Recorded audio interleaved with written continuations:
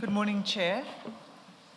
Chair, we've been provided overnight with a supplementary statement from the witness. And we have read through it. It is marked file 10D. Can I ask that it be admitted into the record as file 10D? It is so admitted. Thank you. Thank you. Good morning, General. Good morning, Commissioners. General, I see that your statement is not signed. Do you have file 10D in front of you?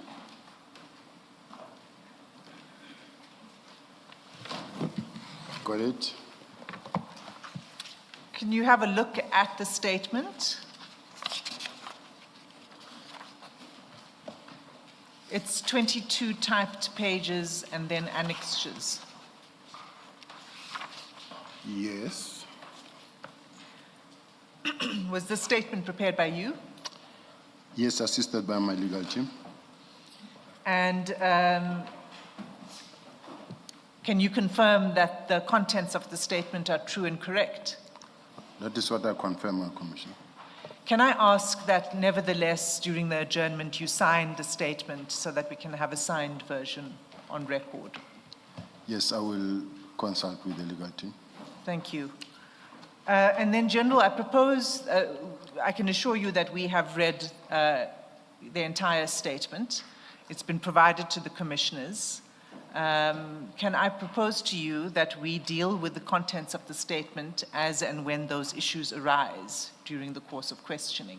That's correct. So we're not ignoring the statement. It's just that we'll deal with it at the appropriate stage in the proceedings. That's correct. Thank you. Ms. Hassim, which files do you suggest we should have at the moment? Yes. It gets a bit crazy when we have to turn and look and look. Let's have them before us right away. I know at some point we'll have to go to what's behind us.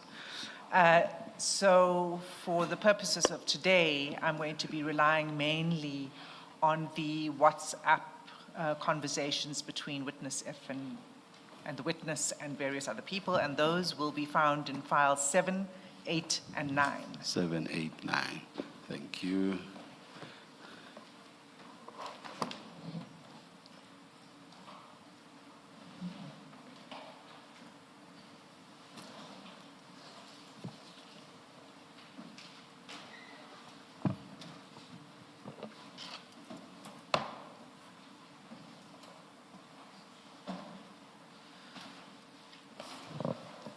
Do you have files 7, 8, and 9 in front of you, General? Yes, I do, Chair, but I just want to quickly ask something for the guidance of the commissioners. That whilst I understand that the witness F had already taken a stand and was proceeding, was in the middle of his testimony, and when he fell ill and is still continuing, is still expected to come back and continue. And at this point in time, I don't know the reason or the strategy that could have been behind witness F not being able to continue. Then in the meantime, I get involved and have to respond. I want to ask, can't it be that witness F must complete his testimony, and having completed his testimony, then I come respond to witness F's testimony? Now I'm sitting here, he testified, then stop, then have to respond, then come and say things that are different, then which means I'll have to come back again and respond on certain things. So I was just wondering, Chair, if it is possible to ask for that, but if not, with what he has said, I will respond. But from me, where I'm sitting, I was saying, in all fairness, we were supposed to have a witness testifying, complete his testimony, then respond. Then I come respond everything in total. Thank you, General. What you say makes perfect sense, and under normal circumstances, that would have been our preference as well. But right now, we have no extension, and the commission is supposed to finalize its investigation by the 17th of March. So we have reached a stage where we have serious scheduling issues. For example, some witnesses taking ill, other witnesses requesting postponements, which we have granted. So we are running into serious scheduling problems. So for that reason, we have opted that we proceed with your testimony. To the extent that issues may arise around witness F testifying or finalizing his testimony after you, we will do everything possible to make sure that you will not be prejudiced. We will decide on how to address that after his testimony, but we will do everything possible to make sure that you are not prejudiced. If we postpone now, it means we lose today and tomorrow, for example, because nothing else is scheduled. Chair, I wouldn't want any postponement because I also want to see this matter behind my back, because I haven't been sleeping for months because of many platforms I'm involved in. Now, the only question is that, suppose I say now here that I turned left. Witness F come tomorrow and say, no, he turned right. Yes. And I put the following reasons, for reasons unknown to me, to the witness F himself. I don't know who's working with, who's dealing with, but witness F says, no, this is what happened, 1, 2, 3. Everything in the negative towards what I have already testified on. The evidence there says to me, can I ask you to sign? Then I'm going to sign and commit to this version. It's going to come and tweak my version or the version of what happens, because mostly we are dealing also with misinformation, disinformation, misleading, and the next thing I'm going to run into a situation where I say this is how something happened, then somebody says no, witness F, and then it goes out viral and says no, witness F is really negating everything what General Sibiya is saying. Now I'm prejudiced, even if the judge, even if the chair and the commissioners do not intend to prejudice me, but the bottom line is, we are dealing with a man who must still commit himself to his version. And already there were certain points that were highlighted as not being truthful or not. Now, we're banking on something that is not truthful at this point in time. And now I'm going to be asked questions on that. I'm going to focus on that and be responding on that. Whereas at the ultimate end, he comes again, shift, change. I don't know who you consult with. So all I'm saying is that with respect, Chair, I still believe that we could go, because witness F is the very last witness in any event. There are many people who testified that where we could actually go with all those people that testify. Witness F is one of the last that we could be starting with him. So I'm saying, I don't think we can lose a day if we are to focus on everything that we have, that we've heard about General Sibiya. Witness F just came yesterday. So we can put witness F aside, let him come testify, and then we run on what we have. Because there's witness C. Why can't we start with witness C? Because witness C is the first one who spoke. And the witness C implicated me the same way. So I'm asking, in all fairness, let's start where it started, from the beginning. General, on what we have read, there's quite a substantial portion of evidence that relates to witness F and on which you must be engaged. for that to be halted when you are already in the witness stand and only to be dealt with at a later stage, that will be quite disruptive in terms of the flow of the testimony. So yes, Ms. Haarzavi. Chair, if I may add to that to say that the way in which I have prepared the evidence is thematically. So it cross-cuts over different parts of the evidence, including witness C and witness F, in the same theme. So it wouldn't make sense to go through witness by witness who's come before, because it's not a sensible way of approaching the evidence. So I propose that we continue as planned. And just to add that we have provided the witness with the WhatsApp chats in advance and the statement of witness F, the full statement, even though he hasn't gotten to the end of it yet, and the transcripts as far as they go. Thank you. Ms. Killian, do you wish to say anything? Chair, thank you. I think the proposal by the Chair that we continue and see how much we can do today, make a decision about continuation tomorrow, is something that we all should bear in mind when we approach this matter. The WhatsApps of witness F has been made available. We've had an opportunity to consult on that, and we have a version. Yes. I think we can get very far with that approach. Yes. Thank you.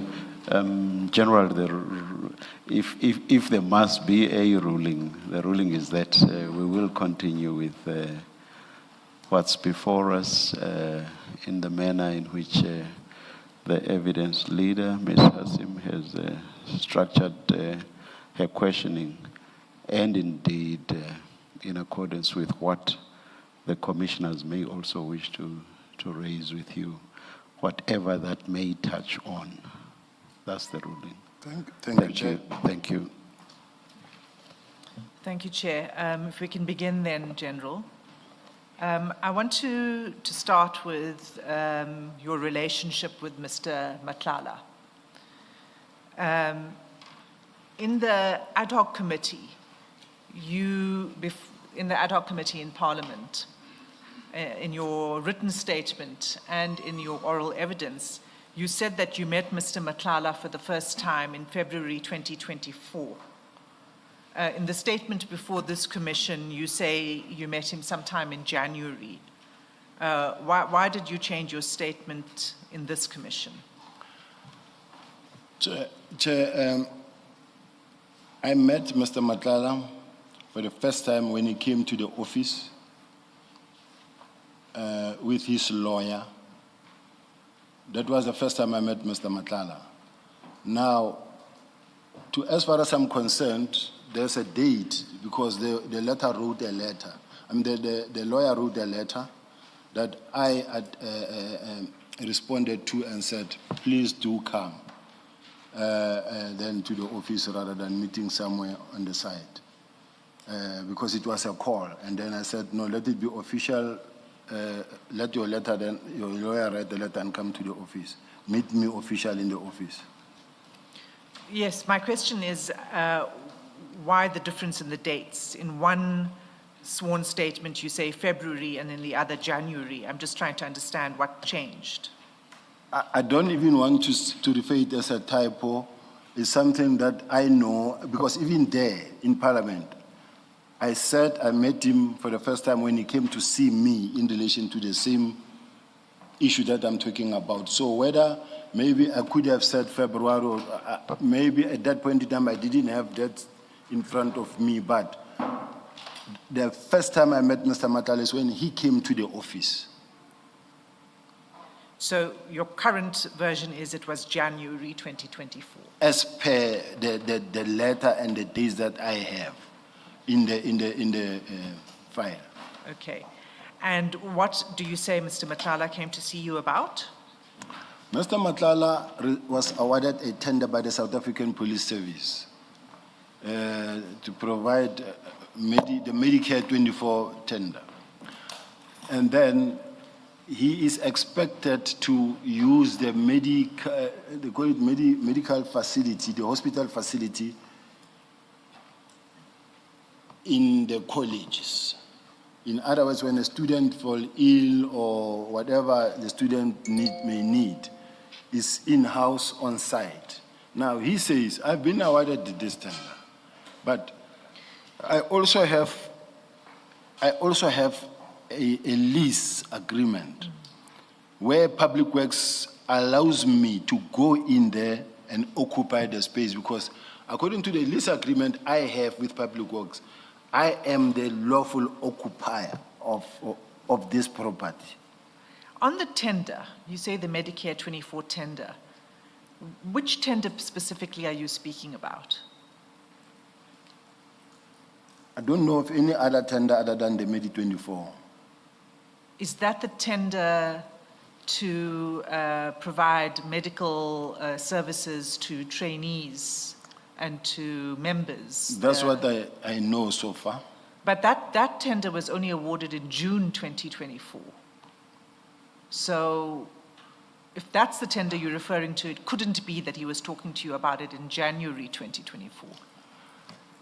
It was only awarded to him in June 24. Yes, and it doesn't change anything to what I'm saying, because if it was awarded in June 2024, and he says, I've been awarded this tender, but I'm not being allowed to use the premises or the facility. Now, if he comes at a later stage, because all I can say, whether when it was awarded or not when it was not awarded, it's not where I fit in. All I'm saying is that I met him for the first time on the date he came to see me. Yes, but you said that I asked you what did he come to see you about, and you said it was to discuss the problem that he was having with this tender, because he couldn't fulfill the tender properly unless he had access to those premises that you're referring to. And you said it was a Medicare 24 tender, and that this was January 2024. I'm saying he couldn't have discussed that with you in January 2024 because he was only awarded that tender in June 2024. If he came to speak to you about that tender, he was talking to you at a time that was actually quite a sensitive time in the procurement process because he hadn't yet received the tender. How did he know he had it? I don't agree. Let's go to the document itself and read from the letter of the lawyer, and that because he had that tender, it's attached in the document. We have it.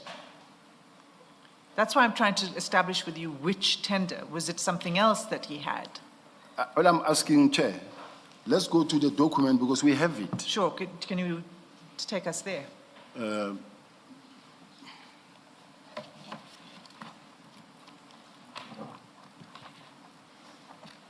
Because he was in the presence of his lawyer. So there's no way that he couldn't have had it. He had it already, it is there. That's fine, you could take us to the document and we can... General Sibiya, in paragraph 163 of your statement on page 53, you say, during or about January 2024, when I was acting National Commissioner, Madlanga set up an appointment to visit me at my office with his attorneys. And then you say on his visit, he was indeed accompanied by the attorney. Madlanga complained that he had been awarded a tender but was not allowed to use the facility. But the problem is in this section of your affidavit, you don't refer to any annexure. So you just say what you say, but you don't refer to any annexure or any attachment. So We have it. Can we get it, please? We do have it, and Chair, as far as I'm concerned... Ms. Killian, do you have an idea what the document the General is referring to is? It's not attached to the statement, but it is in possession of us as well as the witness. May we have a copy then? Because according to Ms. Killian, it has not been shared with the Commission. And what exactly is that document, General? What's the nature? Chair, he attaches the tender Or the tender itself. And then he attaches the lease agreement with Public Works, to which the 360 million. That is correct, Chair. All right. To which the Public Works just recently cancelled that lease agreement, but he came in possession of that lease agreement. So in the document that I'm going to provide is a lawyer's letter that refers this whole thing, including the May 24 tender, including the lease agreement that he brought to the office. We have it. That's fine, General. If you could provide us with that, it would help to shed some light on it. Perhaps do you want to look for it over the tea break, General? Yes, Chair. I have it here. I In think the- you must be. I have other files in the room. I All think we'll right, get all it. right. Let's continue, Mr. Okay, thank you. So in January 2024, when you first met Mr. Madlanga, were you not aware that there were serious allegations of corruption against Mr. Madlanga? Corruption within the SAPS? Yes, Were there you- were no any allegations against Mr. Madlanga. No, there were allegations. There were allegations because this is January 2024. And the allegations against him arose in the context of the Tembisa Hospital scandal. And you recall that issue, that problem. I didn't follow that matter much because, as far as I'm concerned, it wasn't saying Mr. Madlanga is involved in 1, 2, 3 because Mr. Madlanga was a service provider to the South African Police Service and he participated actively in the activities of the South African Police Service at the college. In other words, when there is a police day or whatever events that is taking place in the police, when we go to the stadium where there are a lot of police and then you find that there are gazebos of different service providers, each and everyone giving their own expertise of what they're dealing with, their business. May 24 will also be there. And they will all go with Minister, National Commissioner, everybody meeting each and every one of them, including him.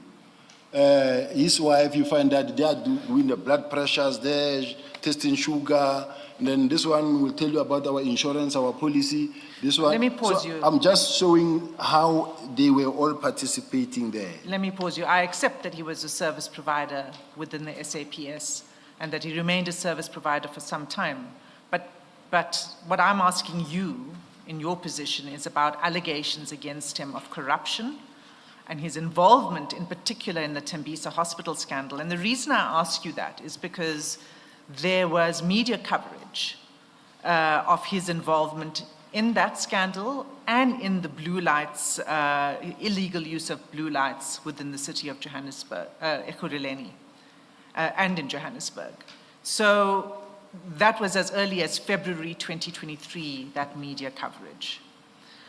And I link it to the scandal, the Tembisa Hospital scandal, for this reason. Because it wasn't a minor story in the news. It was attracting a lot of public attention, that scandal, because of the assassination of a whistleblower, Babita Deokaran. And it was, which was in 2021. Do you recall that? No, I don't. I only know about the murder of Ms. Deokaran, and I remember I was not in the police at that time. I was in the city of Joburg.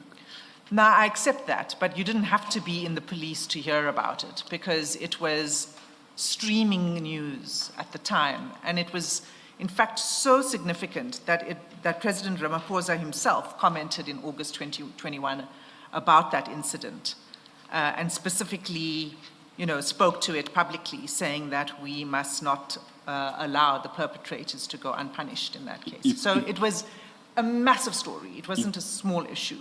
If you remember very well, people were arrested. Those that were said to be involved, they were arrested. Yes, that's correct. The hitmen were arrested. And what the president was talking about was who ordered the hits. And what the media coverage was about was what was the motive behind it. So there was still an investigation, as it continues today, by the way, including by the SIU and the Hawks. You would know, I'm sure. I don't know. So you're not aware of the scandal, the Tembisa Hospital scandal, and the many, many media reports that implicated Mr. Matlala? No. Because if Mr. Matlala was, let's say, the main player, or he was involved, to date he's not arrested. To date, he's not arrested. And above all, my employer, who did due diligence, gave him a tender of 360 million. My employer's got intelligence. He's got connections with IDEC, with NPA, with everybody. My employer, who signed the final document that says he must be awarded this tender, knew about the situation. I was not in the police. But if they gave him that tender and they worked well with him, even General Sintumula in her supplementary said, Mr. Matlala, nobody knew about his involvement. I'm asking about what you knew. You saying this media coverage passed, as a top detective in this country, you've said, this passed you by, all of this media coverage. Commissioners, I must indicate, yes. Thanks for saying as a top detective, I am one. But what is important to note is that if a case is resolved, is +1 in the bag, I don't run with it anymore because we run with current affairs.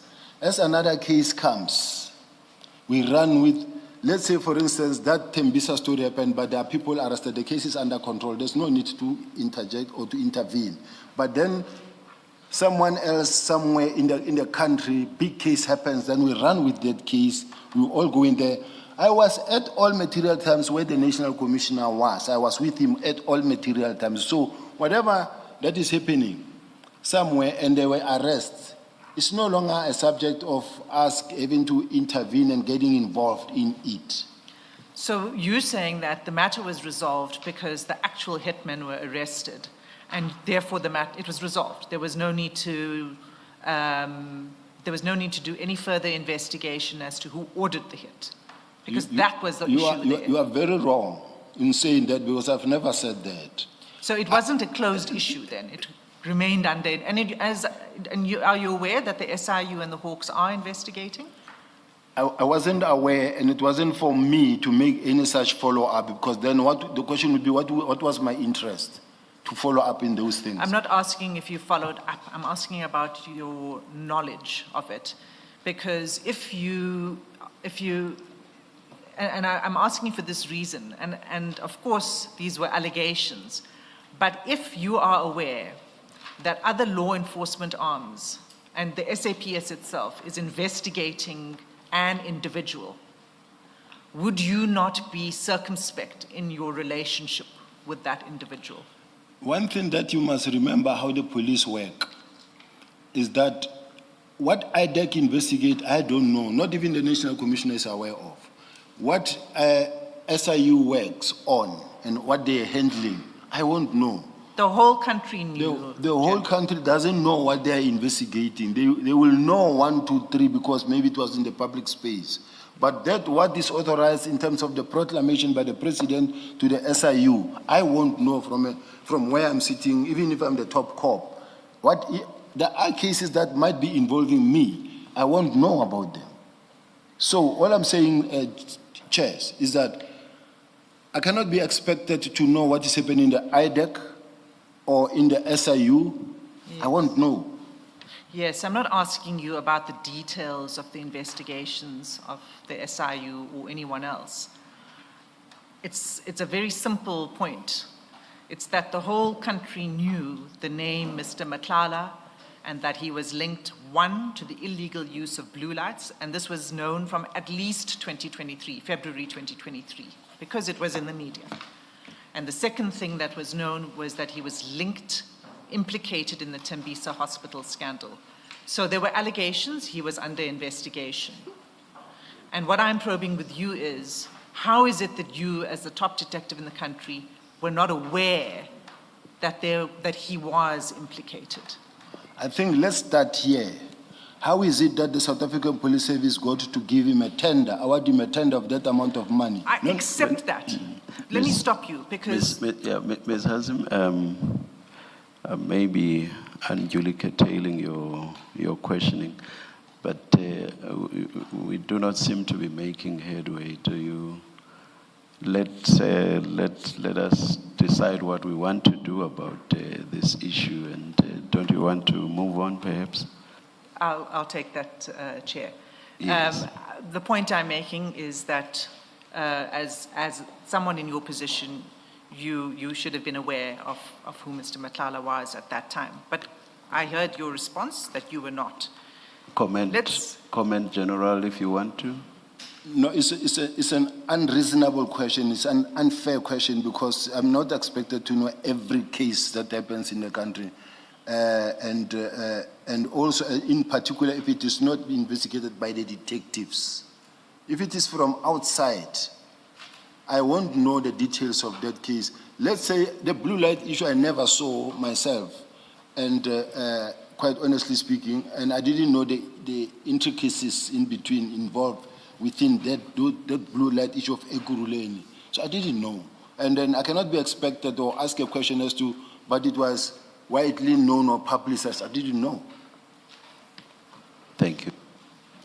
Sorry, Ms. Hassan, before you proceed, Morning General, Morning. just to clarify something for me, you said earlier on that when there would be SAPS events, service providers would be called, and Mr. Matlala's company, Medicare, also had a stand.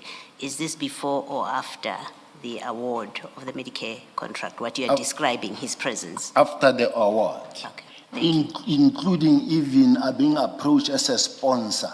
Yes. And No, he did sponsor as well. Thank you, you've clarified, thank you.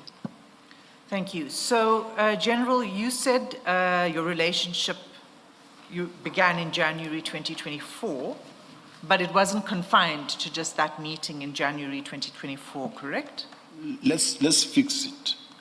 Let's not say your relationship, because it was not a relationship. We met as a person who came to complain. Right. And how many times after January 2024 did you interact with Mr. Matlala? I can't say how many times, but I know where I'm sitting. I've met Mr. Matlala less than 5 times in my whole life. Less than 5 times? I'm saying physically? so. Yes. And not physical meetings, but other communication? Communications, if I have spoken to Mr. Matlala on the phone, I think it will be less than 3 times. I wasn't really interacting with Matlala. I never was used to talk to him regularly. It's not a kind of a person I was talking to. Okay, so there might be an explanation for that, and witness F testified about this. If I could just take you to what he said, and it's his transcript from 4 February. Which file, Ms. Hassan? I'll tell you in a moment, Commissioner.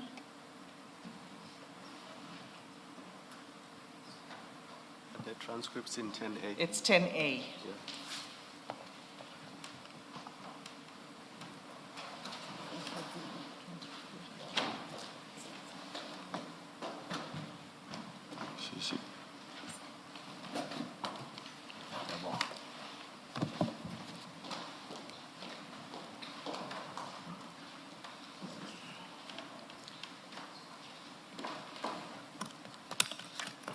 The 4 February transcript starts at page 219.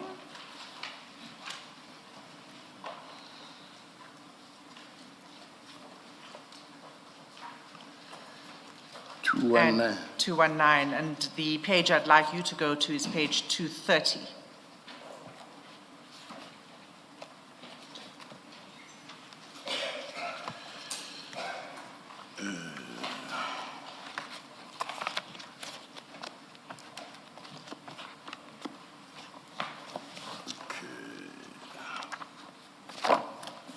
I'm not sure if I'm at the right page, but it says start witness F. I would not know, Commissioner. That's the correct All page. So the line is, Well, just for context, let me say, this is when witness F says that he had also arrived at your office at that meeting with Mr. Matlala.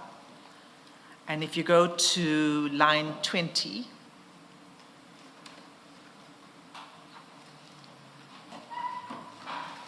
witness F says, on my arrival to General Sibiya's office, I delivered Mr. Matlala. Then General Sibiya said to me, because most of the times his phone is off or silent, he might be in the meetings or parliament. Does Mr. Kat Matlala mind to communicate with him via me if he does not have a problem with that, for in case or when he does not find him on his phone? And he goes on to say he didn't have any problem with that. Do you see that? Yes, I see. And Can I comment on it? yes, just before you comment on it, and I want to take you to one other reference. It's on the same. Ms. Hassim, our experience is that the General has said he prefers to comment as and when an issue is touched on, because it derails him if several issues are touched on, and then he's required to comment right at the end. Perhaps let's let the General comment now. Thanks. Chair, it's the same issue. Yes. It's not a different issue. Yes. But maybe I can just, instead of taking time going to the page of the transcript, if I can just say what it is. It's the same issue. Yeah. And if you can respond to both at the same time, because it's about the communications between you and Mr. Matlala via witness F. And what witness F said in response to this question by Advocate Chaskelson, who asked how frequent was it for Mr. Matlala and General Sibiya to meet. Witness F said, I would not know exactly, but I would know that Mr. Matlala would send me messages vis-a-vis General Sibiya would send messages that tell Kat or Kat tell General Sibiya, meaning he was passing messages between what he says is Kat, Mr. Matlala. He says messages between Kat to you, and you would say pass a message to Kat. So those are the two parts of the evidence. Same issue, that witness F is the go-between between you and Mr. Matlala. You can comment on that now. Now, my office is structured. I've got administration, I've got a messenger, I've got a PA, I've got a staff officer. And when there is someone down there and they call, one of them will be the one to go and fetch Mr. Matlala, of which that was the case. He was fetched by one of the ladies in the office. Immediately after the meeting, they went and they took him out, but he went to a certain brigadier. I don't know which brigadier, because apparently there's Brigadier Glenda Bukaba, and there is also Brigadier, the lady who was testifying. I don't know where she's based, but they say, my PA says, no, I went to fetch him, and then I took him, after the meeting, I took him there. So what Mr. Matlala, what Mr. or Witness F is saying, I don't agree with it, because remember, Witness F is not an administrator, it's an operational member. It is not sitting in office waiting to be called to confess someone. It's mostly not even in the office. Now, bearing in mind at the back of our mind the relationship between Mr. Matlala and Witness F. Should it happen that Mr. Matlala contacted Witness F and say, I will be coming to see General Sibiya, will you be in the office and everything? That's their discussion. But from where I'm sitting, one thing that I want these commissioners to know is that I was a very active head of detective, going with the National Commissioner, engaging in meetings with the National Commissioner and other senior officials, wherever they were on a daily basis, in such a way. The point I'm trying to drive home is that my office was running as professional as possible, not friendship and Matlala is coming, go fetch Matlala for me there, no. When they came and then they go to the security reports and say, there is Mr. So-and-so here, one of the ladies will, and then they will ask me and say, are you aware, are you waiting for so-and-so? So I say, yes, and they say, okay, we're going to fetch him down there. And that's what happened. So now I accept that. I'm asking about your continued interaction with Mr. Matlala. What Witness F says is that he would pass messages between you and Mr. Matlala. That's the aspect that I'm probing. If he shows you those messages, I will be happy to say these are the messages that I was passing between me and Mr. Matlala. I know in some instances he did say, okay, this is what I received, this is what I forwarded, or this is what I said, I received this is what I said. But I can safely say I would not pass messages to witness F and say, like on a day like that one where he's to be fetched from there to come and see me. So there was no frequent communication with Mr. Matlala. It would happen where we did speak. It happened because I made it a point not to be too close to him because I wasn't it was the beginning of knowing him as well. Okay. Just to make sure I understand, General. So are you saying that it is not true that in December 2024, you called witness 23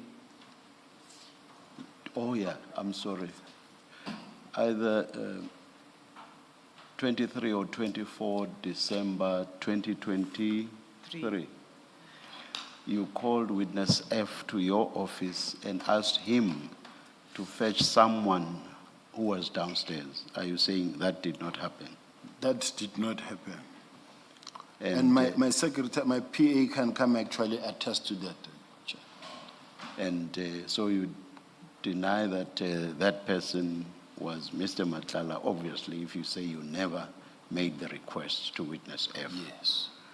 And you also deny that you then asked witness F to be the go-between you and Mr. Matlala. You never made any such request to witness F. I never made any such request for him to be the go-in-between. Yes. Whilst I'm not denying the fact that sometimes I might have communicated something where you find that it is between me and either with Mr. Matlala, it will happen. All right. No, I just wanted to make sure so that I, in my mind, I don't proceed on the basis of what appeared to be a general point that you were making. I wanted to be sure of the specifics. Thank you, General. Thank you, General. Can I just clarify something? General, still on that page, was there an occasion when you met Mr. Matlala for the first time that you, witness F, and Mr. Matlala were in your office at the same time, all three of you? Not at all.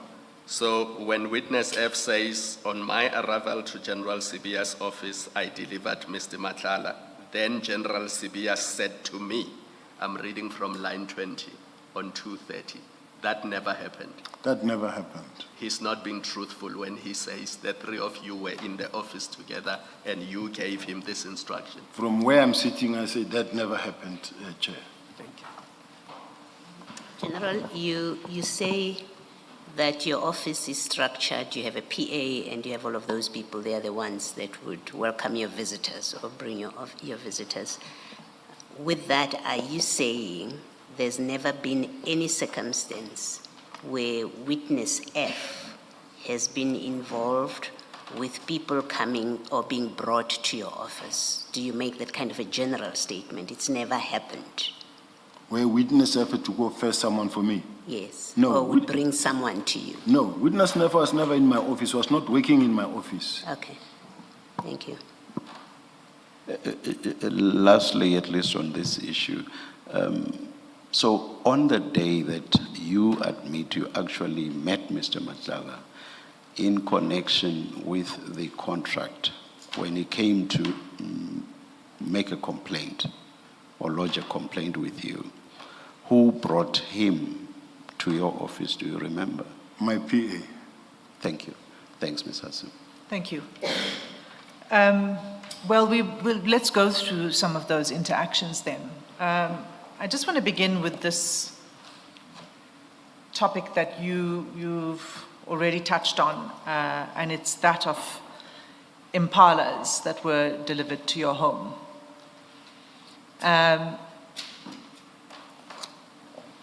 Do you recall impalas being delivered to your home? I've never had impalas delivered to my home. Have you had impalas being delivered to any of your properties? I have had, when I bought my property 9 years ago, Chair, when I bought my property 9 years ago, the previous owner, who was my next door neighbor, who said to me, I would like to have my kids next to me, and would you mind if I buy you out? I said, in any event, I want actually a plot because I like the farm life than these ones. So he says, okay, we agreed on an amount. Then he said to me, on a Sunday, he said, can you and your wife come and let me go show you something that I have? He has. And he took us there, and I saw a nice plot with animals. Those, it was the water bugs, different type of animals, emus. There were 2, and there were sheep. He said, I'll leave this with you because they rounded in the price. Where was this exactly? In Mnandi, in Centurion, near Copperleaf. And when was this exactly? 9 years ago, I was already fired by the police, and when they gave me money, I bought that place. That's what happened. Now, I procured that place, as I bought that place, purchased that place, what I found it with some animals in them. And I carried on with the animals, but let me not go deep. I'll explain as time goes on. But impalas were never delivered in my office, other than whatever that I bought myself, I was buying gradually, because I went and bought a whole number of other, I went and bought sheep, goats, and added with some of the, I think I bought something like 4 or 6 impalas at that time. They were bought by my gardener at that time was a guy who used to work for me, and then he was a Zimbabwean. The police will know about him in Oliver and Mpofu-Walsh. Will know about that guy because at some point he fought with his girlfriend, and then they were looking for him. He ran away. But at that time he was my gardener at that time. He was the one taking my kids to school as well, and then he was a driver as well. So whatever that I needed, I sent him around. So that is what happened. So I had a number of animals in the place. Okay, but that was, you say, about 2017? Yeah, 2017, 18 years. Okay. All right, so let's go to the WhatsApp bundle. And I'd like to take you to the conversation on that begins at page 108.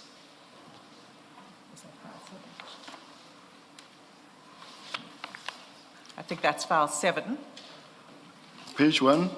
108. Sorry, Chair. I want to ask something, and maybe to be advised by my legal team as well, by my senior counsel as well, because it looked like there were some discussions in relation to the this statement as it is unsigned at this present point in time.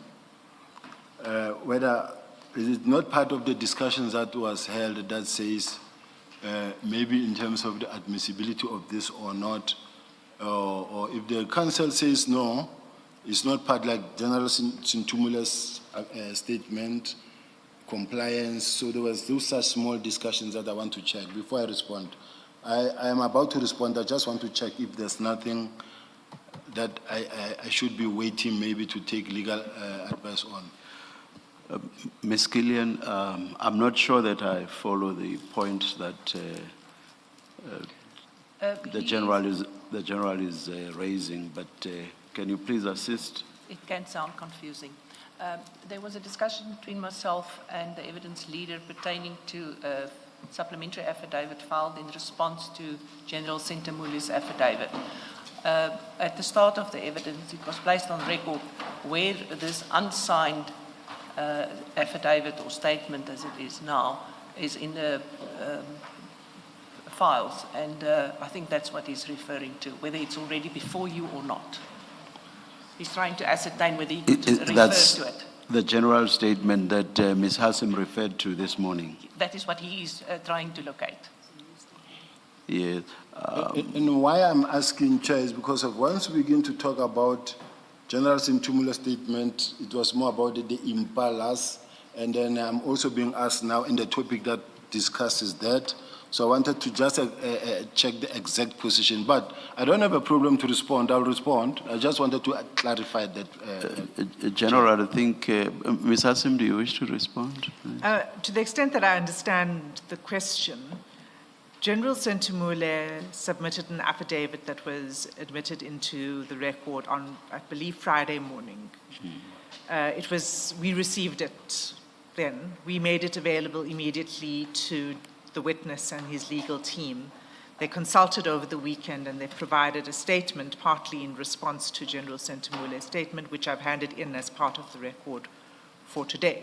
So everything is admitted and part of our record, and we can certainly go to that statement if the General wishes to go to his statement in answering the question. Am I correct that right at the beginning, the General confirmed the content of that statement? That's correct. I did ask the Yes, witness to yes. confirm the correctness. And he did so. the General did so. And he obviously Yes. remains under oath, yes. Yes. General, I'm not sure that an issue arises out of this because you have confirmed the statement, indeed the content of the statement. So no issue should arise. It's a statement before us just like any other. I'm satisfied. Yes, thank you. Okay, so we were looking at... Are you at page 108 now, General? I'm on my guards, Chair, so... So, the General, conversation those are the level files is, I forgot File to 7 of focus. 10. File I'm 7 moving my of 10. safety belt. Those are the three files that we'd be using the most today.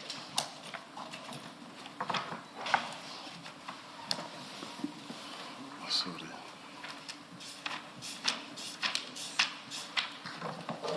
Thank you very much. It's helpful.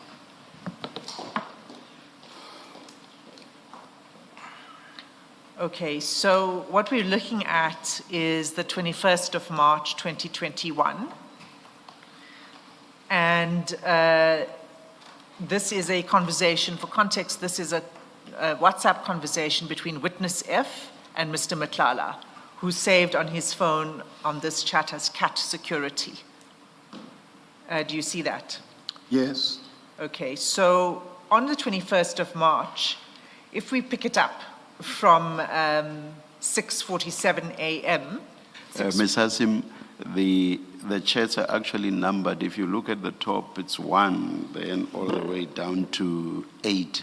It's easier to find them if you refer to those chat numbers. Thank you. Thank you. Chair. I'll do so.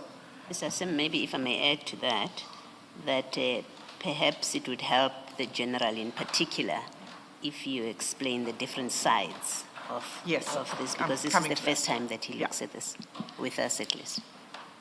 Absolutely. So 6:47 a.m. is chat number 3. I just want to know that you see chat number 3. Chat number 3. Yes. The numbering is on the It's Yes, on the I- left-hand I- side. left-hand side. I follow Yes. You Chair. see that? Okay, Thank so you. Thank you. it goes sequentially, number 3, number 4, number 5. So number 3 is at 6:47. And what we see is a blank box, and underneath it, it says cat security. You see that? Yes. In these chats, as they are depicted here, where there's a blank box, it it indicates a call, a voice call. Where it's in gray, it's a call that's being made, it's a call that is incoming to witness F. And where there are chats in green, those originate from witness F. So just to explain that, do you follow what I'm saying? I'm not so familiar with this, but I do follow messages as I read.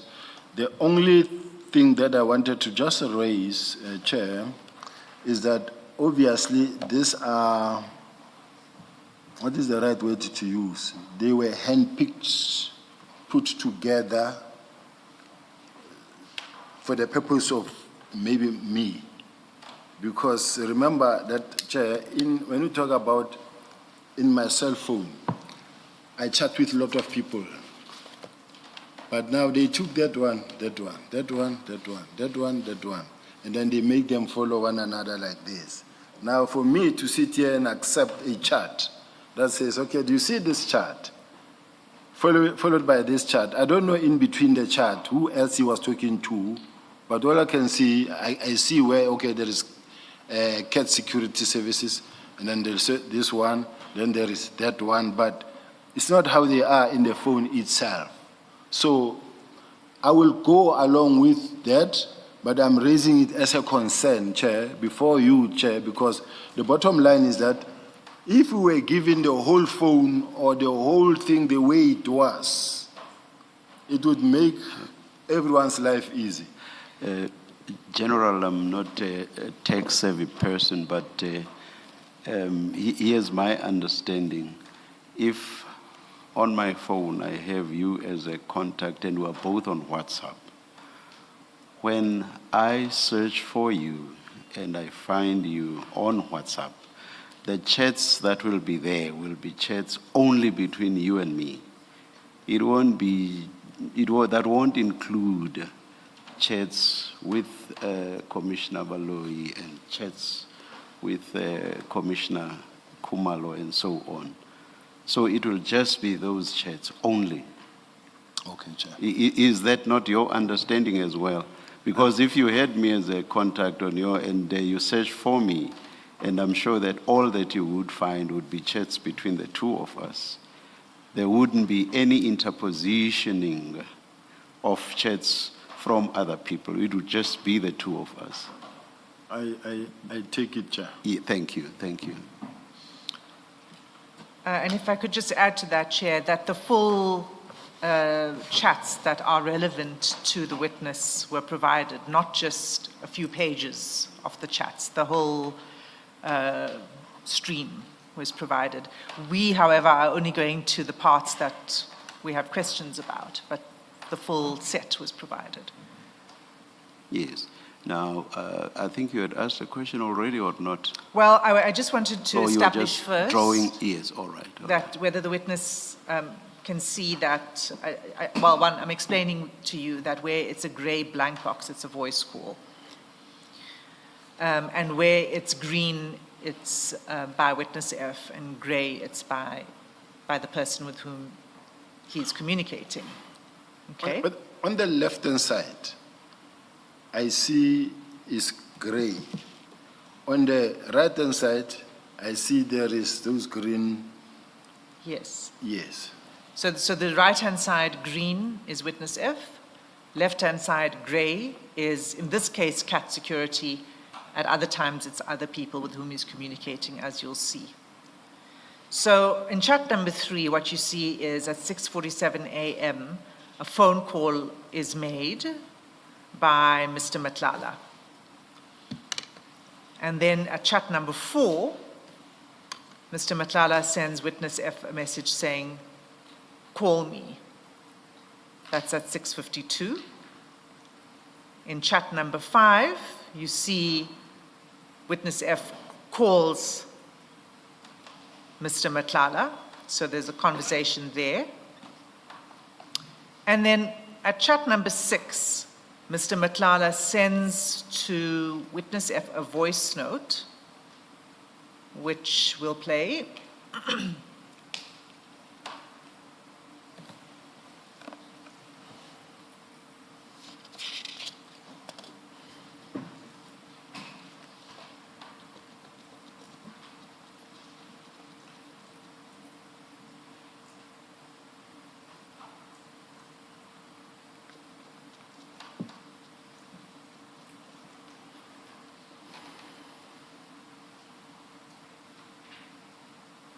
where the box, where the box was held, please, sir. If you can just say the picture of where it was held to. Could you hear that? Yes. Okay. And now if you look at page 333 of the chats, this is where there are chats between you and witness F. Page Chats? 333.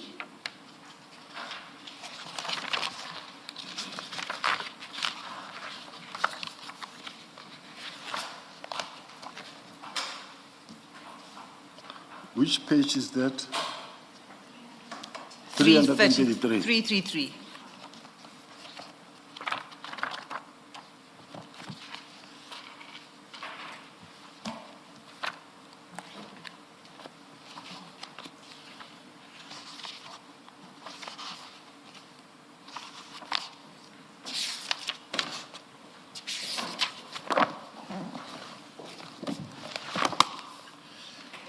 Got it, Chair.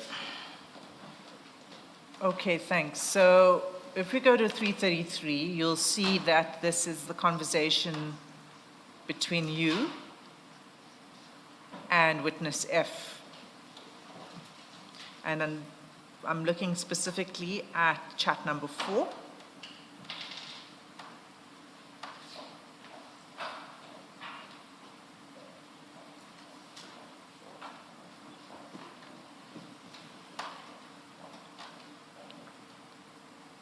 You've got it. Chat number 4, yes. It just says chat number 4, and then I see nothing. You'll see a voice note again. It says opus. But first, so it's chat number 4, but the timestamp is important. It says 7:24. And if you recall what we looked at, and I can just display it again for you so you can see it for ease of reference. In the previous chat that we were looking at between witness F and Mr. Matlala, the voice note that we just played was sent at 7:24. Do you see that? 7:24:01. Yes. Now here at 3:33 on the same day at 7:24:55, so 7:24 and 55 seconds, witness F forwards the same voice note that he received from Mr. Matlala to you. And we'll just play it again so that this voice note, so you can see it's the same. Before you do that, Ms. Hassan, if you would just say, what is 333? Whose downloads are this? Because we don't- sorry, you I thought I haven't did. said- This No, is- you haven't. This is the conversation between witness F, the WhatsApp conversation between witness F and the Okay. witness. That you have said. What I'm asking is, are these downloads from witness F's phone or Sir, from to Mr. bother you, Matlala's phone? can you say the picture of where the box, where? These are downloads from witness F's phone. So all of the chats that we're going to are downloads from witness F's phone. But you'll see we go between conversations that witness F has with several people. And in this case, it is Mr. Matlala, and now we're going to what was downloaded from witness F's phone in relation to you, the conversations he had with you. Okay? And regarding the point you made about possible interpositioning, General, my understanding of what Ms. Hassim is saying is that we have now stepped off the chats between witness F and Mr. Matlala. Now this is a different set of chats. Remember what I said about me searching for you and then finding only our chats. So now this is a different set of chats. And according to Ms. Hassim, these are now chats between witness F and you. Yes. Would it help to just place 317 on the record, just so that he confirms his phone number? And then, Thank you. Can you go to page 317, please?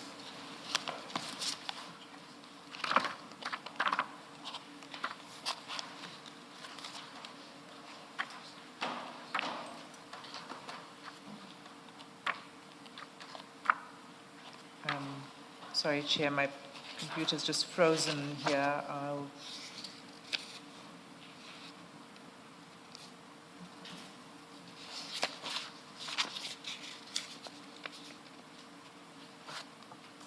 General, are you on 317? I am.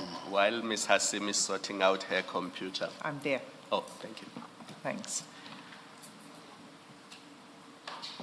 Okay, General, what you'll see at 317 is the numbers that are used in this chat exchange, this particular chat that we're looking at.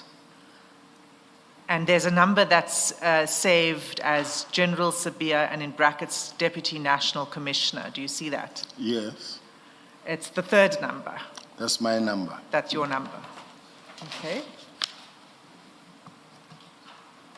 So if we can go back to 333, Back to?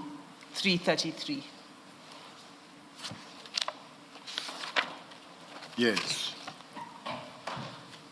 So remember, I first played you the clip from Mr. Matlala to witness F. Yeah. Immediately after witness F receives that voice note from Mr. Matlala, he forwards it to you because we see that on the timestamp, 7:24. And I think Ms. Poe already played the voice clip. Do you want it to be played again, or do you accept that that's the same voice clip? No, I accept it. That's the same first clip. And then in the very next message, number 5, at 7:25, so Can- very can next we- message. Can we place on record what that voice note says, please? There is a transcript of the voice note in the record. The voice is just too guttural for me, and I can hardly hear what's being said. Chair, if you bear with me for a moment, maybe I can just show you the transcript of that voice note.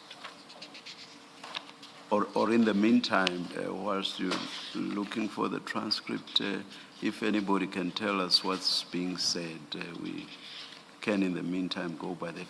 But of course, the transcript is the best. General, were you able to hear what's being said? Yes, I know about it. And he just said, hello, sir, please send us drop us the pin drop where the bugs, the impalas must be dropped. All right. Yes. Thank you. Okay, so you did recognize it. Chair, do you still want me to go to the transcript? The quickest way I could find it was actually when it was played in the hearing when witness F was speaking. And let me just read you what it says again. It says, sorry to bother you so early. Can you send me a pin drop where the bucks, the impalas, must go to, please, sir? If you can just send me a pin drop where it must go to. Thank you. Please continue, Ms. Hassim.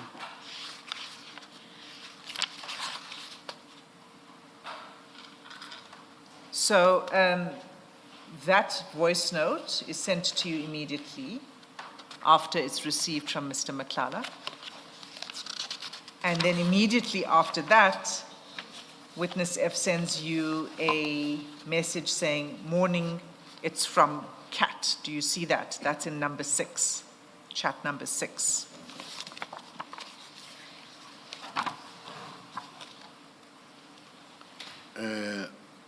Morning is from Cat, yes. And then, if you go to, Is it 6 or 5? it's 5. Yes, thank you.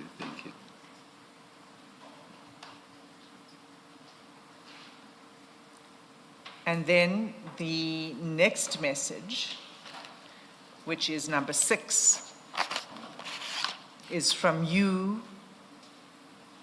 at 8:39 a.m., and it's a voice call to witness F. Okay? Do you see that? Chart number 6. Yes. Yes. Okay. So let me pause there before we go further. Do you recall this exchange between you and witness F? Chair, I do recall, although I don't have my gadgets, but I can't deny them. Okay.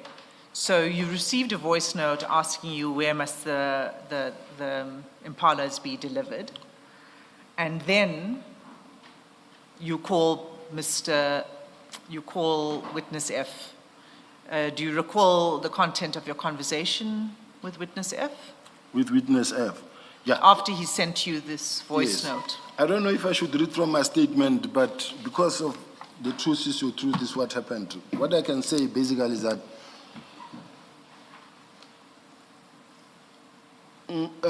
as the animals kept on dying, and they were dying, I am left with one, some call it impala, some call it buck, some call it, what is the right word? But what is still there now. These are the animals that I found in the plot.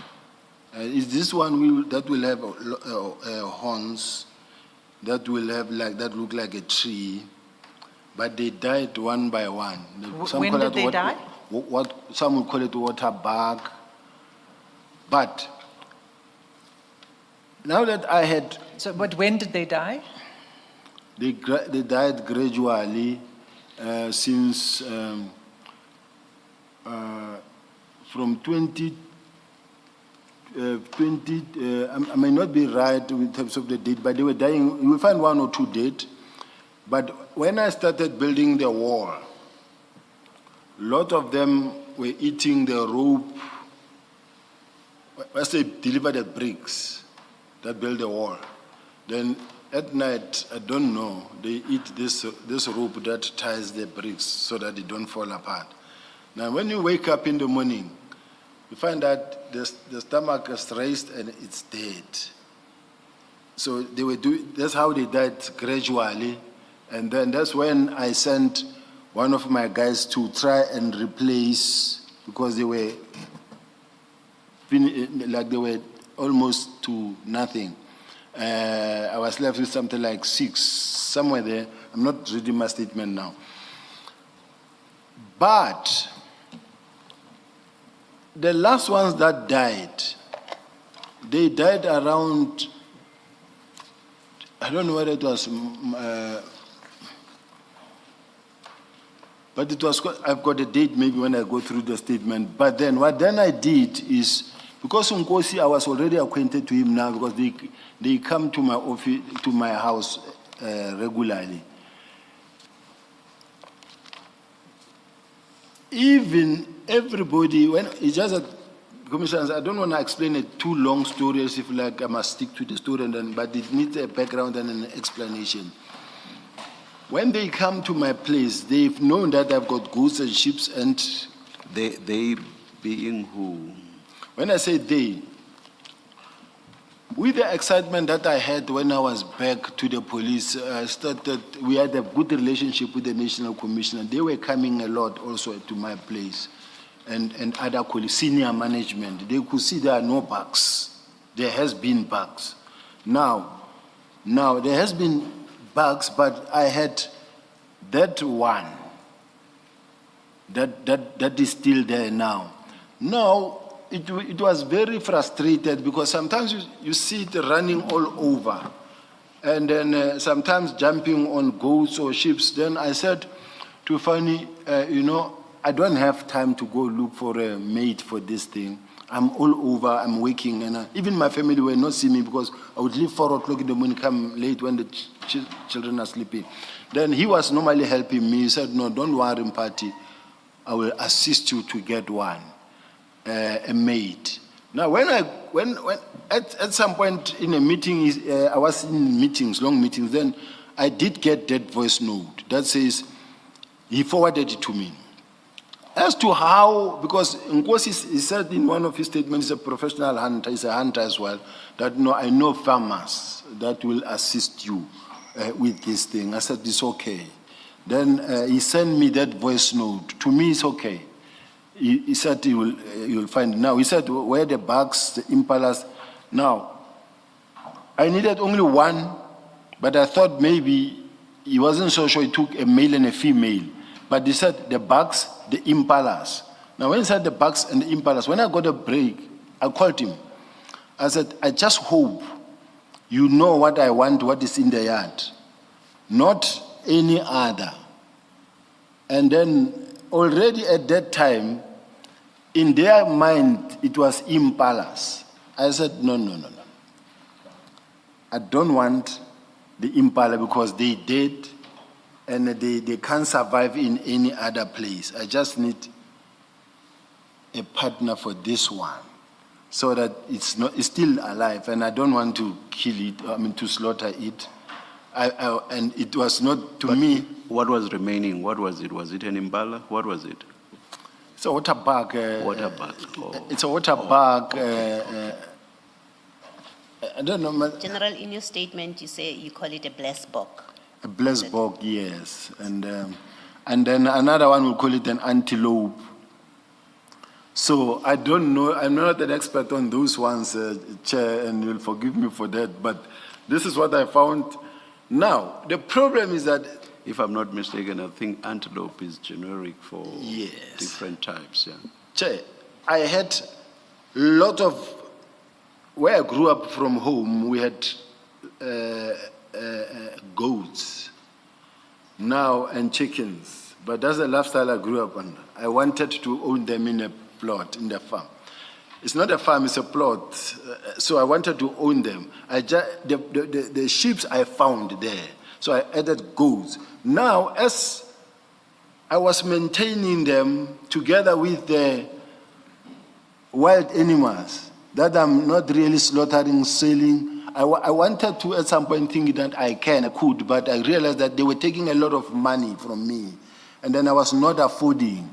To me, when the number reduced, dying, I could not replace the wild animals, because what's the point of keeping animals that were not selling, that were not eating, just to keep them, and they're taking... I was spending more than 12,000 rand a month. I realized that it's not sustainable, so I didn't need them. But all I needed was this. As a result, because I don't need impalas anymore, and I needed only one pack, and that he could not get. And that is where it all ended, because I couldn't proceed with that thing, because even in terms of affordability, they need space, they need a lot of grass. I was not affording, so I could not take them. So they were not delivered. Even Mr. Matala himself did say that they were not delivered. Okay, so there are two things arising from that. The first is, you confirm that this was Mr. Matlala who was providing you with these. I've never confirmed that. I spoke to Nkosi. Nkosi never actually said to me he was going to speak to Mr. Matlala. Right, when you get that message with the voice note, the very next message that's sent to you is, morning, it's from Kat. And it's not morning, it's from Mr. Matlala or from some person you don't know well. It's morning, it's from Kat. So you knew where it was coming from. No, for simple reasons. The fact that I never allowed them to come, to me, it was a rested point. I never allowed them to come. Because even if he said, when he said from Mr. Matlala, to me, I realized that, look, I don't want anything from anybody. Chair, I can safely tell you something. I know my counsel said to me, hey, you don't have to sponsor this thing when you are not asked. But I want to prove something here. May I say this? Ms. Gillian from last week already. I came close to saying to you, your client is sailing very close to possibly divulging client-lawyer confidences, but perhaps the general should continue.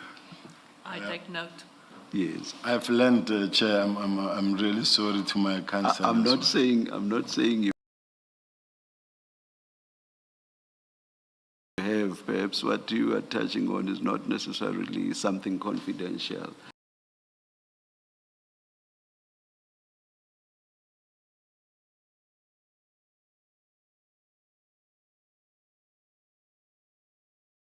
I'm sure if it was, Ms. Gillian would say something in that regard. Please continue. Yeah, no, she was just trying to advise me that don't talk too much. Be short. So that's why I'm saying it, Chair. But what I was saying is that there's a friend that I have in Zimbabwe. At some point, it was my birthday. And a friend said to me, my friend, I want to buy you a present, but I'm far. I will send you some money. And I said, it's okay, but you must know that it's something that I have to declare. And then he said, it's okay. Then, in an attempt to surprise me, I was sent 20,000 rand. I went straight to the bank. I said, I don't need this thing. I don't want it. It's going to put me in trouble. Reverse this transaction. I don't need. And it happened.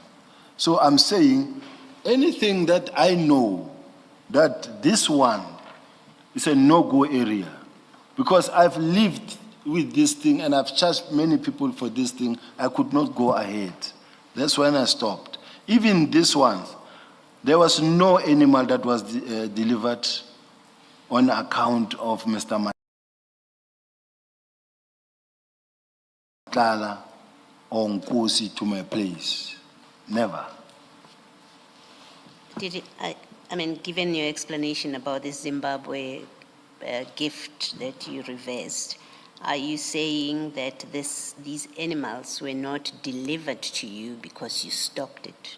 You stopped it because you didn't think it was an appropriate thing to come from Mr. Matlala? No. I'm just asking, just to understand No. what you're saying. Firstly, they were not what I wanted. Because I didn't need many. I needed one to match this one that I have. And then when he said, can you please send me the pin drop where the bugs, the animals, so it was two things. And down deep dive, to an extent that for me, to afford now to have 6,000, 12,000 that I must spend on animals that I'm not even slaughtering or selling, I couldn't. So I'm just putting it here that it never came. I didn't need them. General, accepting for a moment that they did not come, I mean, how does Mr. Matlala get involved in your desire to acquire whatever type of animal it is that you needed?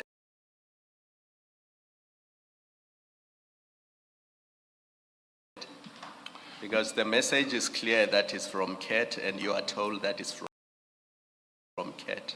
How does Mr. Matlala get involved in that?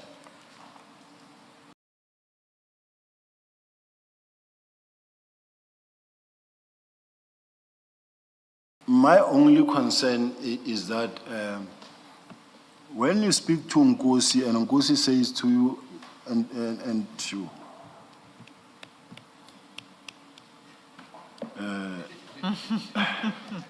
I think that horse has bolted, General. it bolted some answers back. So maybe I'm sure the chair realized what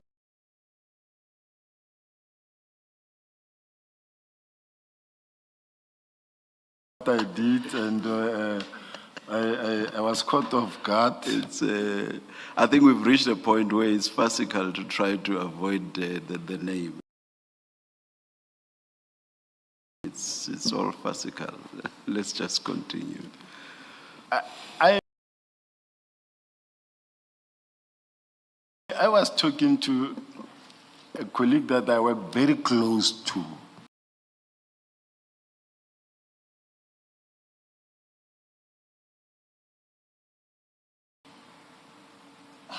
And even myself, I've been giving him pit bulls from my yard. So these pit bulls, I don't want, they're eating my chickens, take them. So that's the kind of lifestyle that we're living, me and him.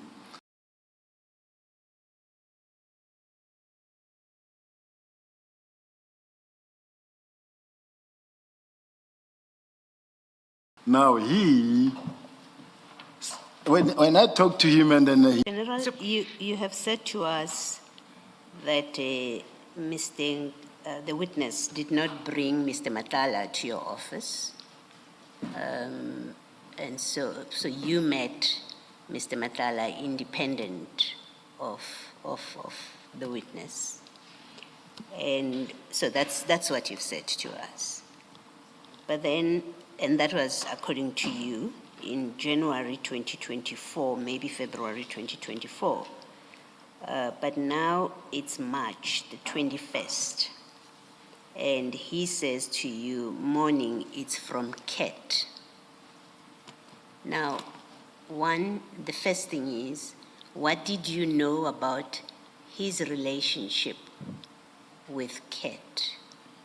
Because here he expects that you know who's Ket. I mean, the familiarity. He doesn't say Mr. Matala. He says it's from Ket. What did you know about his relationship with the person that he refers to as Ket? And why would he have thought you would know who he's speaking about when he says it's Ket? So it's two questions. If the commissioner remember very well, we were already past the stage of having met Ket, because we met Ket initially when he came to the office. I got to know that he knows Ket, and he knows Ket very well. So Ket was someone who was up and down. Even when he was there, he did. So you came to know because you discussed Ket with him? Yes, we did. Ket did indicate that, no, I know many people here, I know many of your colleagues there. Yeah. So Ket told you that on the day that you met him for the first time. He told you, I know this gentleman. Yes, because when he left there, they took him to another brigadier in there. Yeah, no, I understand that. I just want to understand how you get to a point where you discuss with the witness, Mr. Matala. So you meet Mr. Matala according to you, in January, maybe February, depending on what you said in the ad hoc committee. Either one, it doesn't matter to me, whether it's January or February for purposes of this conversation. But it is now in March, so maybe a month or two, you're told, morning, this voice note is from Ket. There is an expectation, clearly, that you know who he's talking about. You say to us, yeah, well, I did discuss him. And I'm wanting to know, at which point do you discuss with Mr. Matala? At which point do you talk about Mr. Nkosi with Mr. Matala before the 21st of March? And at which point do you discuss Mr. Matala with Mr. Nkosi? From the time you met him up to the 21st of March. Commissioners, remember that from the day I met Ket, Mr. Matala, at the offices, leading to that day, or those charters. The 21st of March, yes, yeah. In between. Mr. Matala has been an interactive type of a person with many police officials that he knew. We've been to college. This is where he's been a service provider. We've been to college. And then I did see him at the college myself, where they had their own gazebo as well there. I also saw him there. So we have interacted with Mr. Matlala. I never said I never interacted with him completely, because therefrom, we, just like any other normal relationship that develops or that starts, I started knowing Mr. Matlala there. All I knew was not to cross the line. General, you are being asked about the period between January 2024 and March 2024. Now, Mr. Matlala is not a service provider to subs during that period. So when you make reference to gazebos and visits to the clinic, for the purposes of the question, you are being asked, the day you met Matlala in January of 2024, until this date on the 21st of March 2024. So you limit it only to that period. And then you answer Commissioner Baloy's question. I think Only, so it's a 2-month period, really. I think, Commissioner Khumalo, you are the one who's misunderstanding in this case, in a sense that when he came to see me in January, he already had a tender. Oh, General, he didn't have it. Can we just accept as a fact, and then you can speak from there.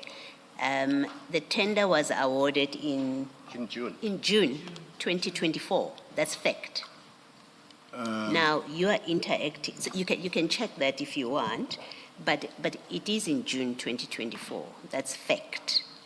You are interacting with him in March 21. Well, between March. January and March, yes. 24 is what these texts are about. And you say, in that period, already in March 2024, that's what you say, I've been interacting with Mr. Matlala. Then you have to explain to us that if the tender was not yet awarded, how are you, and what about? Are you interacting with him? What I may request, Chair, in all honest fact, is that where I mix the date is not out of an intention to misrepresent the facts. I'm working from memory. I don't have anything, and I'm not making an excuse. Where I should take it from is from when Mr. Matlala came to the office. I know it's January 20. I know it's in January the 17th, somewhere there. Now, whether I might have mixed 2024 and 2025, it may be maybe that point that I need to fix. But I don't remember meeting or talking to Kat or Mr. Matlala before that. I don't remember Before, that. when you say before that, does that refer to the award of the contract? What does that refer to? The award of the contract, I don't know about, and when it started really involving. Yeah, I don't know that much about the awarding of the tender at that point in time. General, Advocate Baloy is going to ask you her question. I'm just giving you the timeline. The healthcare contract that SAPS awarded to Medicare 24 was advertised on the 31st of January 2024. So if you met Mr. Matlala on the 17th of January 2024, that tender had not even been advertised at that stage. And it was only awarded on the 14th of June in 2024. So I think Advocate Baloy will ask the question again, and maybe you can then answer the question. But I've given you the timeline to assist you. Well, General, I'm prepared for purpose of my discussion with you to even accept, just for purpose of our discussion, to accept that you may have met Mr. Matlala in January, you may have had a meeting with him in January 2025, but what we know from these texts is you are engaging with him in 2024, in March. You are talking to him. And the question still remains, what did you know about in March 24? what did you know about Mr. Nkosi's relationship with Mr. Matlala and that relationship, and why would the Sergeant Nkosi know that you know Matlala when he says to you, morning it's from Cat, in March 24 already. So he knows at this point that you know who he's referring to.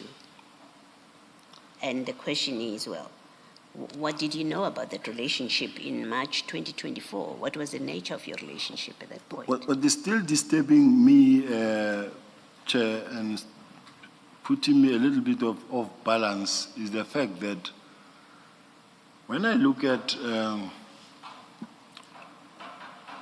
Mr. Matlala was searched, I think, in December 2024.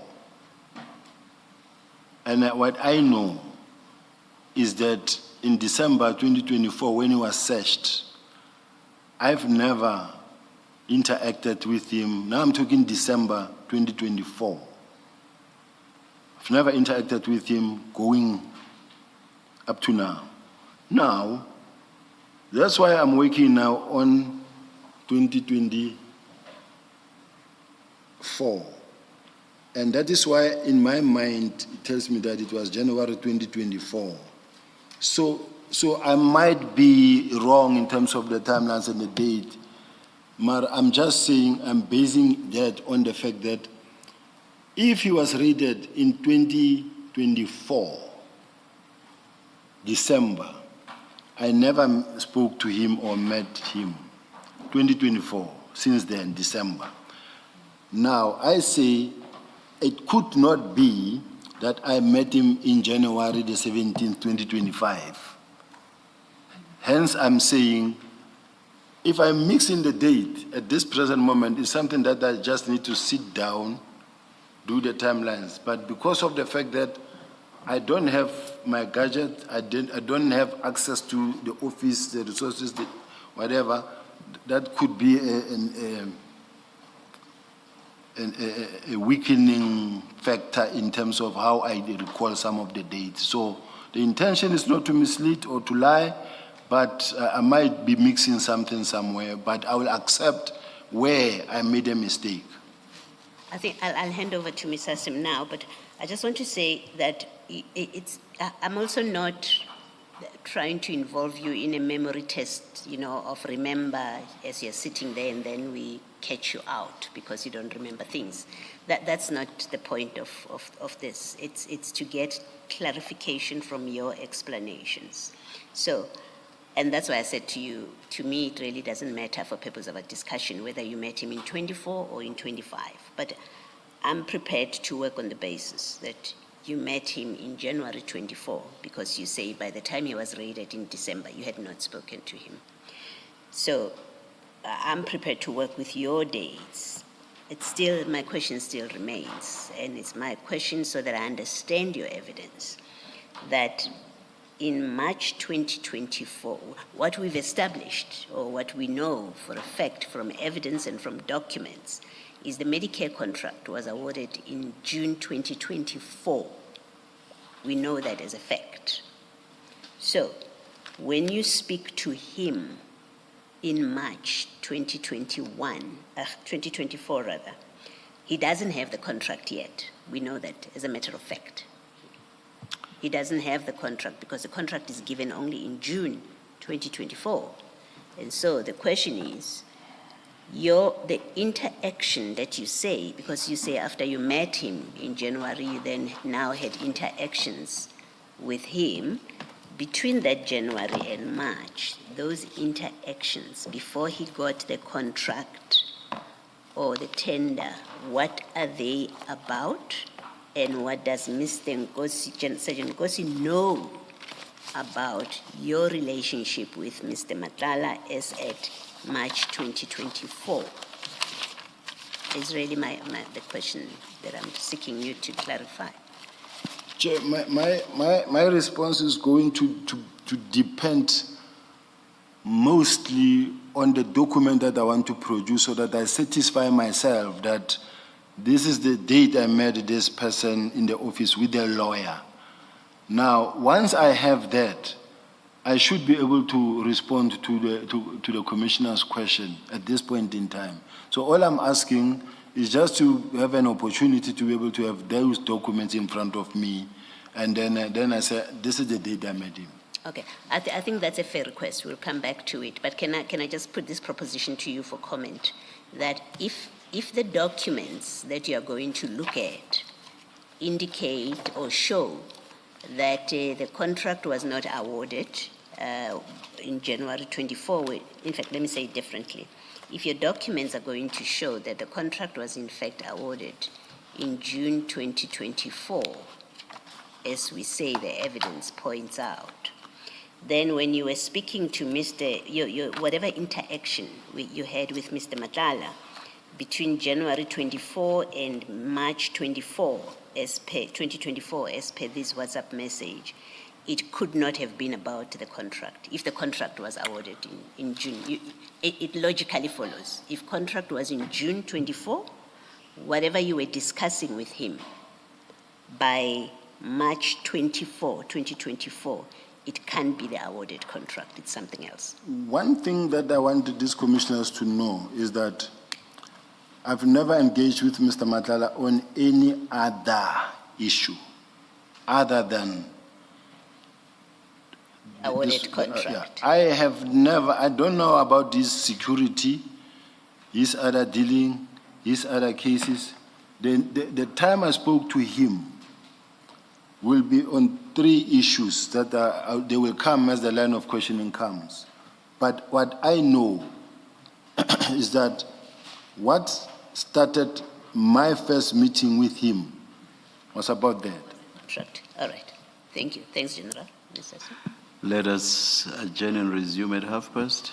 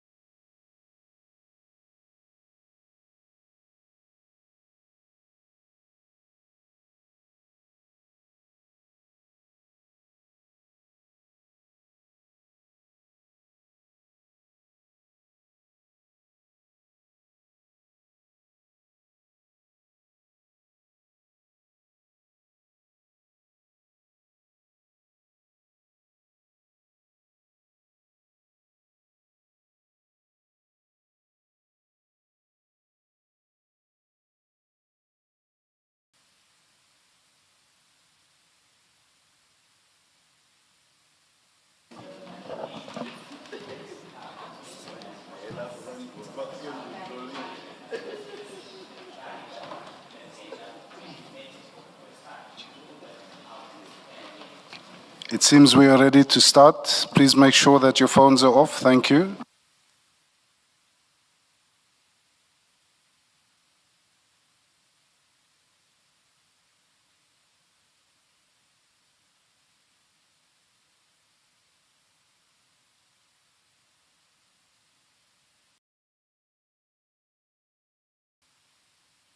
Yes, Ms. Hassim.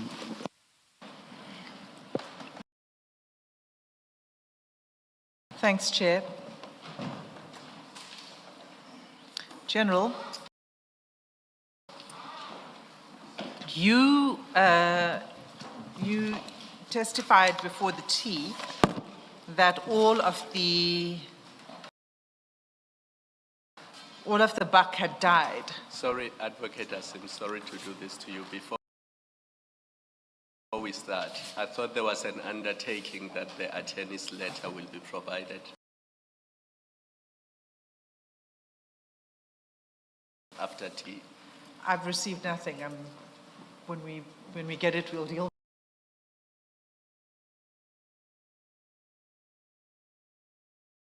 with it. General, were you able to find the letter?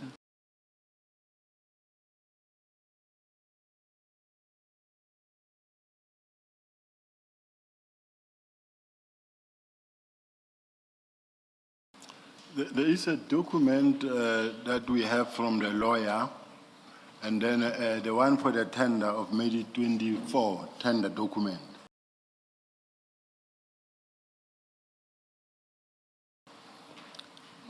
Chairperson, I know I have it on one of my desks. Oh, thank you. Perhaps, Mr. Sim, let's just continue.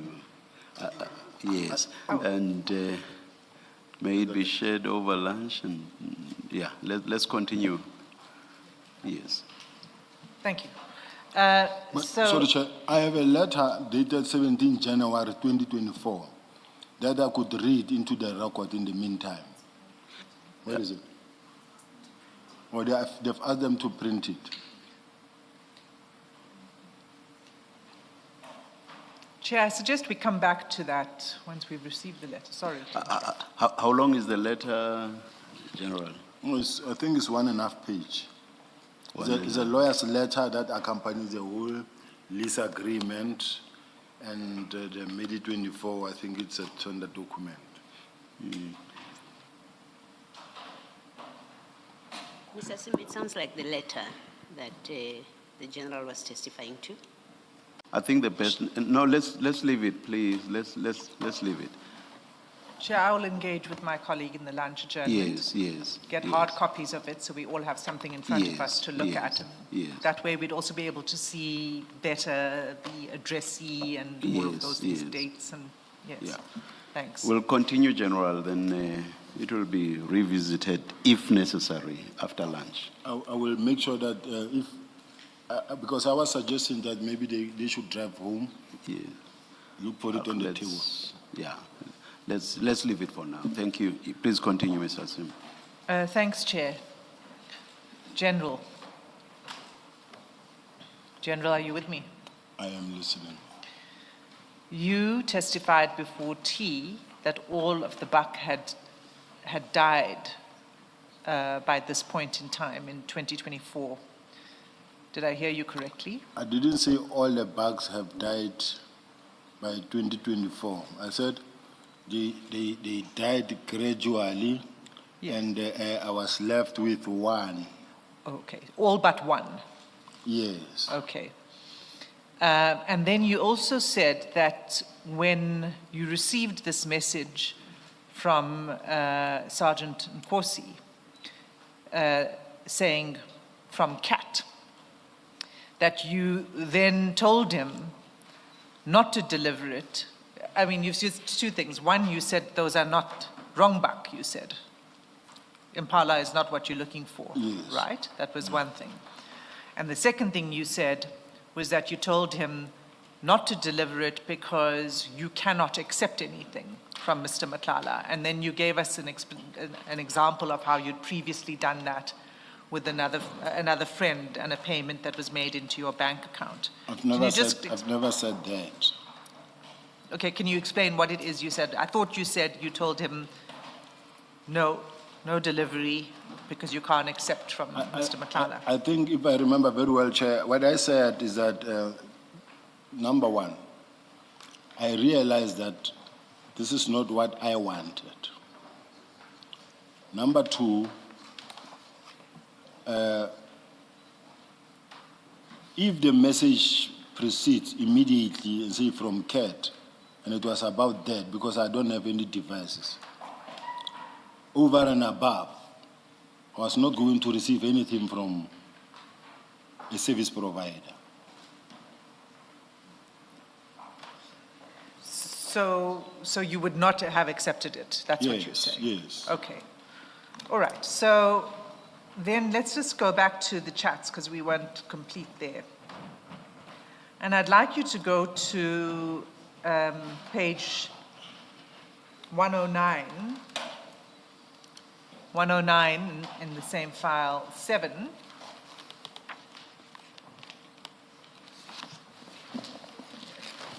And 109, same file. And it's chat number 5. And you'll see it's a screenshot. It's very small, but do you see what I'm referring to? Yes.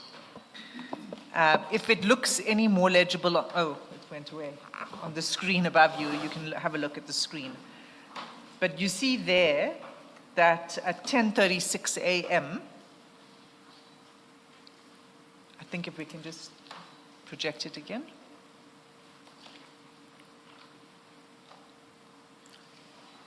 At 10:36 a.m., Mr. Matlala forwards a screenshot to Sergeant Nkosi. And let's just go to the screenshot.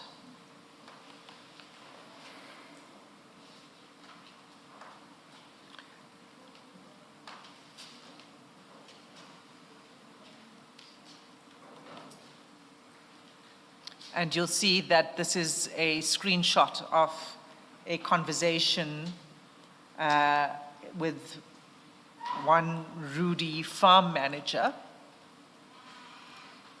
Okay, so this is Mr. Matlala forwarding this screenshot, a conversation that he has with Mr. Rudy farm manager, forwards it to Sergeant Nkosi, and at the top of the message it says, the green is Mr. Matlala. It says, please check your account again. And then he says, thank you, sir, I got it. Thank you very much, sir. Thanks, sir, we'll do that. And then there's a voice note. We don't have that voice note, but it's exactly the same length as the voice note that we played earlier. So it may be that's the voice note that Rudy farm manager sent to Mr. Matlala. It was also sent in the morning. It sort of tallies up with the time frame when Mr. Matlala then, when Sergeant Nkosi forwarded it to you. But if we go down, next thing is Mr. Matlala forwards to Rudy farm manager the address. So remember there was a request, which address, can you send me a pin where the impalas must be delivered? And that is sent to this person, Rudy farm manager. Do you recognize that address? Can you see it on the pin? Oh, you'd have to, it's redacted for... Yes, I recognize it. You've seen it. And is that your address? I confirm it's my address. Okay. And then... Is that the plot you've been talking about, or is that your residential address? That's my residential address, Chair. Thank you. So he then... Perhaps, Mr. Sim, for our purposes in the record, you can refer us to where that communication is in the record. I think it says page 125 or 124. Page 125. Oh, apologies. You haven't done that. I missed that entirely because I'm skipping electronically. The screenshot itself is at page 125.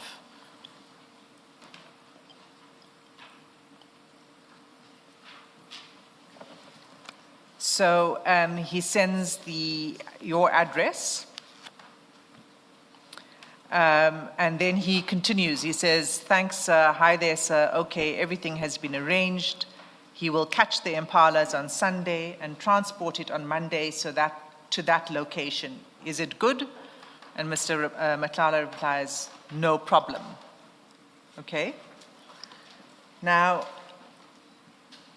this screenshot is sent, this address, rather, this screenshot, in the screenshot you'll see the time frame. If I go back to page 109, it was sent to Sergeant Nkosi at 10:36, okay? Now, if you had told Sergeant Nkosi no delivery, why would he have then still forwarded your address to Mr. Matlala? You see, Chair, I think I indicated earlier that when they say send the pin drop to where the bugs, the impalas must be delivered, I did send it. I also said, but when I got a break or during lunch or whatever the case may be, I called Nkosi and I said, please make sure that it is not the impalas, because I don't need impalas. I can't keep them, and they die. They can't live. They can't survive. I need a pack, a mate for this one. Now, the location was sent already. Now, whatever discussion Sergeant Nkosi had with Mr. Matala, I never said to Sergeant Nkosi, please go source from Mr. Matala. His promise to me was that he will help me get what I need. As to how he went about, quite honestly speaking, I feel that I should not be held responsible or accountable for a discussion between Nkosi or any other person he would have went to see and spoken to. General, I need to take you then back to this timeline. You see, when, let's go back there so you can look at it again. When page 333, so this is now the chat between Sergeant Nkosi and you, page 333.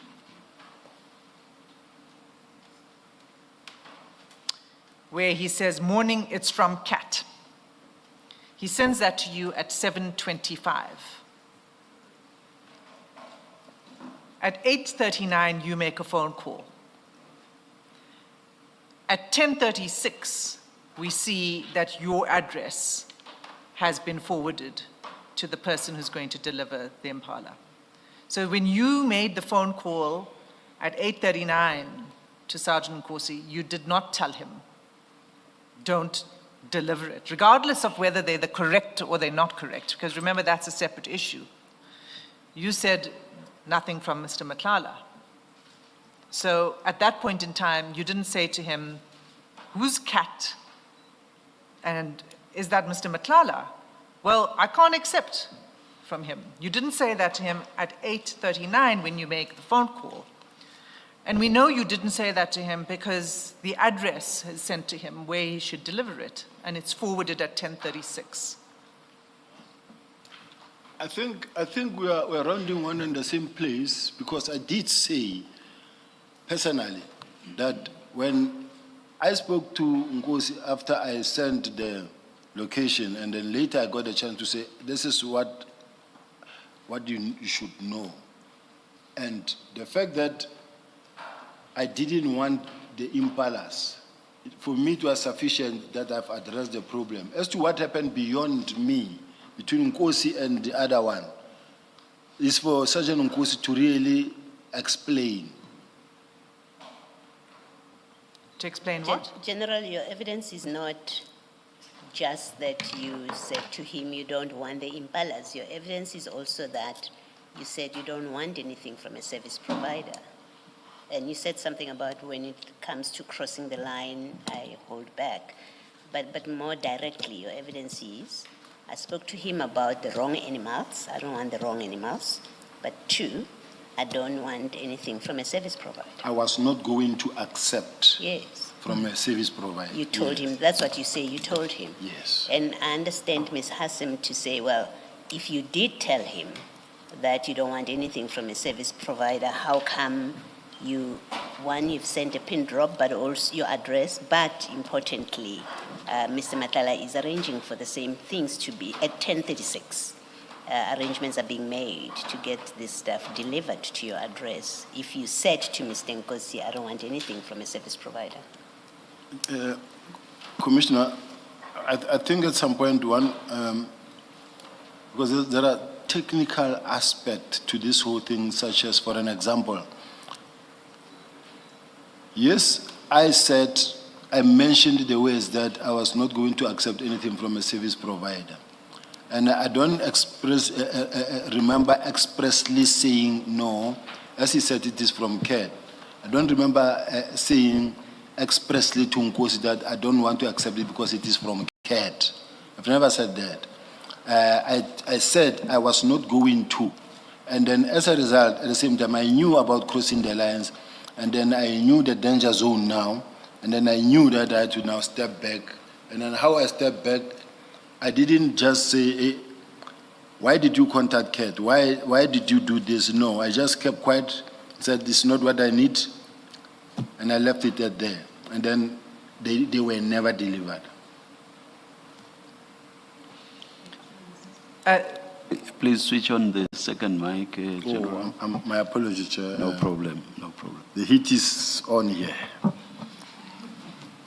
Thank you, General. I would like to say to you, before I even go further, and I am going further on this very point, but for now I want to say to you that's not a plausible answer. Because when you had the conversation with Sergeant Nkosi, that was the time for you to say, what do you mean from CAT? And you are confirming to the Commission now that you did not ask him about Mr. Matlala when you spoke to him. You never raised the question with him about why is Mr. Matlala involved. You've just said that you didn't do that. You just, in your mind, you thought, I must step back. It's very easy at this point in time to ask this type of a question and say, yeah, it's not possible, and why didn't you ask that? And there was no time for that. If I'm in a meeting and I said, I heard this message talking about the bugs and impalas, I don't need this. And I don't need many because I can't even afford them. So please let it not happen. And as a result, they were never delivered. I'm going to get to the point of they were never delivered, but I just want to say that you had time to make a phone call to him at 8:39 a.m. No. Well, you did. Well, when I say no, I say, because I called him in intervals. You see, the problem is that with the South African Police Service, it's a kind of a situation where I'm not all the time sitting in the office alone doing your admin work. You are always somewhere in a meeting, executive meeting. We are all over and at this level with the ministers everywhere. So you will make a call when you get a chance. So to me, it was not even a priority. It was just a by the way issue because it was not a focused in that it's a project that they are looking for this for me. I never expected on that day because that he will get that message that says this because the last time I spoke to him about what I need and he knows that I've been wanting this and then at the time he then contacted me, it was off guard because I didn't expect at that money that I will get such a call. But what I might have said or not said to him at this present moment is probably too late for me to think now that I shouldn't have said or could have said. All I can say is that I didn't say that maybe, but I did indicate that I don't need impalas. And quite frankly speaking, Chair, the police have been to my house every now and then, including top management, including General Masemola himself and many others. I mean top management. They've never seen even one impala. So I'm just saying it never happened. Okay. Can we go to file 10C? And that's... I don't know, maybe you are going to touch on this. If you are, please stop me. I'm not Ms. done Hassan. with this. Oh, all right, all right. File File 10C. 10C.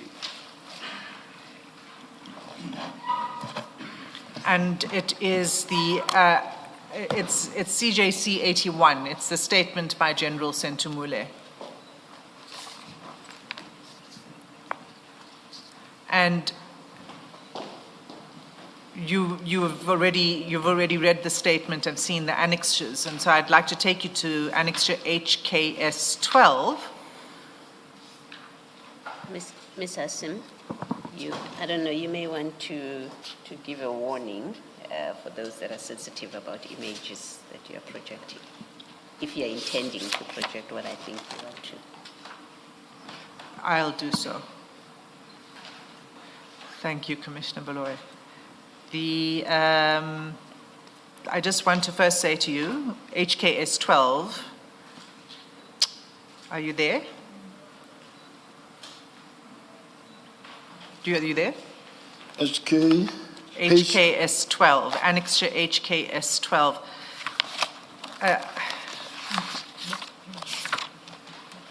I'm at it. It's at page 60 of the statement. Annex HKS 12, I'm on it, this one. Correct. Okay. So before I ask Ms. Poe to project this, Chair, for the purposes of the viewing public, I just want to caution that if anyone is sensitive about seeing images of animals in distress, then they may wish to look away. Okay, so Annexure HKS 12, you'll see that this is an exchange between you and General Sentimule that starts on 27 March 2024. If you look at that image, the first image, right at the top of the image, it has the date in white lettering. Do you see it? Yes. So that's 27 March 2024. Okay, there's a message to you, from you, and then there's a message from General Sentimule to you. She has you saved in her phone as my GSS. Okay, if you scroll down the page,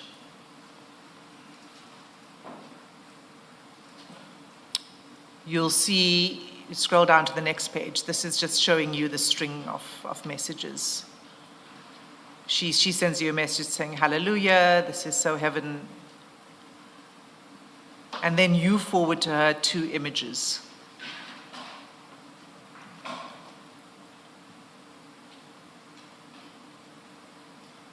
Okay? And can you tell us what those are images of?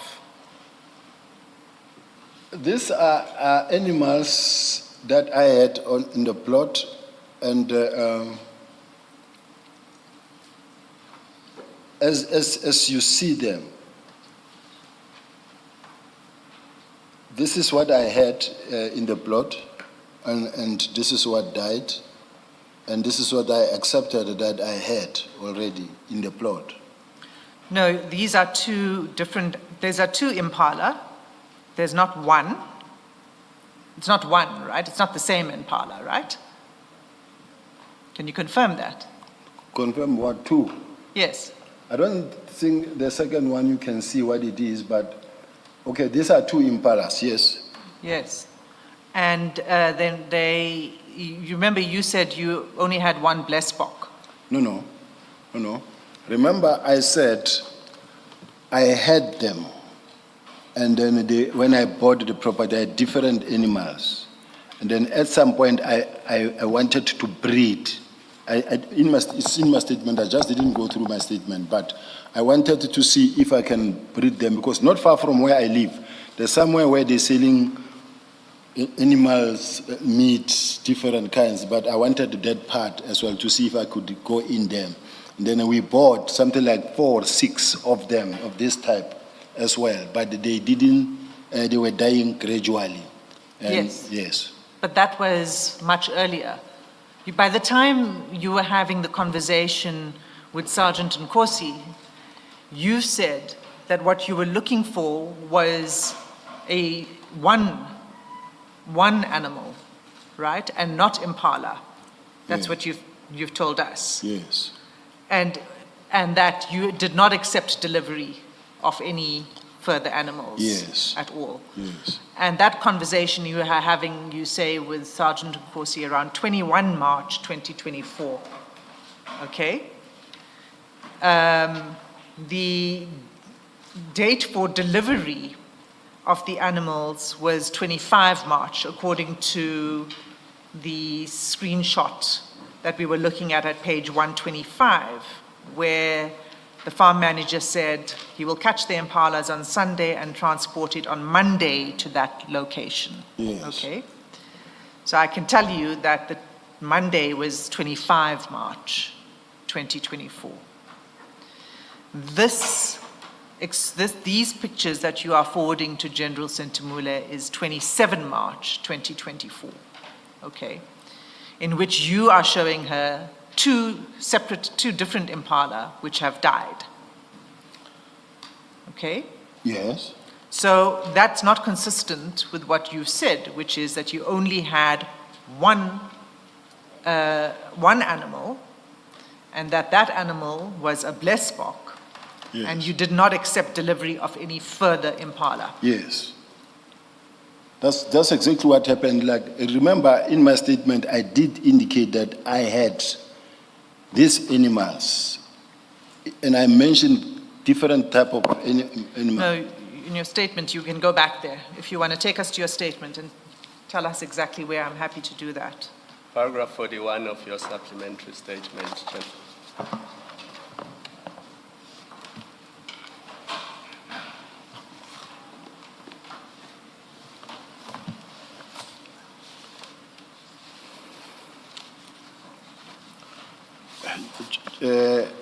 For the record, Commissioner, Chair, for the record, may I be allowed to read my statement, all of it?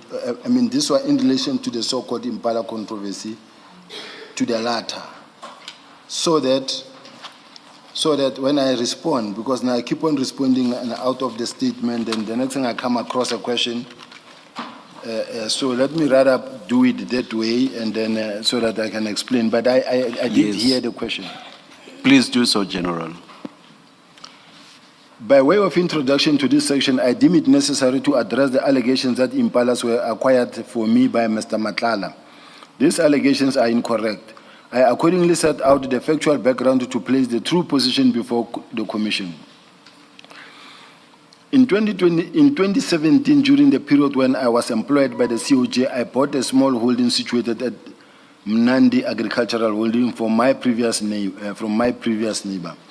The purchase included the existing livestock on the property, which comprised inter alia antelopes, blesbok, and emos. Emos is like ostriches. I am still presently residing at this property. Upon taking occupation of the property, my family and I commenced developing it and embarked on small-scale farming activities, including the sale of goats, sheep, chickens. To date, I still continue to sell eggs. And then I do have a garden as well. If you were to visit, you will see the garden where we plant some of these things. Over time, however, a significant number of animals died. The last of the antelope passed away in about November 2023. As matters presently stand, I only have one blesbok. I must say that the upkeep of the antelope proved to be financially burdensome, as they acquired substantial amount expenditure to feed, veterinary care, maintenance, following the reinstatement of subs in July 2022. I was no longer in financial position to sustain this cost. In addition, due to security concerns at this property, I ceased commencing farming operations instead, commercial farming operations, and instead vested in the construction of a perimeter wall to enhance security. Given the lack of financial viability and the escalating costs, I made the decision to scale down by farming activities. I accordingly discontinued investment in antelope and reduced the number of goats and sheep, remaining primarily chickens, as well as the remaining emo and antelope at the time. Over time, the remaining antelope also died, save for one blesbok, which is on the plot now. But the other ones is the one that died around about the same time that I'm talking about. So at a stage, the remaining blesbok began to display unusual behavior, and I was advised that the animal was likely stressed and required a mate. I requested Sergeant Pani Nkosi, who is acquainted with the property and its livestock, to assist me in sourcing a suitable female blesbok or male, as he had indicated that he knew several individuals who farmed with bucks. Subsequently, he contacted me and informed me that he had managed to source an antelope for me. He requested that I send a location to the gentleman that was going to deliver the animals so that delivery arrangement could be made at the time. I was engaged in meetings, and without paying close attention to the precise wording of this message, I sent him a pin location to the property. Upon later reviewing the message, I noted that he had referred to an impala, to impalas. I had immediately contacted him to clarify that there is a distinction between a blesbok and impala, and that I specifically required a blesbok, not impala. Now, the purpose of acquiring the animals was to obtain a mate for the remaining blesbok. I made it clear that I would also make payment upon delivery of the animal and after personally inspecting it to ensure that it was indeed a blesbok and suitable condition. I expressly requested that Sergeant Kus ensure that the correct animal named blesbok be delivered. He later indicated that he had been under the impression that I was seeking an impala. As a result of this misunderstanding, no animal was delivered to my property. I categorically deny that I acquired and received any impala from Matlala or from any other person for that matter. No animal was delivered to my plot pursuant to this discussion. In fact, the remaining blesbok on my property has already died. In any event, I'm no longer in a financial position to maintain any animals, let alone required livestock. So now, there are some mistakes that I see, because when I say, in fact, the remaining blesbok on my property has already died, because I still have one, and at that time, they died slowly, gradually. At that time, two had died. And that is what was a shocker at that time. The two just died again. It's a forwarded message. When the gardener sent and say, let's say a goat died or a sheep died, and take a picture and send. That's what happened. So that is what happened. Those were the remaining ones. It's just that you type, I write to maybe, and my team also. What is the right word? As they write it, when they draft, and then this unfortunately a mistake, or I don't know, say it's a typo, but I still have one that is there now. I do not dispute that I communicated with General Sintumile regarding the antelope that had died. I don't dispute that part. It is also noteworthy that General Sintumile has only now, in a supplementary statement, raised the issue relating to an alleged observation of Mr. Matlala's at my residence, as well as the matter pertaining to the impala. These are not peripheral issues. I don't want to get too deep into this. I wanted to just explain the issue of the impala. I don't know if it's, or I must read it as a whole.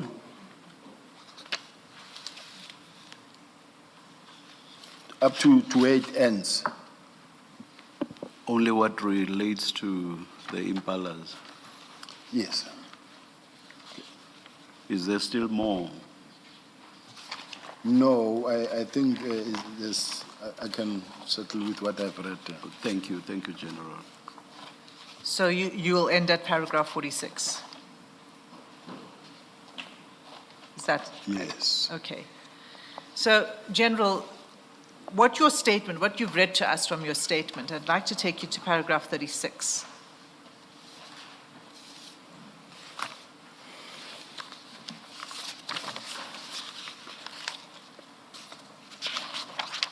You say, over time, however, a significant number of the animals died. The last of the antelope passed away in or about November 2023.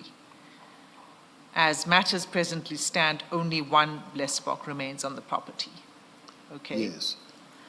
Yeah. Right. Okay. So that's consistent with what I was putting to you, is what you had said was that you only had one animal left, the blesbok, right? Yes. All of the others had died by November 2023. Can I say something, Chair?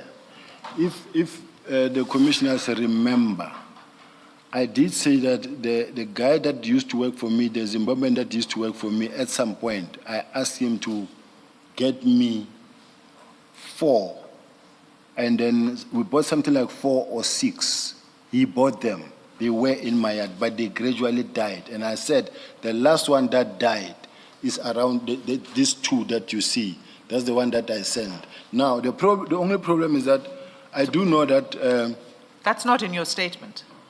Yeah, I will take that as well, because as I was talking to my counsel, junior counsel, and said, could you read the doctor's handwriting? She said, oh, General, I struggled to read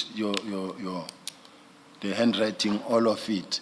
So the draft, I see it this morning now, but I understand, and I don't want to really put the blame on her, but as I was talking earlier, I did mention that I used to have the guy who was taking my kids to school, and then ask him to at least buy me 6 so that I can have a little bit of wild. And when did he do that?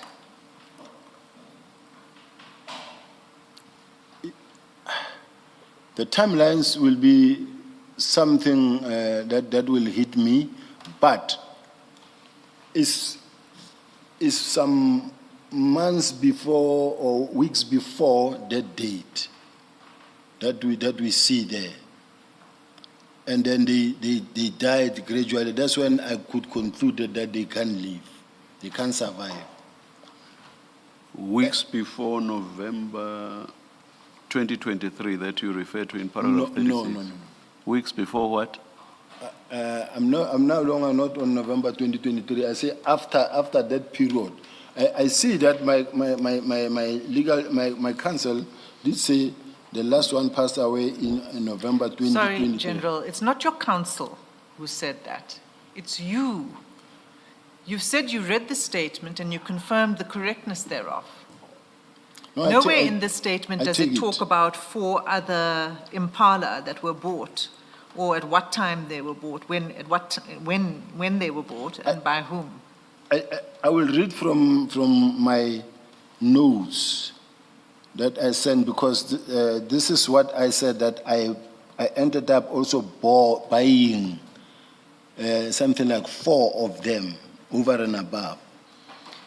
So it's just a coincidence that if we go back to HKS 12,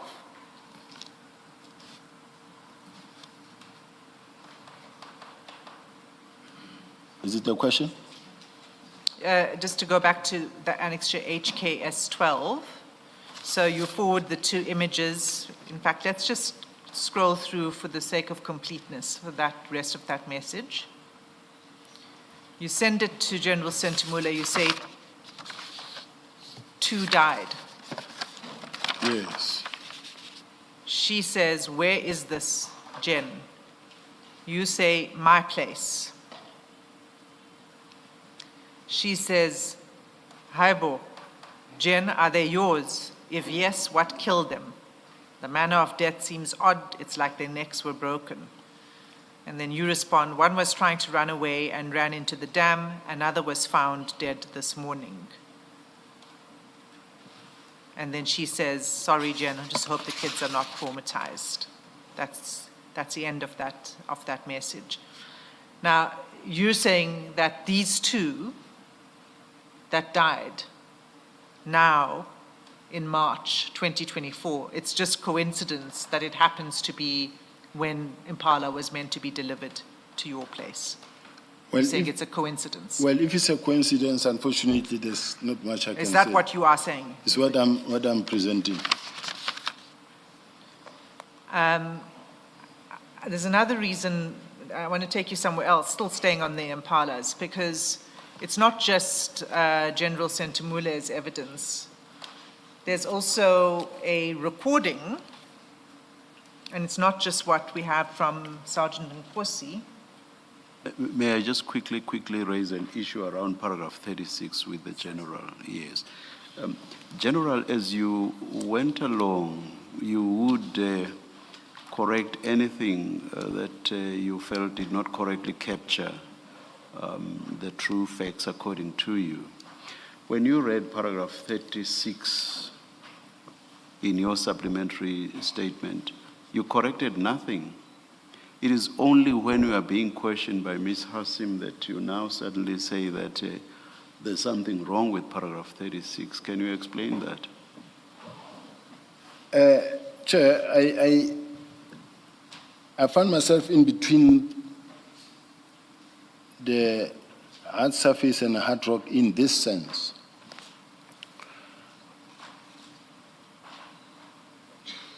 The statement is drafted by my legal team, of course, and then I have to read and correct what I have to read, to correct. So it was crafted until late last night. I only saw it this morning, of which I could have maybe corrected one or two things. So at this present moment, I couldn't correct anything because we all arrived here almost when we were called this now 2 minutes. So I haven't corrected anything. I'm not talking about corrections that you would have made during the drafting process between you and your legal representatives. I'm talking about corrections that you would make here before us. A good few times you have said, what's said there is inaccurate and here's the true position. My point is, here at this commission, you read paragraph 36 of your supplementary statement and you went past it, no correction, no nothing, and you continue to paragraph 37. So I'm making a simple point. I'm saying, if you are in the habit of making corrections here at this commission, why is it that you did not correct the content of paragraph 36 and only sought to do so when Ms. Hassim was questioning you on the content of paragraph 36? Chair, it's simply because of the fact that at some point orally, I did mention that I had this guy who was working for me. He was also a driver, and he did. That's not in paragraph 36, is it? I'm talking about paragraph 36, General. Why did you not correct paragraph 36? I'm not asking you about what you might have said in a different context. You read, you asked the commissioners to read from your statement, and I allowed you to do so.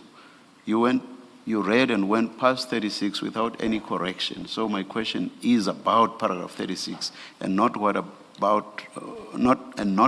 about what you might have said in another context.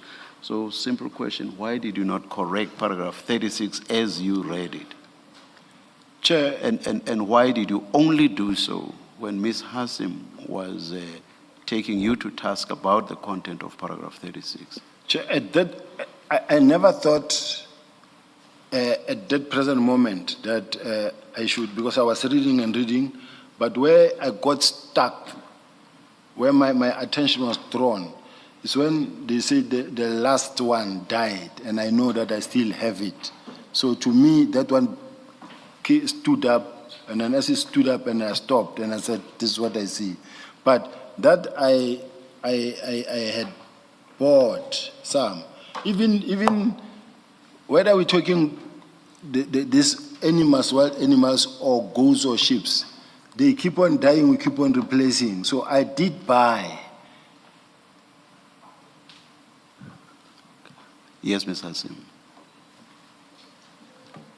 Thank you. There's another inconsistency, though, with that, General, because you also went to some length to explain how your salary has dropped and that you're no longer in the business of animals and the feeding is costly and the space and all of that. Now you're saying that just coincidentally, just before March 2024, you acquired 4 more. Do you see the inconsistency? Yes. Not, I don't say it's an inconsistency.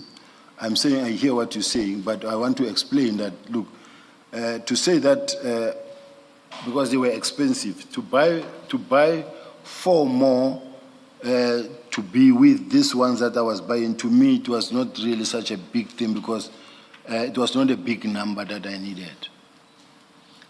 I'm going to leave that at that point. General, the other concern is that when the photos were first flighted, you said those are not Impala. Those are Blesbok or whatever.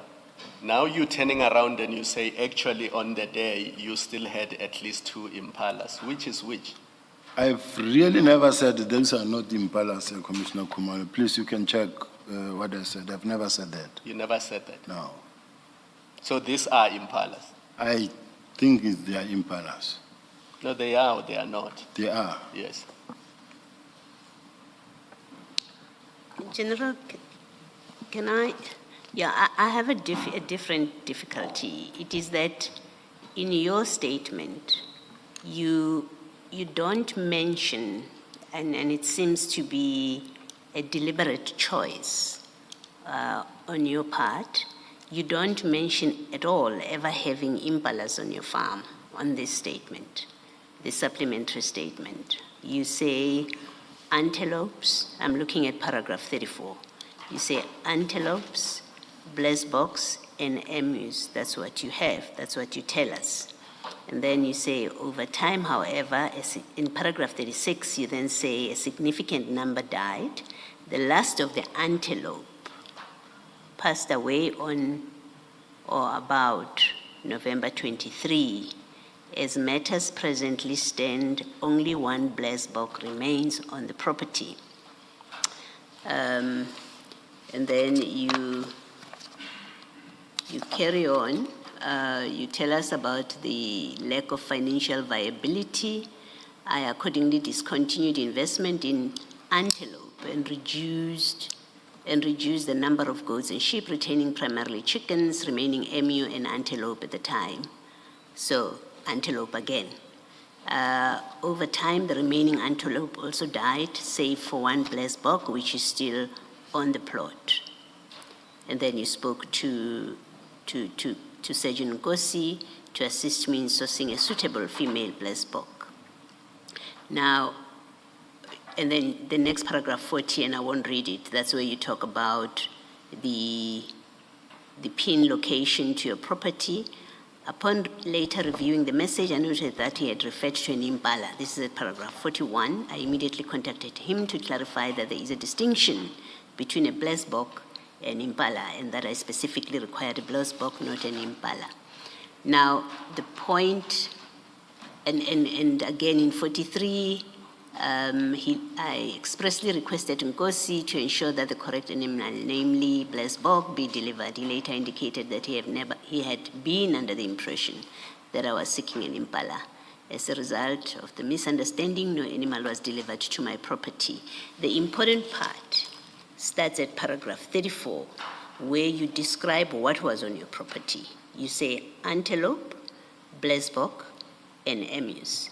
You then go on to say the antelopes died, the emus died, the blesboks died, and I was left with only 1, the last of which died, and then the last died, antelope, died in November 2023. Nowhere do you mention having impalas on your property from the get-go, from when you bought the property. You don't mention I had impalas. You tell us antelopes, unless you're referring to impalas when you say antelopes, but you say antelopes, blesbok, and emus. So you don't mention impalas anywhere in your statement. The first time you say there were impalas on your farm is now in your oral evidence.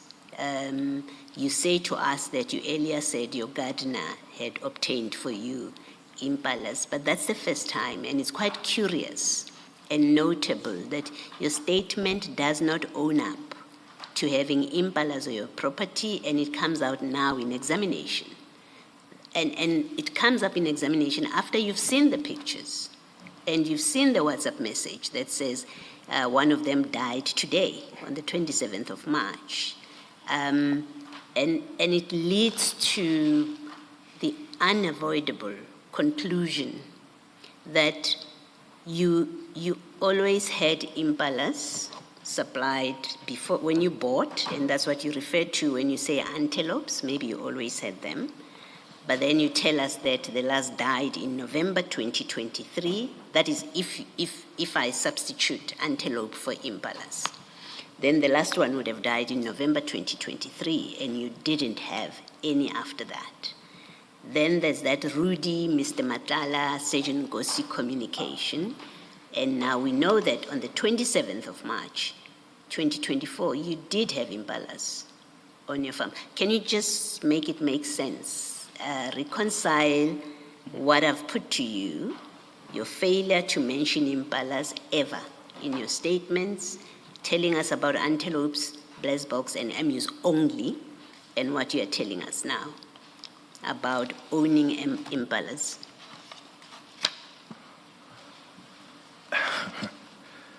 I think, Chair, I will respond to this question, but I wanted to ask Commissioner Baloy, when she asks a question and she lumps several paragraphs, I understand I'm not, in the seat where I'm sitting and I'm thinking of the response and then I go in long paragraphs,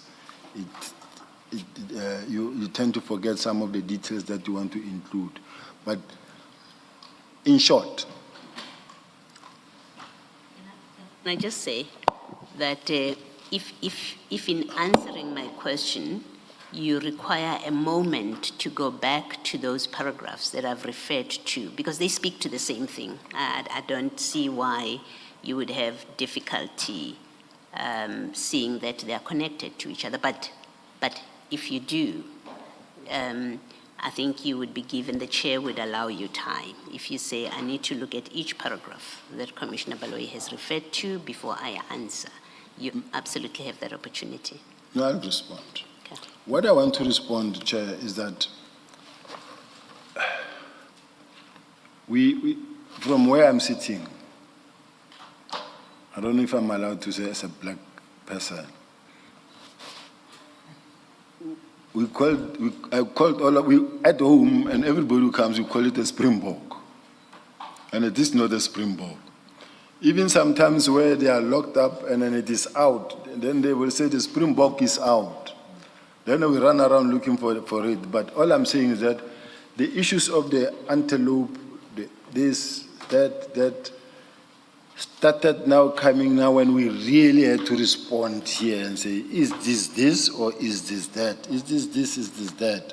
But after what I can say, Commissioner, where there are shortcomings in my statement, it might have been an oversight or a shortcoming, but I don't choose to respond like that because of the questions. Some of the greater details, these are the things that you never thought one day they will come up, and in such a way that you needed to keep proper record of what happened and when and what time, considering the fact that from where I'm sitting, I'm working from my memory. I don't even have anything, my gadget, I could not go anything. So I'm just saying, Commissioners,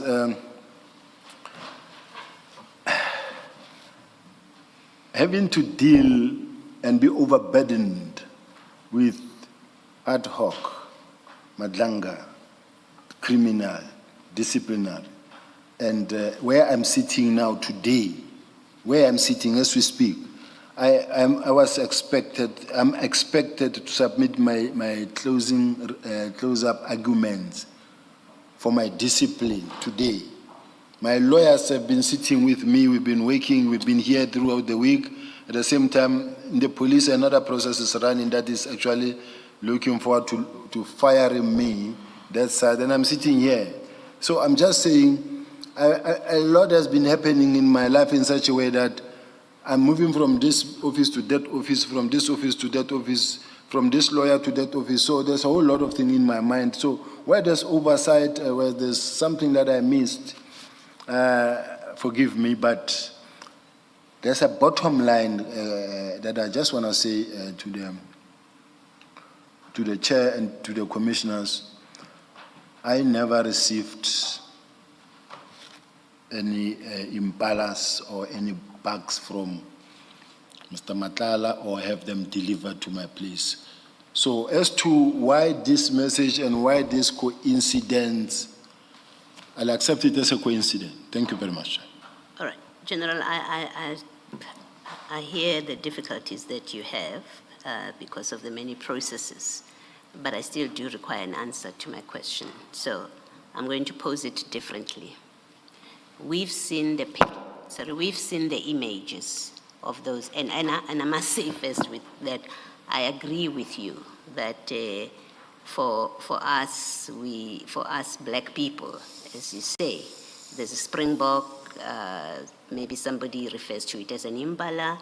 I know that my kids refer to it as a McDonald because of how much of it there is in the Kruger Park. But on a serious note, what I want to understand is where you refer to antelopes in your statement, are you referring to a springbok or an impala? What is an antelope? And keep in mind those images that you admit you had on your farm. Is that what you're referring to when you say antelopes? Those images, those animals that we see? I used the word, I think I used the word waterbuck, and then we had to look for the right word, antelope. Yes. Okay. And then all those words. So this one is the one that I know that they were bought because at some point where we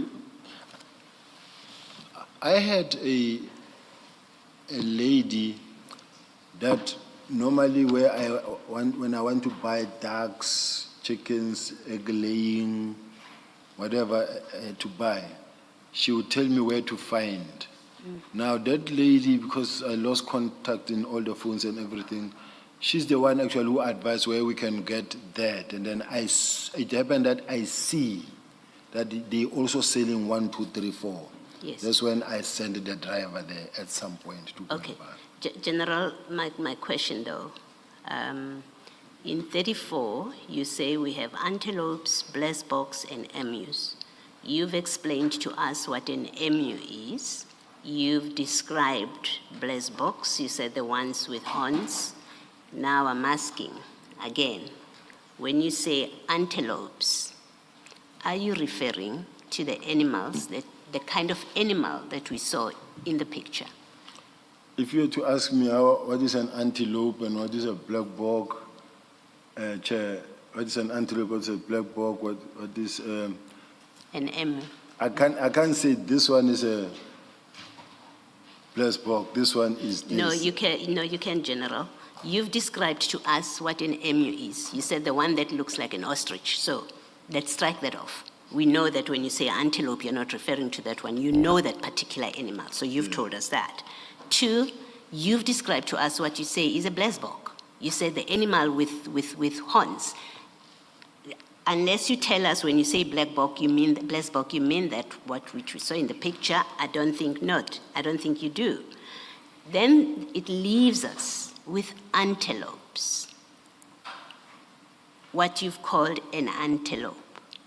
Now, what I'm asking you is when you say antelopes in paragraph 34, are you referring to an animal that it looks like or that is the one we saw in those pictures? HKS 12. Is that, whatever other name it has, don't fixate on its many other names or you actually don't quite know what its proper name is. My question is simple. When you say antelopes in your statement, are you referring to the animals that are in the picture that we saw? I could be referring to that, Chair, because Okay. blesbok is an Afrikaans name, I guess. I'm going to take your answer to be yes. When I say antelopes, because of how you're answering, and I've repeated the question, and I must say, General, I think you understand the question, and I think you do have an answer. But I'm going to take it that your answer means that when you say antelopes, you refer to the kind of animal that is in those pictures. Now, on that basis, you then, in paragraph 36, if you would go to your statement, you then, in paragraph 36, and you now say, the last of the antelope passed away in November 2023. Given this discussion that we've had where you're not giving a straight answer about what is an antelope, and I've told you that I'm accepting your answer to be an antelope is what is in the picture. You say they died, the last died in November 2023. So you no longer have antelopes from November 2023 or beyond November 23. That's what you tell us. And then you say, I then started looking for a blessed bok. You do know the difference. You know that a blessed bok is on your own statement. You distinguish an antelope from a blessed bok. You now no longer have antelopes. Mr. Matala offers to get blessed boks for you. Mr. I think it's Van der Merwe says they will be delivered. Mr. Matala says to Mr. Van der Merwe, check your account, which means payment has gone through. They are to be Sorry, delivered. Chair. Yes. I hear the Commissioner saying Mr. Matlala then offers. Yes. I don't remember saying Mr. Matlala offered to. Mr. Matala tells Sergeant Nkosi, sends Sergeant Nkosi a voice note about delivery of impalas. You remember that WhatsApp exchange? Okay. Okay. And then we had another WhatsApp exchange that was put in a series that was put on the screen where the farm manager says they will be delivered, right? You remember that WhatsApp exchange? Thank you. So, lose track of the facts that are emerging from your statement and from your evidence. It is that your last antelope died in November 2023. Your exchange with General Sintumule on the 27th of March 2024, that was HKS 12, shows antelopes, what you call antelopes, which everyone else says it's impalas, having died that morning. And in between, there's no explanation, when did you get them again? You deny you got them from Mr. Matala. So the picture that emerges is you are not being truthful when you say beyond November, you say the last died in November 2023, and I never heard them after that, in your statement at least. You're not being truthful. You actually procured them after this, and they died. The last one died the morning of the 27th of March, according to your WhatsApp message. Now you can comment. Like I'm saying, Chair, it is very unfortunate for me that my recollection or a memory in terms of now the timelines binds me, and I get caught up between the timelines and the drafting and and having to work out of my memory, and then I put timelines very wrong or maybe in a mixed up situation in such a way that at some point now you begin to appear like you are not being truthful.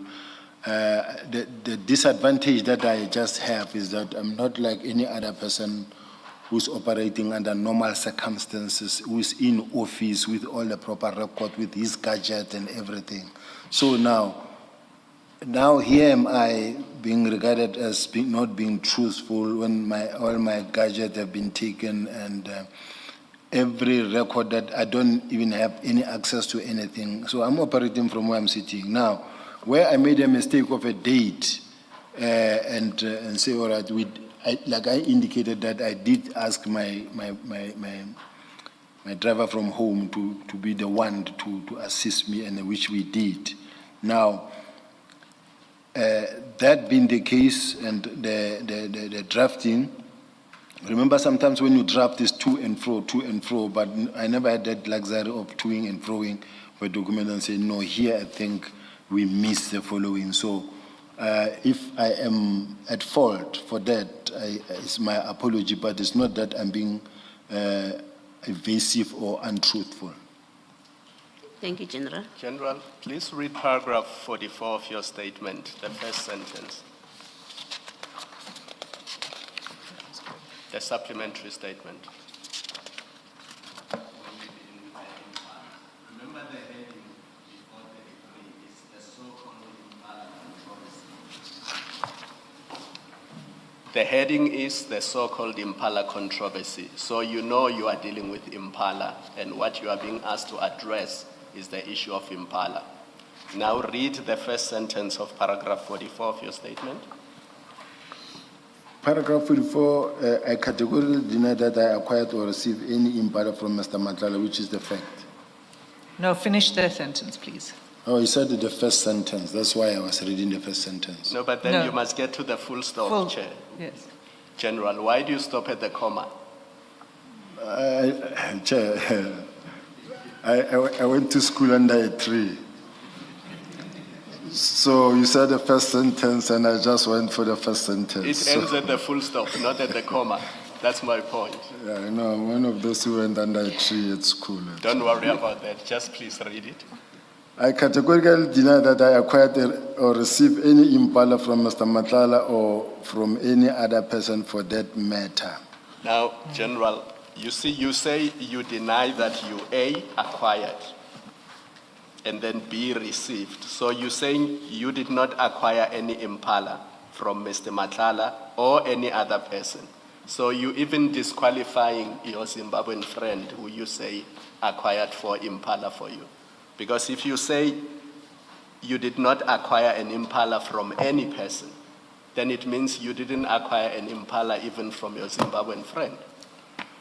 To me, Chair, is where English comes in. Not hiding behind English, just to say from my side, in my mindset, I did not acquire from Mr. Madlanga or any other person for that matter, not discounting the fact that what I'm saying from my own angle. I was just saying I did not acquire it from any other person giving to me. Because you're saying two things here, General. Yeah. You're saying I did not acquire it from Madlanga or any other person, and I did not receive it from Mr. Madlanga or any other person.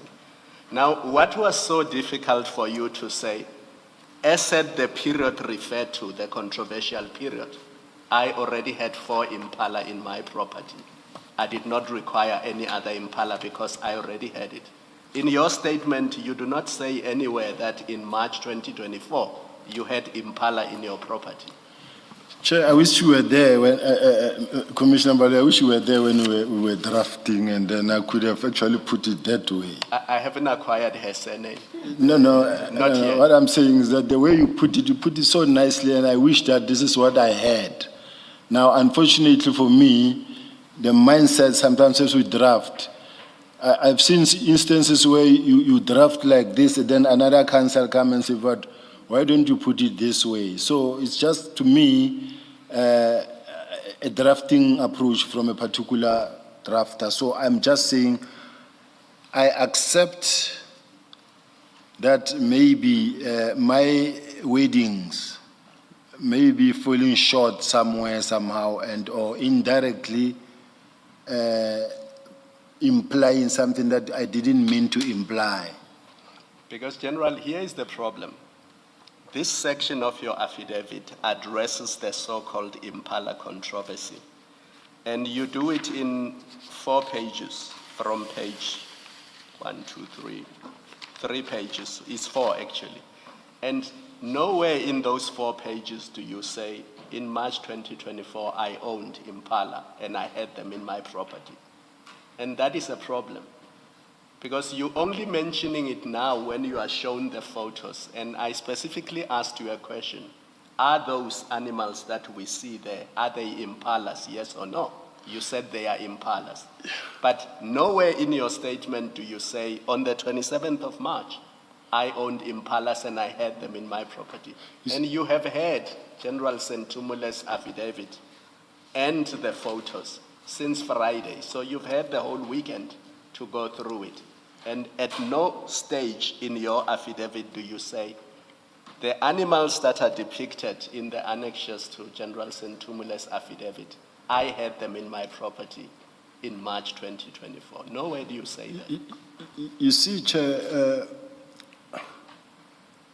sometimes when you are in a situation that I'm facing where you have to draft something and you craft something, and this thing is to be subjected to intense probing or cross-examination, other things begin to pop out that ask certain questions and that require specific questions or answers, that at that time when you were crafting, you craft and you say, all right, let me keep it short, let me not go too deep in 1, 2, 3, 4. Some of the questions you may have to respond to, you'll speak to them if asked.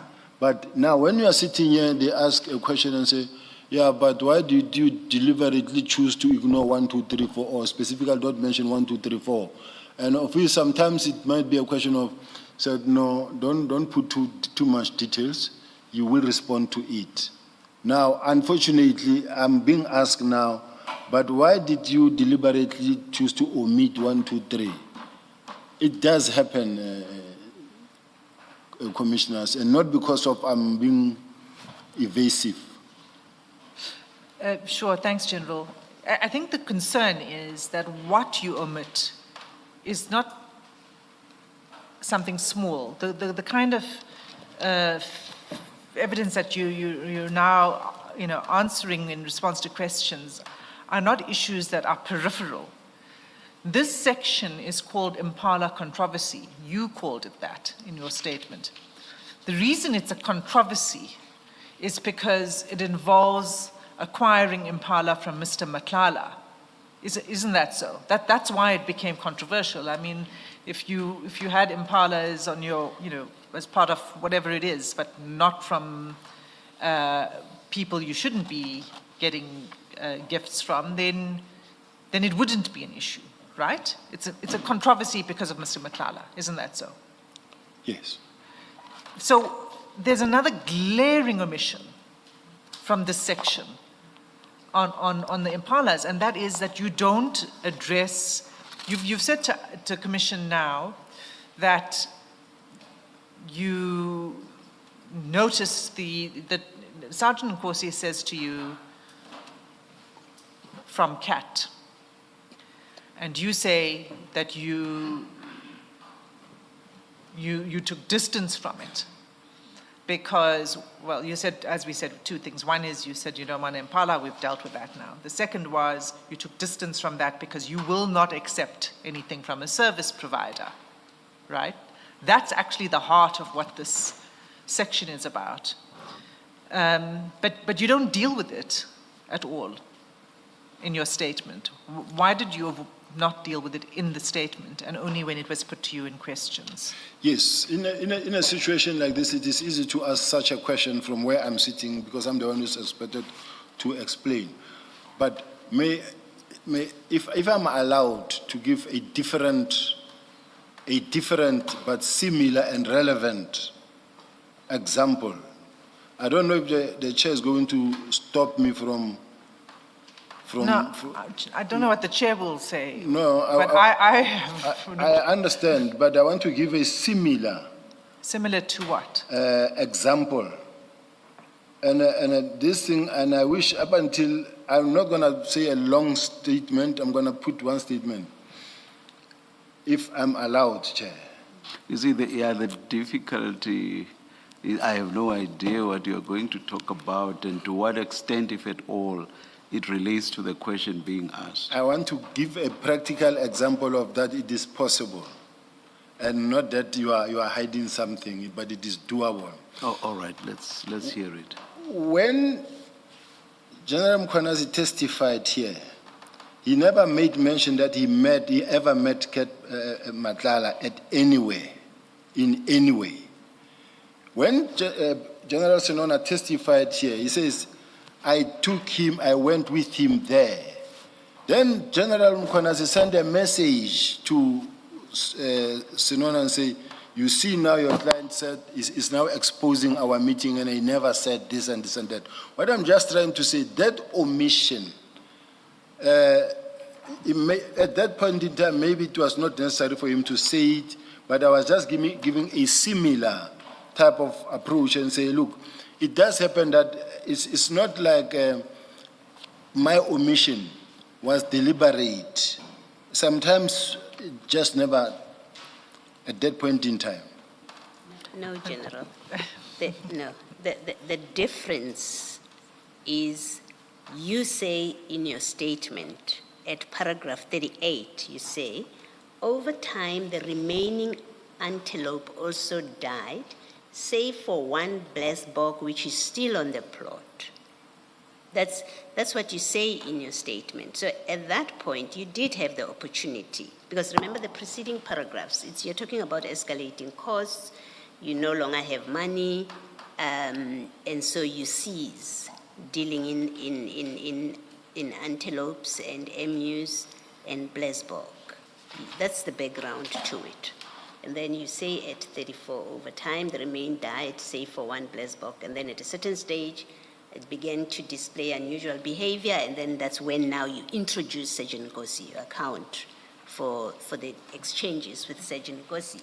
What is being put to you is that, but the way you describe what happens to your animals over time, it's curious at best that you don't mention that when you were left with, as they were dying, you got your friend or your driver to get other animals, which you still had by the time you were communicating with Mr. Nkosi, with Sergeant Nkosi about getting your animals. You don't mention that. In fact, you create the impression, and I think that is the correct impression, that they had all died.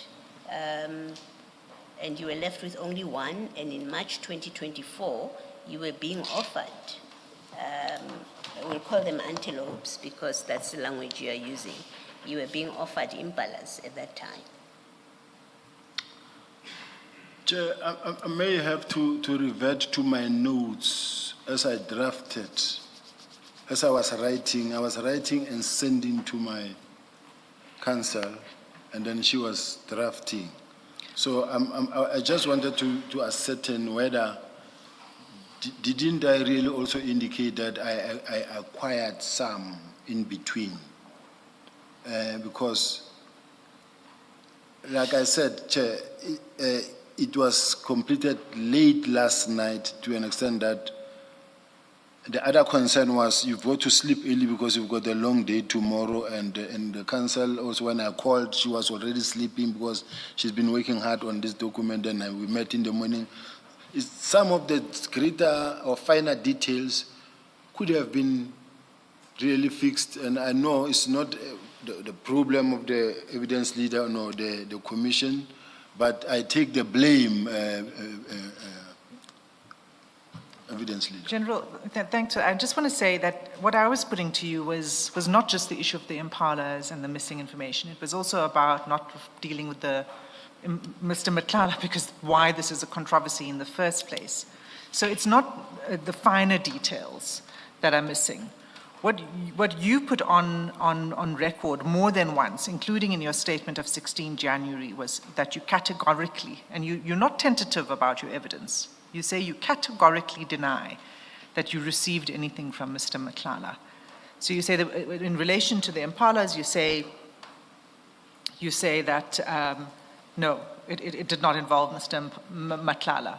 Then we take you to the messages, and the messages show that in fact the arrangement was through Mr. Matlala, because it says from CAT. So then you say, well, yes, you realized that, and so your way of dealing with it was to say you're not going to accept delivery from a service provider. But then when you're taken to the evidence which shows that there was delivery and that there are impala on your property, coincidentally, after the date of delivery, as we see from the chats, then you say that the Zimbabwean gardener went and procured it for you. So that's what I am putting to you about the inconsistencies, and that the omissions that you are now filling in as we go along are not just the finer details. They actually go to the heart of this issue of the Impala controversy. So do you understand where I'm coming from? These are very important facts that were omitted. You went too long. Can you give me half of what you said so that I respond and go to the next one? No, it's the whole picture. No. I can't give you half, because and that's why I laid it out from the beginning to say, this is what you said and then you changed. This is what you said and then you changed. So each time when you say, well, no, you didn't put it in your statement, it's an omission, it's a finer detail you could have, I'm saying to you those omissions, whether it's about the fact that you knew that Mr. Matlala was involved in this, or whether it was about the delivery of the Impalas, that they were on your property, that they died on the 27th of March. All of those things are important facts that you don't deal with except when you questioned on One it. thing that I've categorically made clear is that I never asked Mr. Nkosi to approach Mr. Matlala. I didn't know who and how was Mr. Nkosi going to assist me in getting such. Secondly, I'm categorically denying that I ever received any such delivery from Mr. Matlala's side or from Nkosi's side, because I didn't need them at that time. Now, I'm saying also that I am not saying what I'm saying because I'm being asked questions. I don't want to get or be pushed into a corner of saying, yeah, you knew it comes from Matlala. I had nothing that I've assisted Matlala with, nothing that I worked with him on, and he had no reason to give me anything because I have never assisted him. I don't think you would invest in a dead horse, because having to do with the tenders is supply chain, and I'm far from the supply chain, so I wouldn't be of any value to him. With regard to whatever that was happening in his investigations, it was being handled in the province. So I'm just saying, to me, I had no real-time dealings with Matlala that could lead me to interact in such a way that he can give me something. That's what I wanted to say. General, let me correct one thing. Mr. Matlala would not have asked for a meeting with you, and he would not have made an effort to meet with you in January 2024 if you had nothing useful to provide to him. The reason you said so yourself, he came to you, is because he sought your assistance or intervention. That's the real reason for the meeting in January 2024. Yes. He sought your assistance or intervention. And a month and a half later, there's the issue of Impalas. So you are not correct when you say you had nothing to offer him because issues of tenders were supply chain issues. He came to you in relation to issues of tenders because he thought you could assist him. He was not wasting his time when he came to your office in January 2024. Can I comment, Commissioner? Now, yes, he came to me with the hope as advised by General Tema and Sintumule that go and see General Sibiya. He's the acting national commissioner. Maybe he could assist. I saw it coming, that why am I being approached when I'm acting? I signed nothing. And what I did, I never assisted him in any way. All I could say was to say, I heard you, I will take it to the national commissioner. That's the assistance. It's not. He didn't get what he wanted. I went to the national commissioner and said, Nascom, I had this visit from this lawyer and Mr. Matlala is complaining about 1, 2, 3, 4. Then the national commissioner says, well, I understand that you say the man has got a lease agreement, but Public Works is not going to dictate to us as to how to utilize our building on our premises. That's the feedback I had to give to Mr. Matala. That was my role. Thank you. One last thing then we need to go to before we leave Impalas, and that is a recording that was made by witness C when he was questioning Mr. Matlala. You've already listened to these recordings, haven't you? I listened to it at that time, but yes, okay. Okay. Can I play it again? Chair, we have a transcript, but I suggest we look at the transcript and we hear the recording, because the transcript in some places leaves an ellipsis, which you can actually hear on the recording. So I think if you have both, it would help. So the transcript of this recording is in file 6.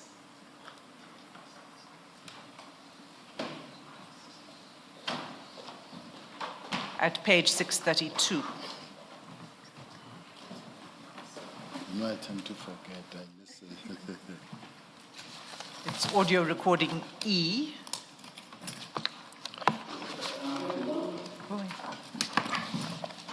Page 632.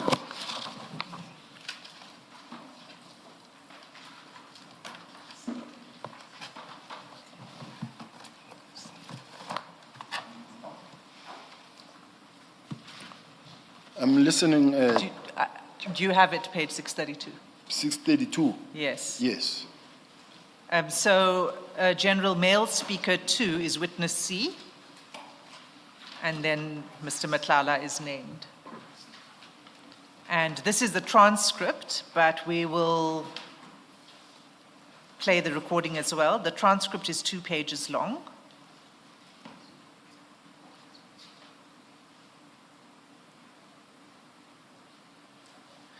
Can we play the recording?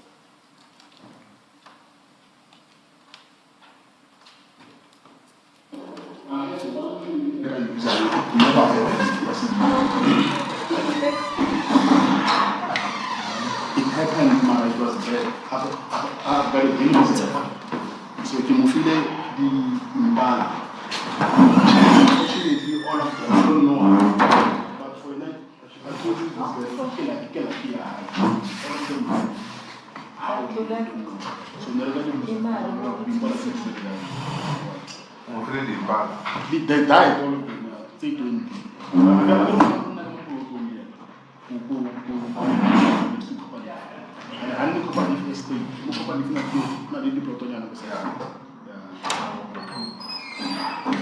so, but they died all of them, unfortunately. So again, don't know when the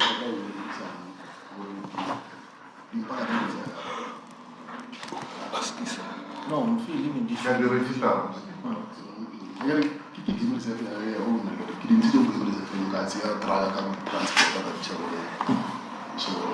you don't remember, it's a game reserve. I say private. It's not in it's in the wild. It's a 3,000 hectare farm. Okay. So they are roaming free. Yeah. It's not like you can name or over the field. It's in the wild. Okay. So I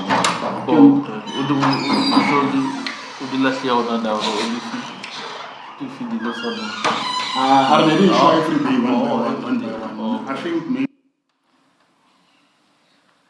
General, I don't know if you were able to, if you've heard it before, then it would be easier to follow. If you haven't heard it before, then the transcript is better for you to rely on. But the essence of it is what Mr. Matlala is saying, is that he gave you impalas, and then he said they died, all of them, and he said there were about 20 of them, and he says, yeah, at the plot, they died, all of them.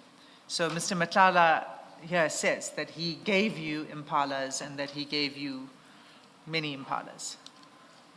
I'm very worried about the evidence leader, because she selectively chooses portions that she thinks could only address what she wants to achieve. But also deliberately choosing to ignore the fact that Mr. Matlala raised an issue and said, I have a problem with this recording. This is not my voice. It was AI generated. That's the first point. The second point is that when you go down, there are a lot of things that I'm going to tell you that witness C said, this is where we went. We took money to. There's no that place. This is what we did here. And I have proof of this and that. She does. All I'm just saying is that I want to, if we were to play this thing, I'm not worried about this recording at all because it's such a lie. In all the things witness C mentioned, I do have plots, bonded, bought more than 4 years ago, all of them.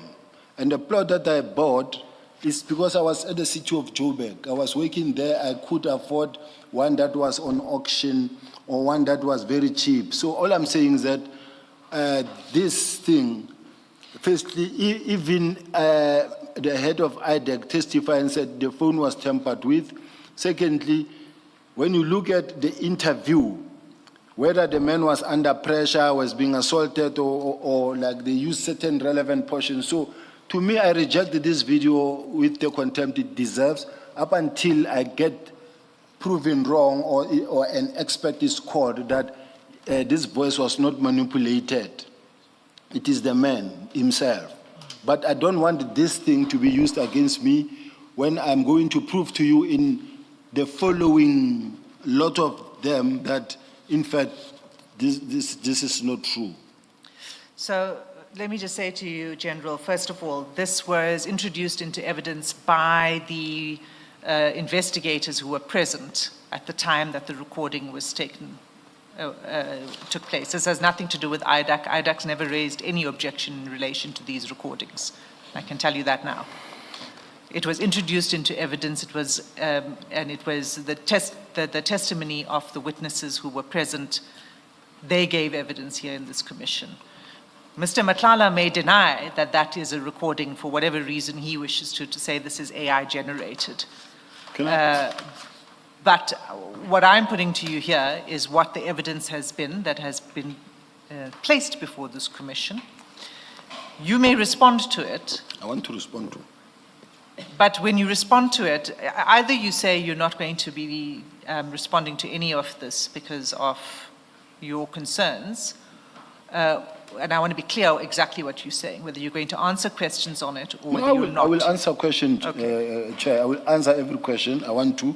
But what I want to raise as well is that the unfortunate part, I don't want to say in this commission, but the unfortunate part is that if I'm being accused of attempting to disband the political killing task team, and it is the same team that is investigating me, it is the same team that is investigating everyone again for attempting to disband us. It is the same team that is also investigating the recommendations that come from the Madlanga Commission as were given. The same team, whatever that we raise and say they took money, the same PKTT, they took money from Fort Hare with evidence, and that is not coming anywhere. There's a lot of manipulation. This is not a clean investigation at all. Now, when you question me about an investigation that was conducted by the suspects themselves, that took money from Fort Hare, from accused number 1 in Fort Hare University with evidence investigated by the DPCI. Now, I must be questioned about some junior officials who are corrupt themselves, who booked someone from the cells and then started creating some material that must be produced here and be read here. I don't accept it. General, when you say this is not a clean investigation, what exactly are you referring to? Are you saying we, No. as the commission, are not conducting a clean investigation? What are you talking about? Chair, I'm far from accusing the chair of that part. Yeah. I'm talking about the investigation by that witness C All that. Chair, I have high respect for this commission. They are fair. It's not referred to this inquiry. I just wanted to make sure because the whole of South Africa is listening. No. And there may be a lot of misunderstanding around your statement, but I'm happy. I'm you've far clarified- from this you've one, clarified Chair. I'm not the point. accusing the chair of anything Thank or the you, commissioners thank of you. anything. I'm Thank you. talking about the fact that the investigator, if I am accused of attempting to disband the PKTT, and now they are already conflicted, they cannot be the one now to investigate, to start investigating me now. Now, I can point out a lot of issues where they are involved in the commission of an offense with evidence. Now, they are now this, I must sit here and them producing a false evidence against me. Now, why I'm saying that? Why I'm saying that, Chair, evidence that you have to give me a chance. They say Mr. Matlala used to give General Sibiya money at his townhouse in Sandton. The townhouse that I sold before I came to the police. I sold it before I came to the police, and the person who bought it is a businessman who took occupation immediately. I never had access. They tell you about the money that was collected somewhere in a circle. There's no circle. I've got pictures in my phone, but even if we were to do inspection in local, there's no circle. Number two. Number three, the properties that I have, I do, and that one in Sandton, it was an Airbnb. At that time, I was not even going there myself, because it was just an investment company. Why, Chair, you'll find me trying very hard to have property 1 or 2 or 3 there. I'm almost 60 years old. I've wasted a lot of time. I still don't have a house because of the difficulties I've been put in. Don't be, I don't want to use the fooled by, misled by the wall they show. Get behind the wall and see what is there. There's no house. Now they show my wall, and the wall I built running because there were some intelligence movements who wanted to kill me immediately after that investigation of Richard Mdul. That's why I had to take the money I was given and to build a wall. But if you are to come inside, there's no house. There is a house, the old house that I found there in that plot. And since I came to the police, what I haven't bought anything else other than what I came up with. Whatever car that I have, I came there driving it into the police. Now, all of a sudden, witness, we did this. No. So I'm just saying, please, this one of witness C is a non-starter. General, you were being asked, we have a transcript in front of us. We've listened to a recording. What Ms. Hassim was asking is, are you going to, given your position about this all being AI generated and are you going to take any questions arising from the transcript?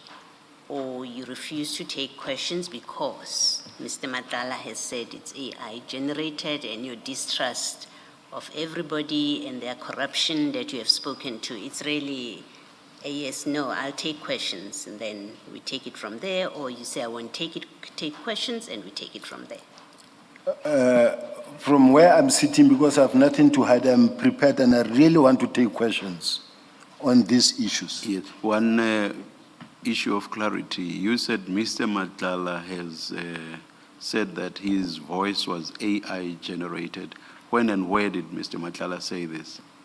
At the ad hoc. Oh, thank you. Perhaps we should take the adjournment at this stage? Yes, and, thanks, Chair. return at 2:10.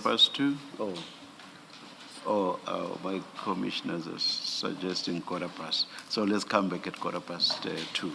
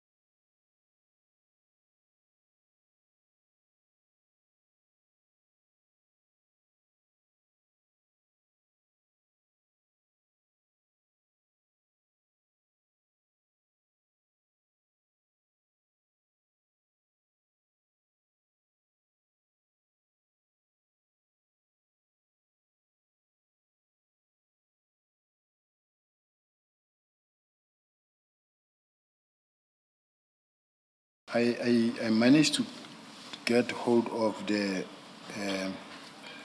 letter, the email that was sent to me by the lawyer, and the letter itself that was drafted by the lawyer, and the tender, not the tender document, the lease agreement document that was part of these discussions.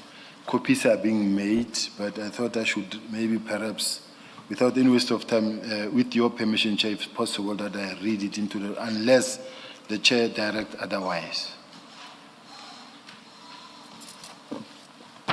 We have been furnished with copies, General. Let me just look.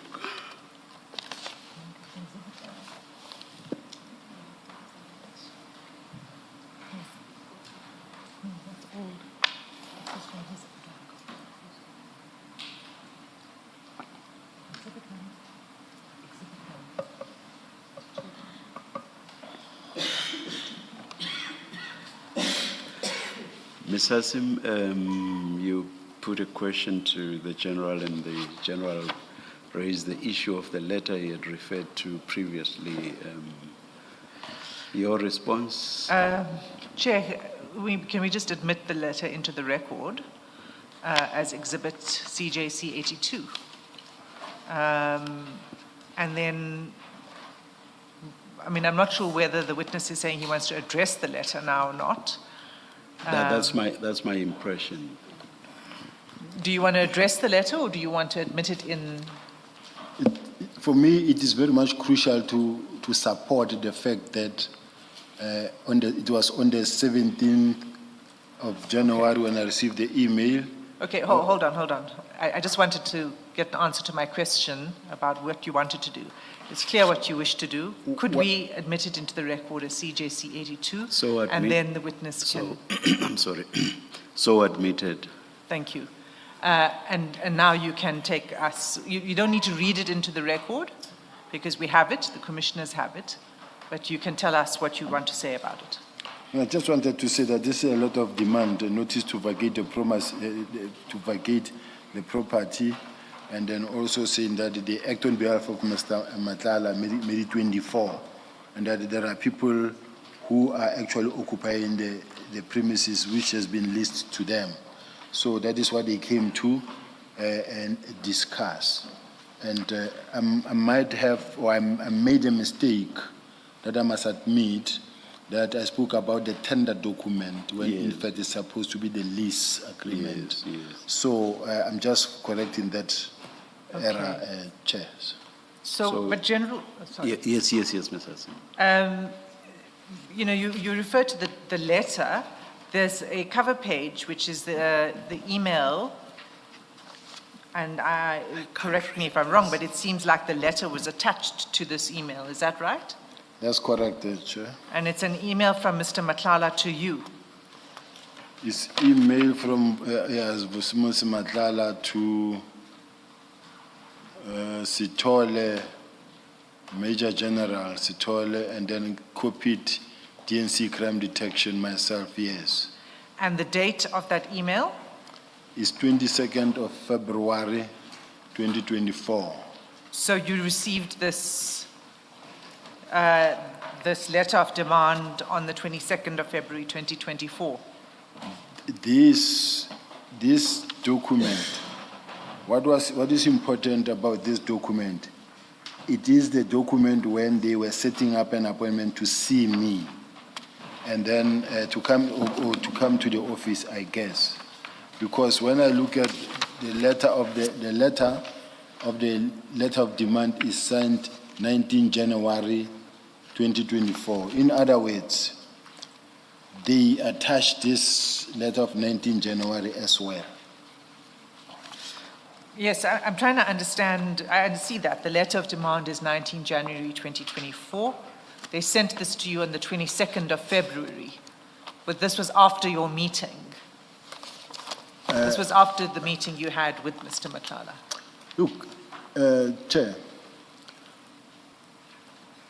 based on the fact that I see paperwork now in front of me and the dates, I'm subject to correcting the dates where I see the dates, because the bottom line to me is that it was this that the meeting was based on.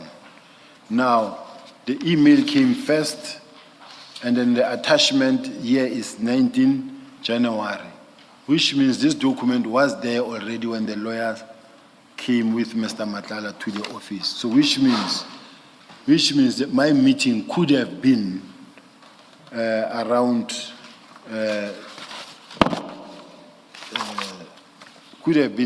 February. Where I made mistakes in terms of the date, I will admit, but I don't have any paperwork now that I could really refer to. Yeah, you know, when I first started asking you about your first meeting with Mr. Matlala, do you recall I pointed out to you that in your statement in the ad hoc committee, you said that the meeting was in February. And I think you might have even said 22nd February, but I stand to be corrected. But definitely in your statement before the ad hoc committee, you said you met him in February. And then in your statement to the Madlanga Commission, you said you met him in January. And I said to you, why did you change the dates to January? So, and now you're saying you want to go back to February. Is that what you're saying? Chair, all I can say, honestly speaking, where I got the date mixed up, here are documents, of importance. Here are documents with the dates, the two dates, whether it was February or January. To me, it's neither here nor there, but I do accept my mistake where I found myself, let's say, I said we met in January. It's because in my mind, as I recall the document, I will recall this date of 19th of January. But this 19th of January, you find that it is in fact the date that was just attached to the email. So I accept that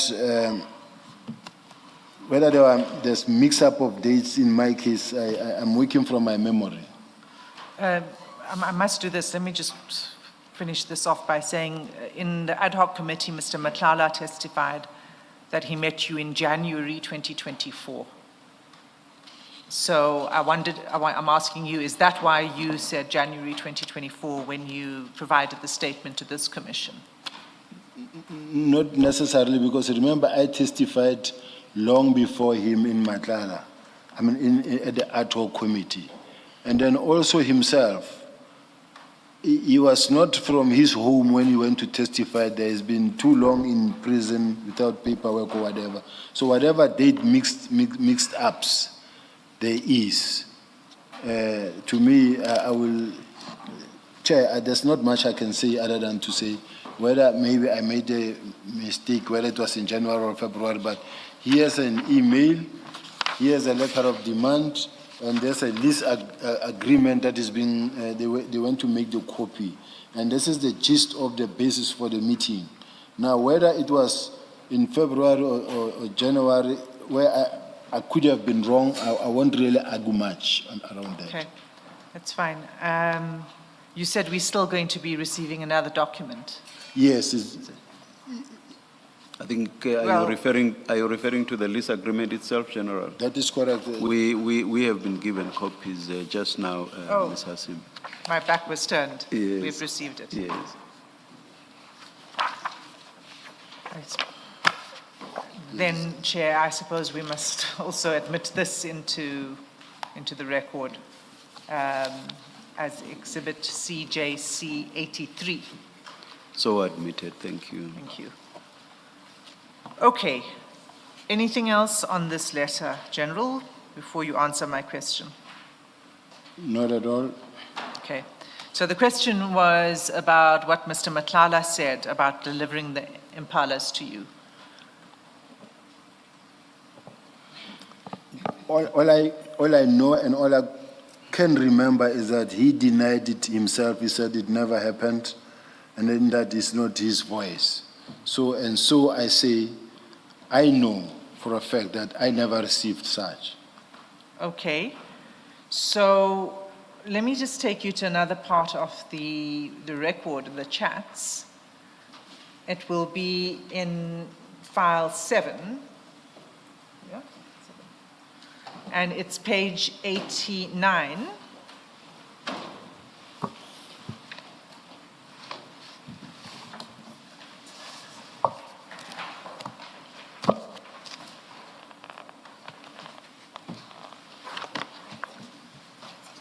Page 89. Whilst you are looking, General, I know Mr. Madlanga is not here, has not been thus far, but I just want to engage you on your reliance on what you say was a denial by him regarding the impalas. You remember the screenshot that you were shown here today or this morning? That's correct, Chair. And you remember that part of that screenshot, Mr. Madlanga says to the person who I think, or rather whose voice I think we hear in that recording, he says to him, please check your account. Do you remember that? I do, Chair. That must have related to Mr. Madlanga paying. I mean, that in context, that's what seems to make sense, correct? Check your account. Yes, Chair, I agree, but it could have been for anything. No. If you let's go on with, of course now, but we can show that screenshot fight it again. again, yes. But in the meantime, let me work on the basis I'll be shown to be a liar. But after Mr. Madlanga says, check your account, then the person says, thank you, sir, got it, thank you very much. You see that? I see, Chair. And then on memory, I think it then promises to deliver. What does he say down there?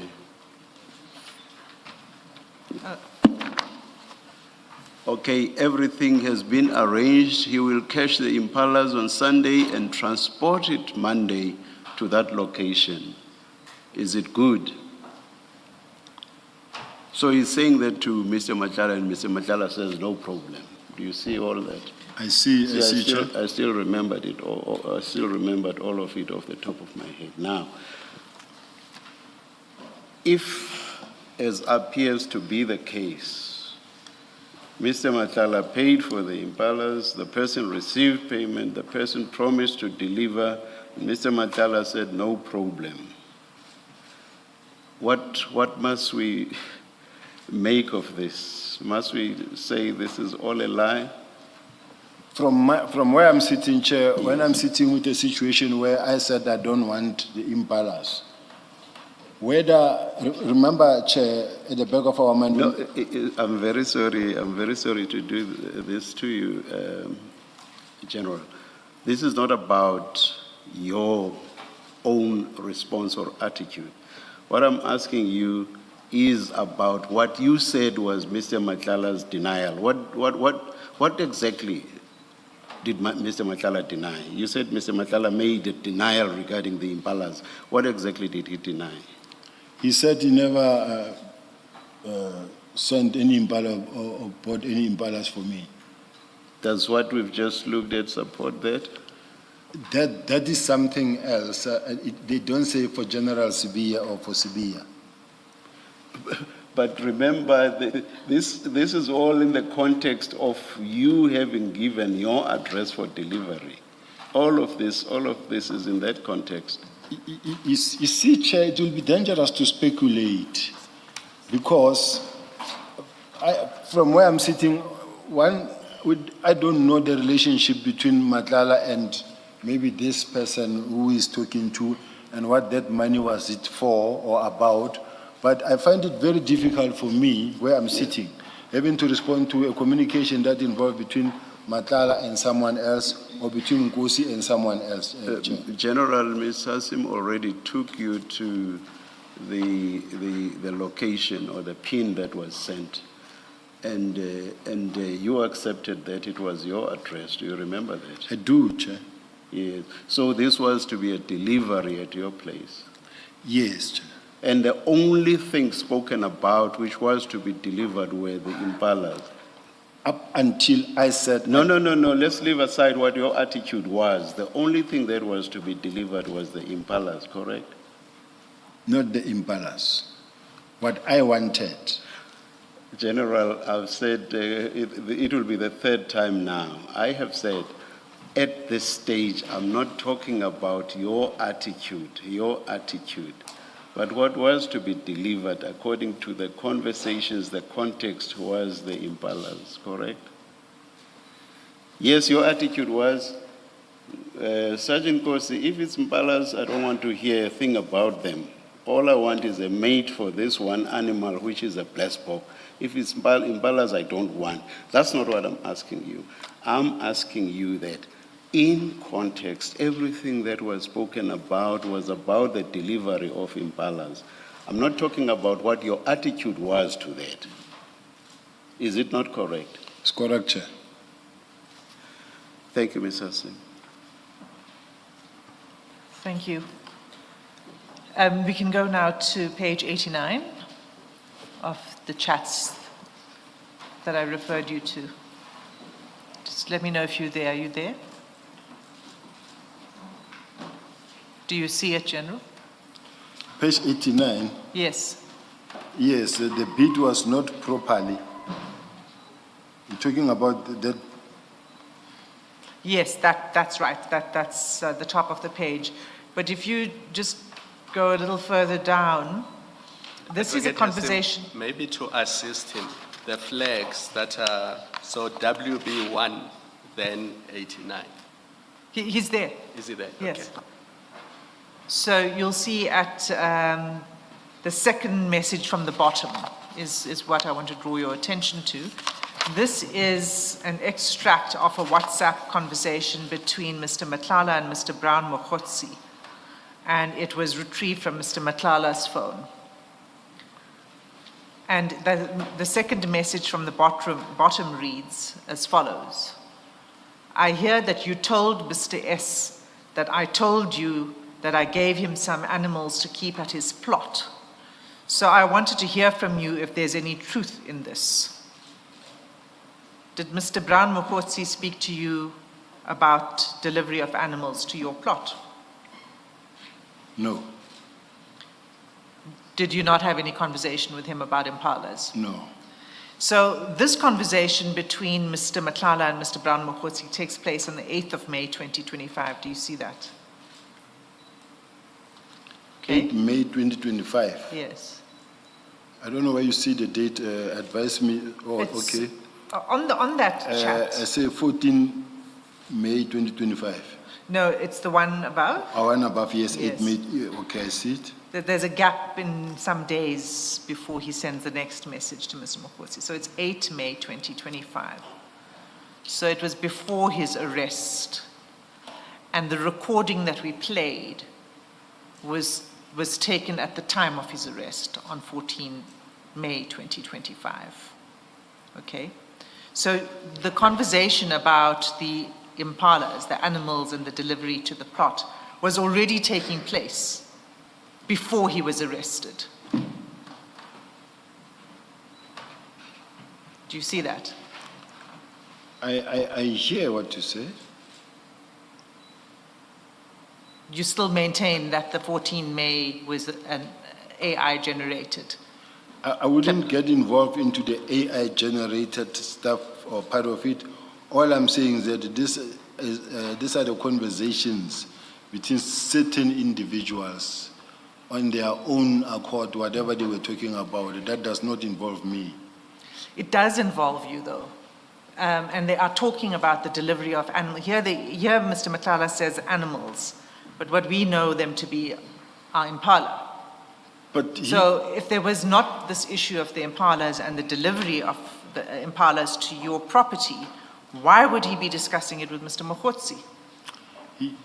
What I heard is when you were saying to Mokhotsi, I hear you going around saying, you told so-and-so that, let me read it.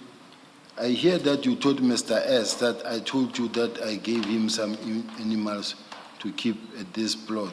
So I wanted to hear from you if there's any truth in this.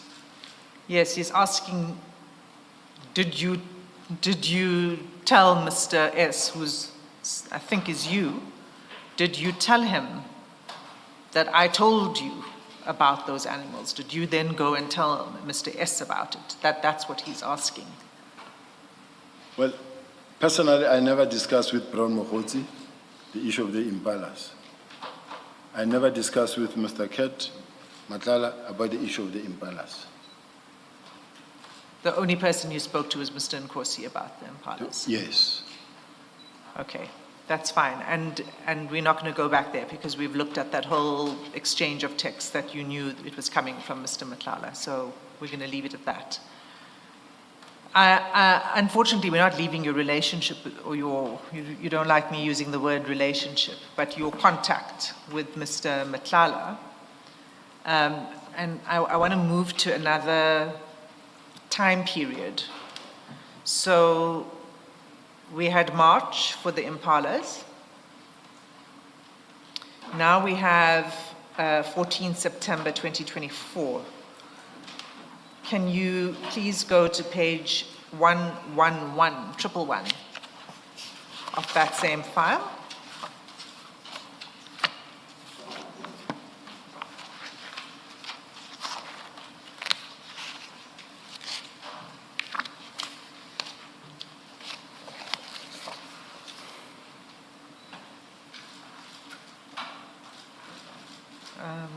Hold on.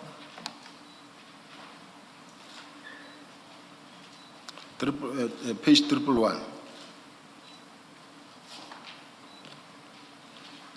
Yes.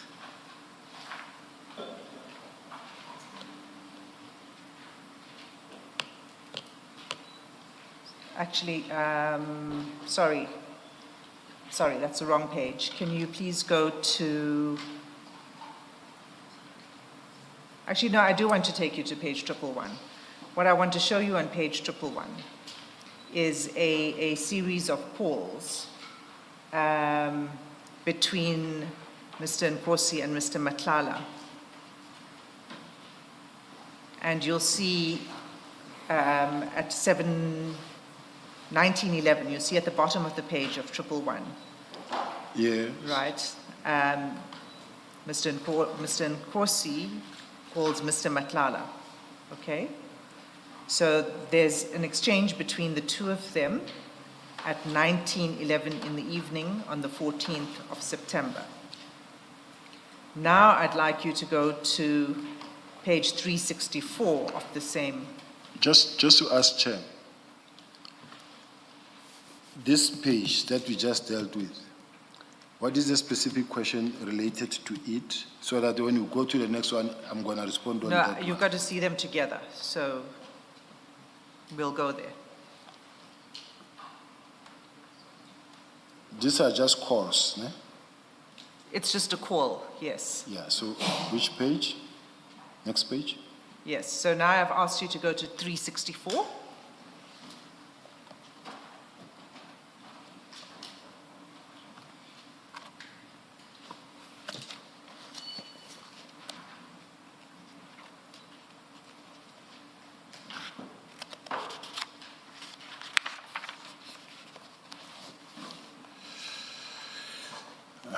On it, Okay.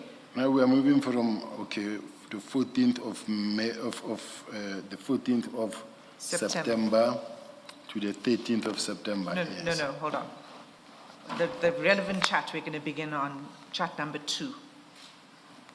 So it's 14 September. Yes. Now, this is a chat between you and Mr. Nkosi, okay?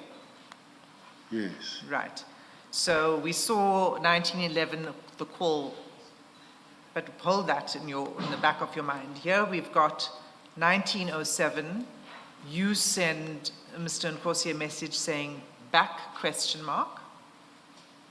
And he responds 2 minutes later. He says, just arrived now, General, dropping this gogos, then coming to you. And then at 1910, chat number 4, you respond and you say, ask Cat to make a turn. Okay, that's at 1910. Yes. And then we saw at 1911, Mr. Nkosi called Mr. Matlala. That's at page 111. Do you recall? I do. And then he comes back to you at 1911 and 14 seconds with a message. I spoke to him earlier. He promised to come around 8. Okay? And then at 1912, he says he will be there in 30 minutes. Do you see that? Yes. Right. So this is you asking Mr. Nkosi, Sergeant Nkosi, to communicate with Cat, as you call him, and you ask him to make a turn. So the first thing I want to ask you is, how is it you refer to him as Cat in September 2024? Is it not because by then you've established a relationship with him that you can use a term of familiarity? No, I think whether we like it or not, this is how he's known. Although officially speaking, we have to call him Mr. Matlala when we are addressing, as we are addressing. But he was known as Cat, he's known as Cat. So it's not a question of familiarity, because there are certain names that you can call where you call a person name and surname. But there's another one that you can call that is known with a particular name. Unfortunately, that's how it is. So you say to Sergeant Nkosi, ask Cat to make a turn, and you know that he will convey that message. It's not unusual for him to be asked by you to communicate with Mr. Matlala for the purpose of inviting him to your house. This is not unusual. Yes. He says, yeah, that's fine. I know what you mean by Cat, and I make the arrangement. And he then proceeded to make the arrangement. Yes. Okay.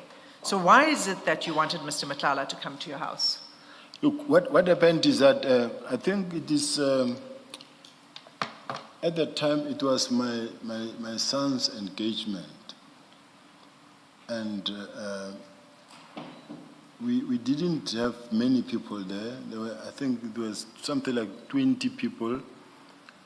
And it was mostly my son's friends and the fiancé's friends. So the people that I had invited there was General Sintumule. Because I worked very close to General Sintumule, and we had a very good relationship with General Sintumule. And General Shibiri was coming back from China. I also asked him, called him and said, hey, I'm here, and this is what is going, because I was alone. I didn't invite my friends because it was not about me. Now, as they were there, there was also, General Sintumula didn't come alone, came with General Tema. General Tema was the former head of the college, who is a very close friend of Miss Matlala, Cat Matlala's wife. As you can see, even in General Sintumula's own statement now, the supplementary statement that she just submitted, where she says she was introduced to a lady as Miss Matlala, then later was introduced to Mr. Matlala as that. Now, one of them asked me and say, Mr. Matlala want to make a turn because his wife is here, he must come fetch his wife, do you mind? And then I didn't say I don't mind. The way I responded, it was after quite some time, because I don't remember how, in what context it happened, but I then sent that message that said, culture care to make a turn. Because remember, at that point in time, Chair, like the former Minister Bekela said, the eyes then that looked at Cat are not the same eyes that look at him now. There was nothing wrong at that point in time that we could say there was a problem that we know of, that the man was under investigation, or he was just one of the people that we we were used to. And me, in my case, I was getting used to him, but he was not my friend. So that's why I say I wrote that message and say Cat to make it a 10 to me. It wasn't really a big deal. So when you said ask Kat to make a turn, it was a friendly invitation for him to join you at the celebration? Not necessarily an invitation, but because of the fact that, to me, I thought, they first wanted to check whether am I comfortable or not, because there were not many people invited. I then said, no, ask her to make a turn. Okay, so it is an invitation. Well, if it is what it is, then I'll accept it. I want to be clear about this, because you send a message to Sergeant Nkosi, you say, ask Kat to make a turn, and he says he'll be there in 30 minutes. And your explanation is you're having a celebration, and there was a request for him to come and join and to be present at the celebrations, right? Not to be present, because remember, What does make a turn mean? he was expected to come, because he had to come fetch his wife. But then they were not sure whether he will be welcomed. That's when I said ask her to make a turn. How I termed it, maybe, or how I put it, the words, this is how they came at that point in time. I think I'm missing something. You said that you were informed that Mr. Matlala would be coming. Would it be okay? Yeah, somebody would say, look, would you mind, do you want to come, and his wife is here, he wants to come. Do you have a problem? At that point in time, I'm not sure whether I responded at the same time or not, but I did give consent that he can come. Okay, and so how long was he there for?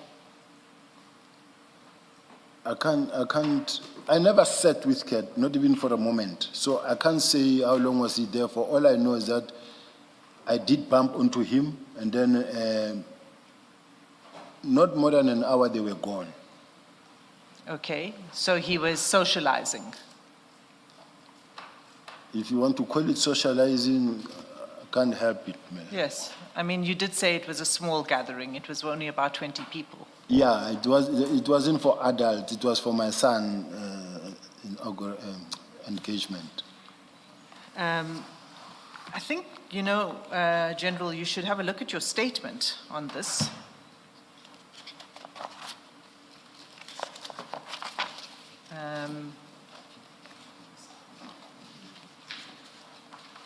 Sorry, it's the statement from this morning.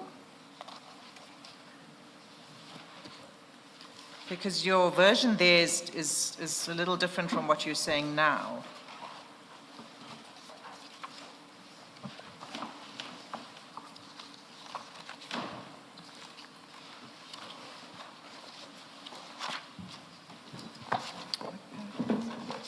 That's at 22. 22, Paragraph thank 22. you. Thank you. Page 6, General, paragraph 22.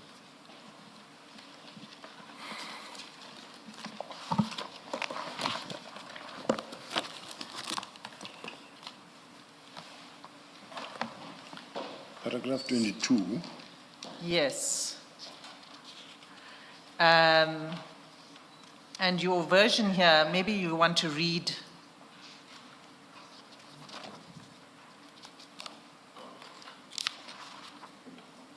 Should I read it? On 14th... Can you read from 22? Until the end of that section. On 14 September 2024, my wife and I hosted a surprise engagement celebration for my son and his fiancée at our residence.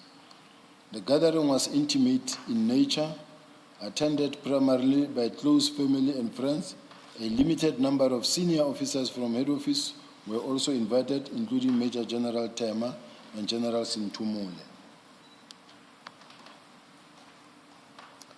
Now, I don't know, earlier the chairperson said to me, you were quick to correct some of the things and then some you keep quiet. I didn't invite General Tema. She was already on pension. And then she's a close friend of General Sintumule. General Sintumule came with General Tema. And General Tema is a close friend of Ms. Matlala's wife.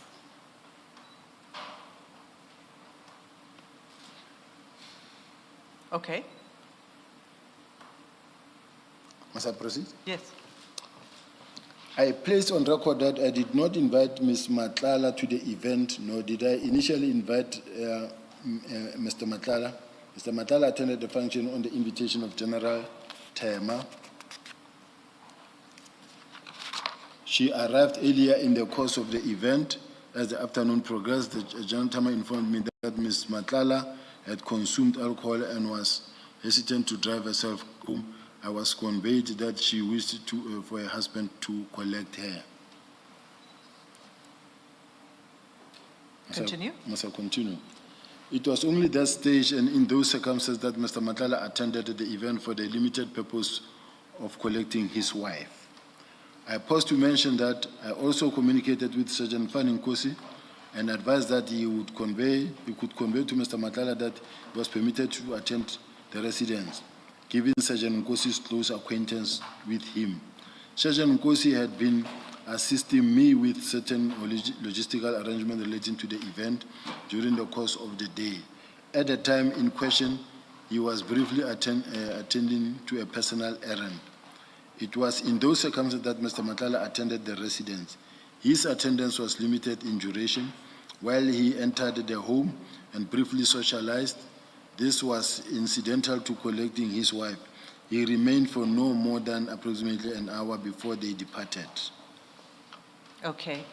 So when you communicate with Sergeant Nkosi to make a turn, you don't say to Sergeant Nkosi, it doesn't indicate to Sergeant Nkosi that you are giving permission to collect his wife or that there's an issue that his wife can't drive or anything like that. Why is that?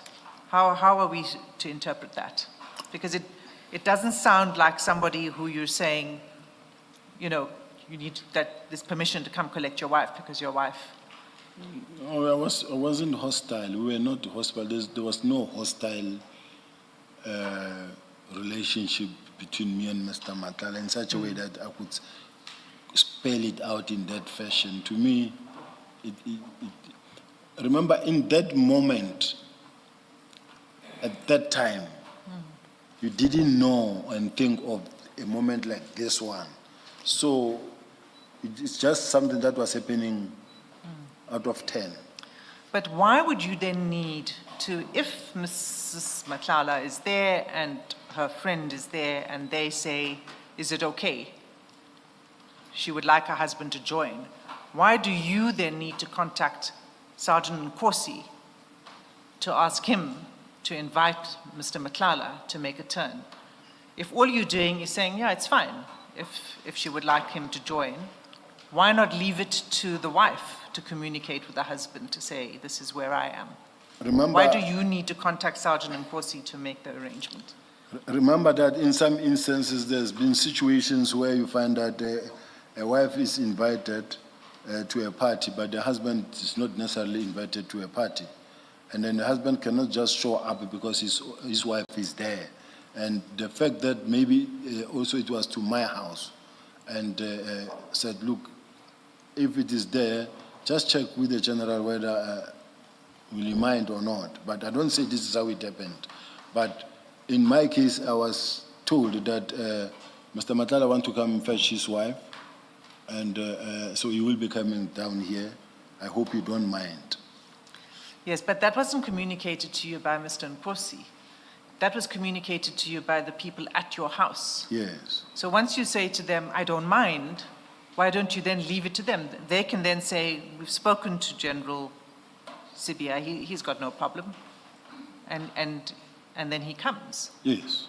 Yes. But I did. Why did you need to go through Sergeant Nkosi? Not that I needed to go through Sergeant Nkosi, but at some point I did communicate to Nkosi because I know that he knows Kat, and then I said, no, tell Kat to make house. He mustn't to make a turn. He mustn't be afraid.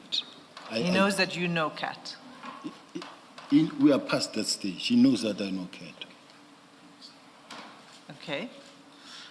And I'd like to take you just to what Mr. Matlala's version is on this. And that's at file 6. It's also an audio recording. It's the one prior to the one we just listened to. So it's file 6, page 629.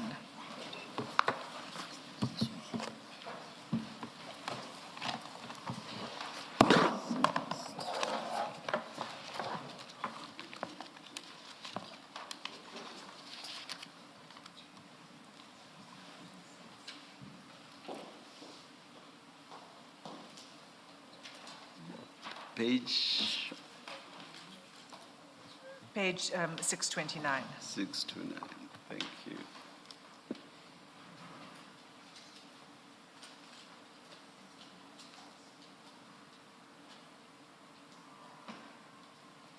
Okay, so, it starts a little earlier.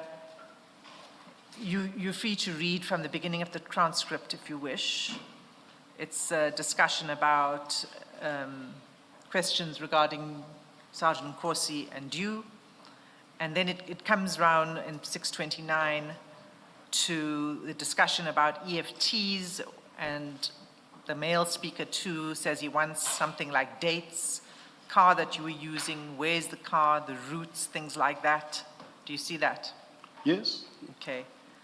And then 3 lines down, so line 13 on that page, Mr. Matlala says, I was driving a Rolls Royce. I had a Rolls Royce, and then the transcript doesn't capture the rest. And then male speaker 2, what did his son want? And then Mr. Matlala, it was a party, indistinct. When I got to the party, and then indistinct again. And then witness C says, did you withdraw that money? And Mr. Matlala says, yeah, but remember, I will withdraw maybe 500 and then give him 300. Yeah, so I remember, do you want cars or places, etc. So what he was saying here is that he came to the party. He's saying, it seems, that he came in a Rolls Royce, for what that's worth, and that he came with money, but he said, I remember I will withdraw maybe 500 rand. I think he probably means more than just 500 rand. 500,000. Something like that. And then Mr. Matlala also says, I also went to his plot, his townhouse. And then he says, I was driving a Benz. Okay, so that's Mr. Matlala's version from here, just regarding the party. There are other things, but for the moment, what is your response to that? Chair, I have screenshots of the family group, family meeting, the grouping that we have, and how each one of them were contributing. This one buying this one saying I'll buy this one saying I'll buy the cake, this one I'll bring this, and then I said, okay, I will bring the sped braai. It was just for 20 people. That didn't need even 300,000. My family paid everything 100% for what was going on. So I want to share it, and I want them to also display it, because this is a family meeting. I mean, and then I don't know how I can be assisted that they be also shown there. The same way we see this one, let this communication be shown there, because this is what happened. Well, you just tell us what... Sorry, Ms. Hasim, I think you referred to 500,000. 500 rand. 500 rand. Yes. 500 rand, not 500,000 rand. 500 grand is 500,000. Sorry? Rand. 500 rand. R-A-N-D. No, we didn't need 500 rand, quite honestly speaking. Remember, it was at a late stage, and it was almost done, basically. So the audio clip, and we could play the audio clip, Chair, but the audio clip refers to 500,000. And what it's suggesting in the audio clip, the transcript has these indistinct in between, so it's not quite complete. 500,000 suggesting that he takes cash, basically, to General Sibiya. They talk about 500, actually, I think it's something like 300,000.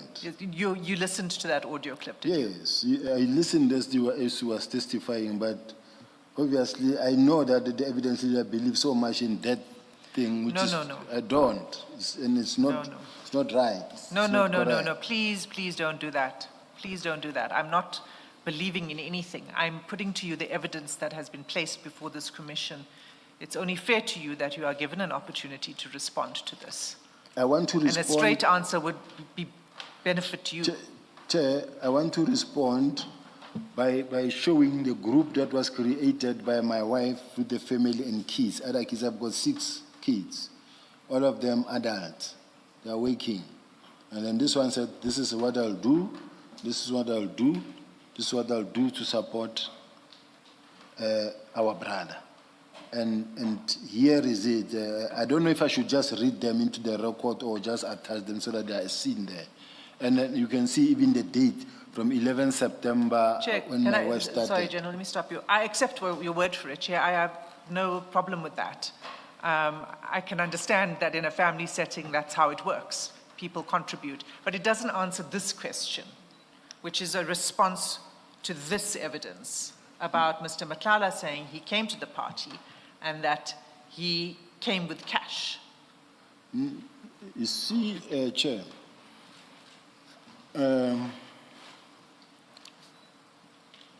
in all fairness, it is important that when the evidence leader tried to demonstrate that Mr. Matlala came and he contributed to my son's engagement, then I demonstrate that no. Everything that happened there, we carried as a family.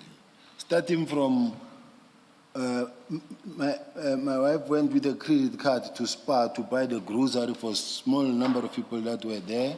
And then others bought cakes, and then we bought this. We didn't need 300,000. We didn't need money from Mr. Matlala.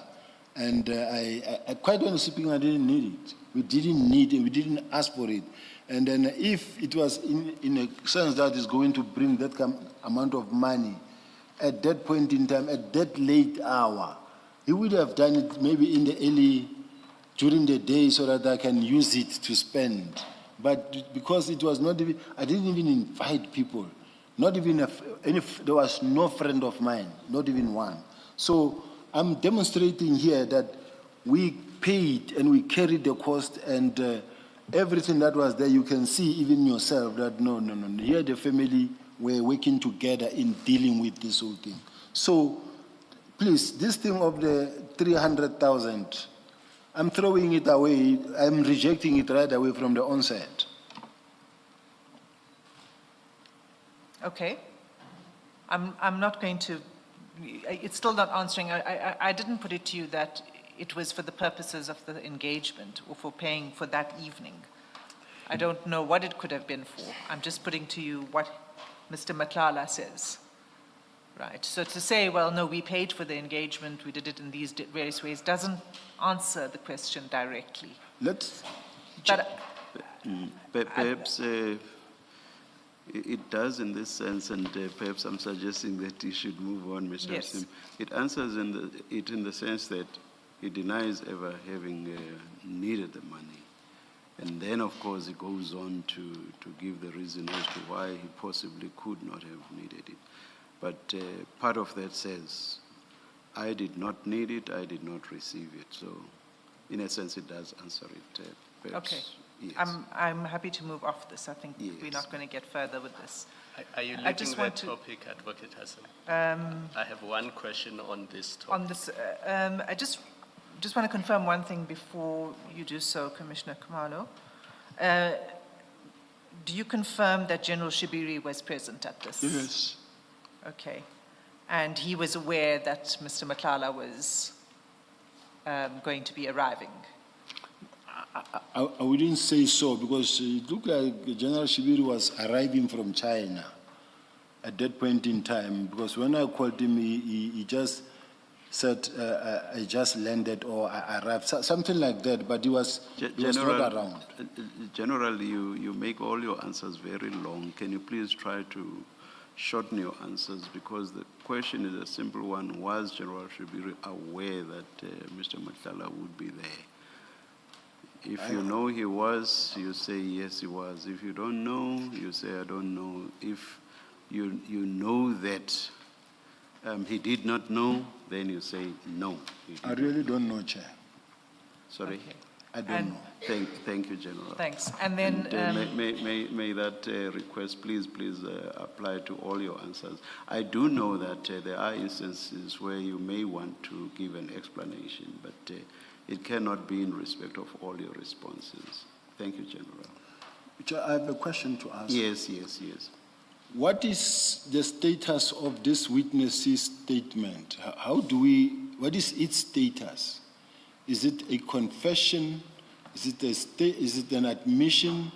Or is it was just an interrogation?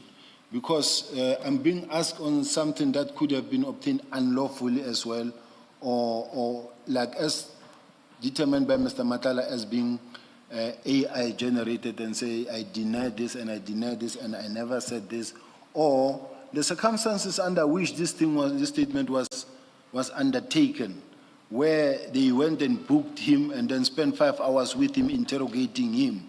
Now, whatever they said about me, because they want me, now I'm responding to the statement that were made by the sergeants, when in fact they are talking about a confession that was obtained by Mr. Matala that was supposed to have been, they are junior officials, they are sergeants.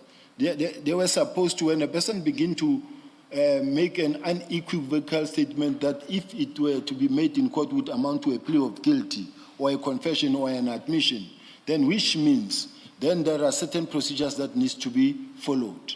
And in this regard, we're talking about a statement where people just went to book a person out, sat with a person out for six hours and saying it was an informal decision. It was an informal discussion. And then as a result, I just want to be assisted. Where do we position this thing? Was it an admission made by Mr. Matala? Admitted? Is it admitted? Was it a confession? Or, because I'm now, why I'm worried is the fact that I know the status of PKTT in terms of so badly wanting to get hold of me, considering the fact that they have been to Mr. Matala many times, even in jail, and saying to him, give us Sibiya, we'll take you out, we'll leave you out. We are prepared to even leave that case of Ms. Tobejani as long as you give us Sibiya. Work with us. Now, I'm in this situation now where now I'm being questioned on the statement that were obtained by PKTT junior members, say this is what Matala told us. Whether I was being assaulted or under duress, I don't know. But I'm just worried about the fact that I'm responding to a statement that I don't know what its real status is in front of the commissioners. Ms. Hassan? General, it is what I described earlier, which is evidence that's been introduced to the commission by witness C, who was there when he was questioning Mr. Matlala. And that's all it is. This is not a criminal trial. This is evidence that emerged during the course of this commission's hearings. I hear you speaking a lot about this plot that's against you, and that witness C and that all of the people who were responsible for arresting Mr. Matlala are actually doing it as part of a plot against you. But that doesn't take away from what, in his own voice, Mr. Matlala has said. You can say it was AI generated, that's fine. I'm putting it to you so you can respond. You can admit it, you can deny it, you can say whatever you want to say about what Mr. Matlala allegedly said, if you want to put it that way. And that's it. Ms. Gillian, do you wish to say anything on this? I agree with the evidence leader that the status and the admissibility of the evidence is not what is to be investigated, but simply this is what somebody said, and for that purpose alone the witness is asked to respond. Thank you, Ms. Kelly. General, at this stage, just a minute, just.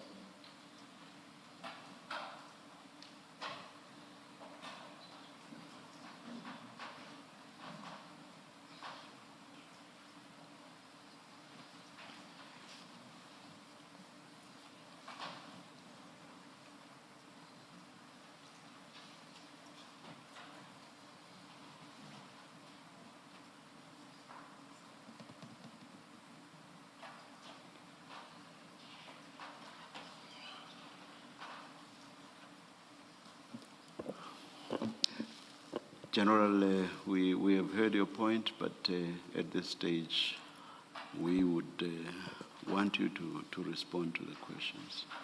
I will respond, Chair. I think Commissioner Kumalo had a question, or was it? Much later, Chair. Oh, Let him all right. finish the answer to the question. Oh, all right. Thank you. Sorry, Ms. Hasim. Would you like to answer? I thought I responded Yeah, in the Chair. I would suggest that if you rather Okay.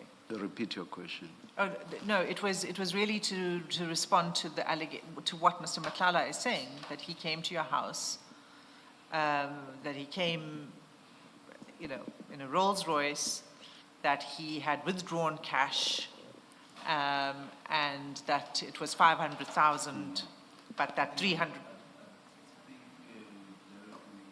I think we dealt with and put the question of the money to bed.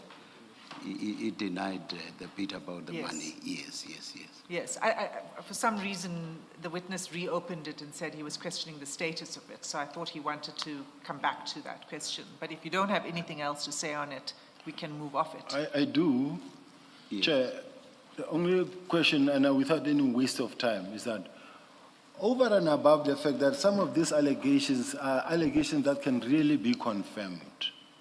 If a person talk about EFT or clever cash or whatever, we must be able to also produce that they are on that day as well. He went to the bank and he withdrew 500,000, and then this is the money.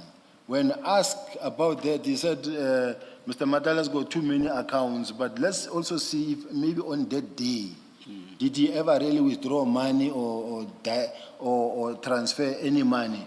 I mean, the commission has got investigators. It's a point that we're supposed to be rest assured and say, and we can confirm that point as well.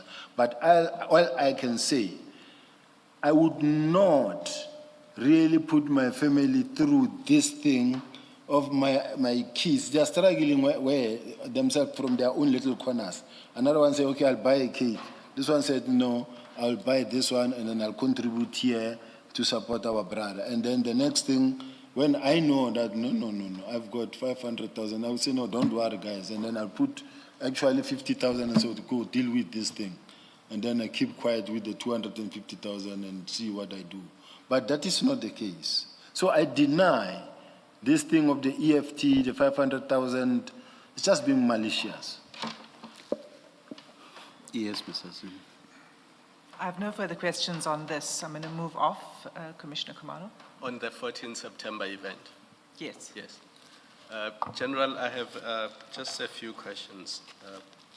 So when Mr. Matlala came to your house, it was late at night.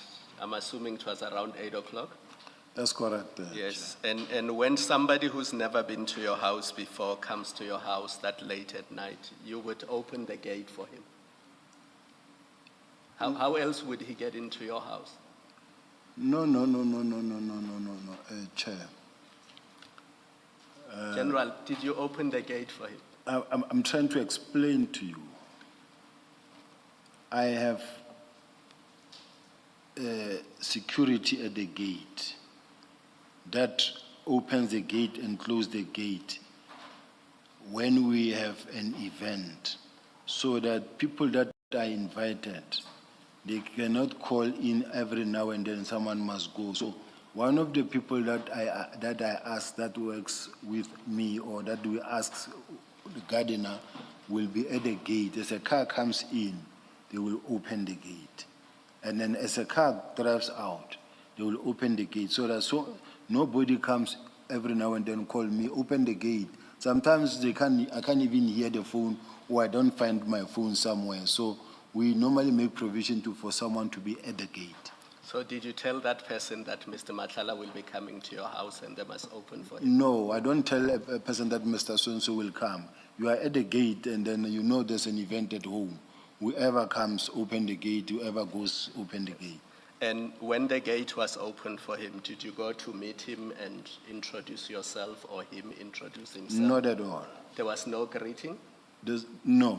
Like he said, I bumped into him. It's not like I was seeing him for the first time. So, I met him, I bumped into him, we greeted, and then he went and joined his wife. You know, understand me, he's coming to your house for the first time. I mean, when you go to somebody else's house for the first time, you greet them and they welcome you into their house. Did that not happen? No, it's not how it works, how it happens in all instances, especially under conditions like those. And considering the fact that my house is there. You love explaining. You can just say that did not happen and then we leave it there. All right. So I don't want you to give a general. My concern with your original statement, it is 90 pages long. Remember, we've been through it over the past 3 days. And from paragraph 161, you address allegations concerning your purported relationship with Mr. Matlala. And all you say in 4 paragraphs is that there was a meeting in January 2024. That's it. You don't mention that there was an occasion where he was invited to your house and there was a party and he did attend, circumstances of his attendance, and he spent an hour at your house. Why is it that you did not consider important to deal with that in your statement before this commission? Why does it have to come by way of a supplementary statement when other people like General Sentumule mention where they met Mr. Matlala, that they met him at your house, and only then do you volunteer information to this commission that, oh yes, in fact, he was at my house, there was an event at my house, and these were the circumstances? Why is it that you did not mention this in your 90-page statement when you devoted a section of your statement to allegations about your relationship with Mr. Matlala? I think, Chair, I respond to a question that I'm being asked. And when I draft the statement, I drafted the statement and focused on the point at hand.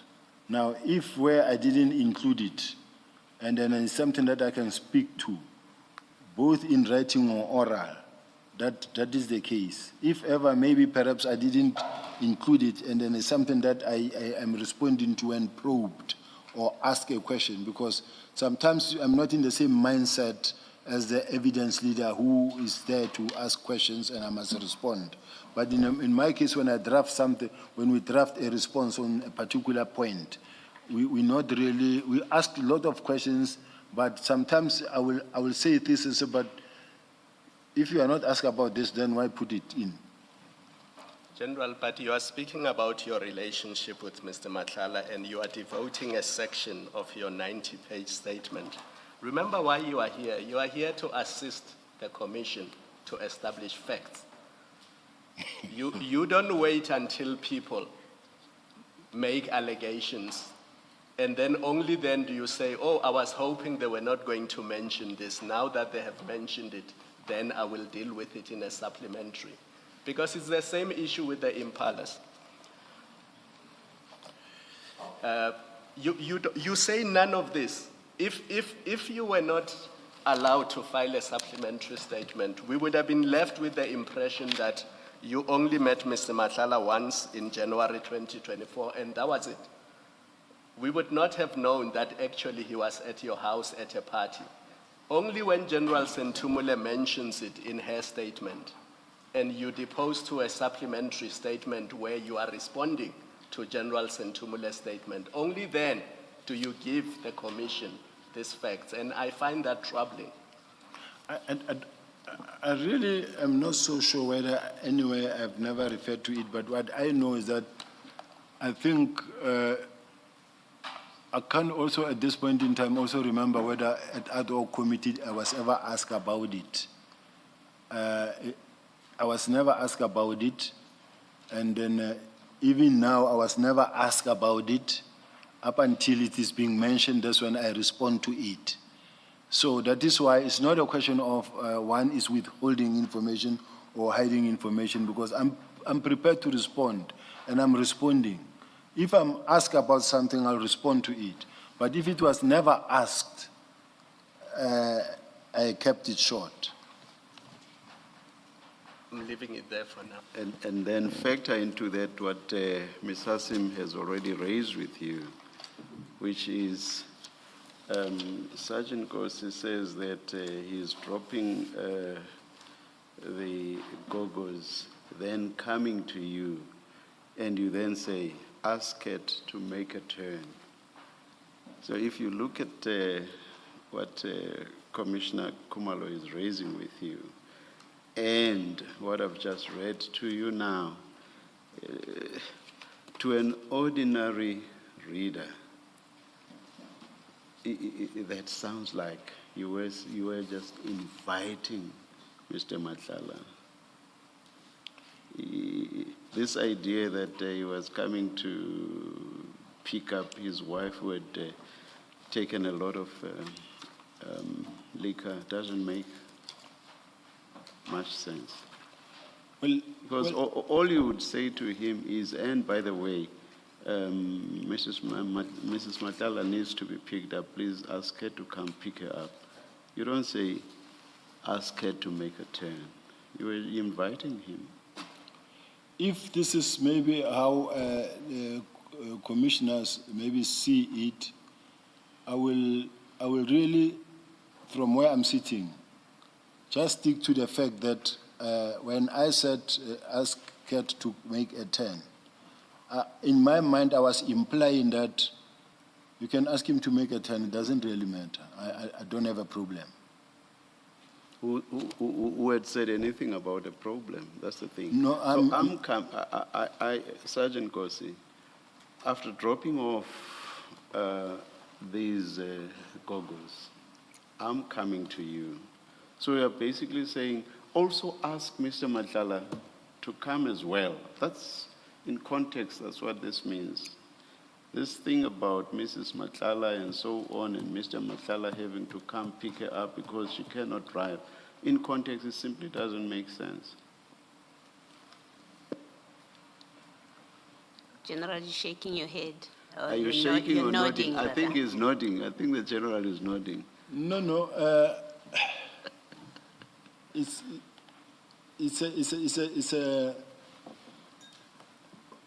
a chair's viewpoint on this thing, and it's not a fact that I think I should take any further when the chair says it doesn't make sense to me. So to me, I can't argue any further when the chairs. Ordinarily, people don't speak like that. As khulumi kanjalo, we don't speak like that. All I'm saying is, I mean, you would say, usho kuMadlanga ukuthi alande unkosikazi akazukwazi ukushayela imoto ngoba uthande ukuthi kakhulu. That's how you would put it. Please ask Mrs. Madlanga to come, Mr. Madlanga to come pick up his wife. I'm translating for those who didn't hear. That's how ordinary conversation would go. So I'm not trying to gratuitously attack you or anything. I'm just talking about how people would talk normally. Don't you accept that? This is how people talk normally, Chair. But how it happened at that time, I cannot also at this point in time describe it anyhow to say, why did I put it like that? But I said, ask Kat to make a turn, and as far as I'm concerned, there was nothing wrong. Thank you, General. General, maybe still on this, when you say to Mr. Matala he can make a 10, and you don't say to Sergeant Nkosi the reason that you are giving us now, you do appreciate that Mr. Matala would not have known that you are asking him to come and pick up his wife. Only you would have known that, because you don't tell Sergeant Nkosi why Mr. Matala should make a 10, and so Sergeant Nkosi doesn't tell Mr. Matala why he's being asked to make a 10. He could only, therefore, both of them, in fact, Nkosi and Matala, could only think that he's being invited to your house. We didn't think so, Commissioner, because already Mr. Matala was in constant communication with his wife, I guess.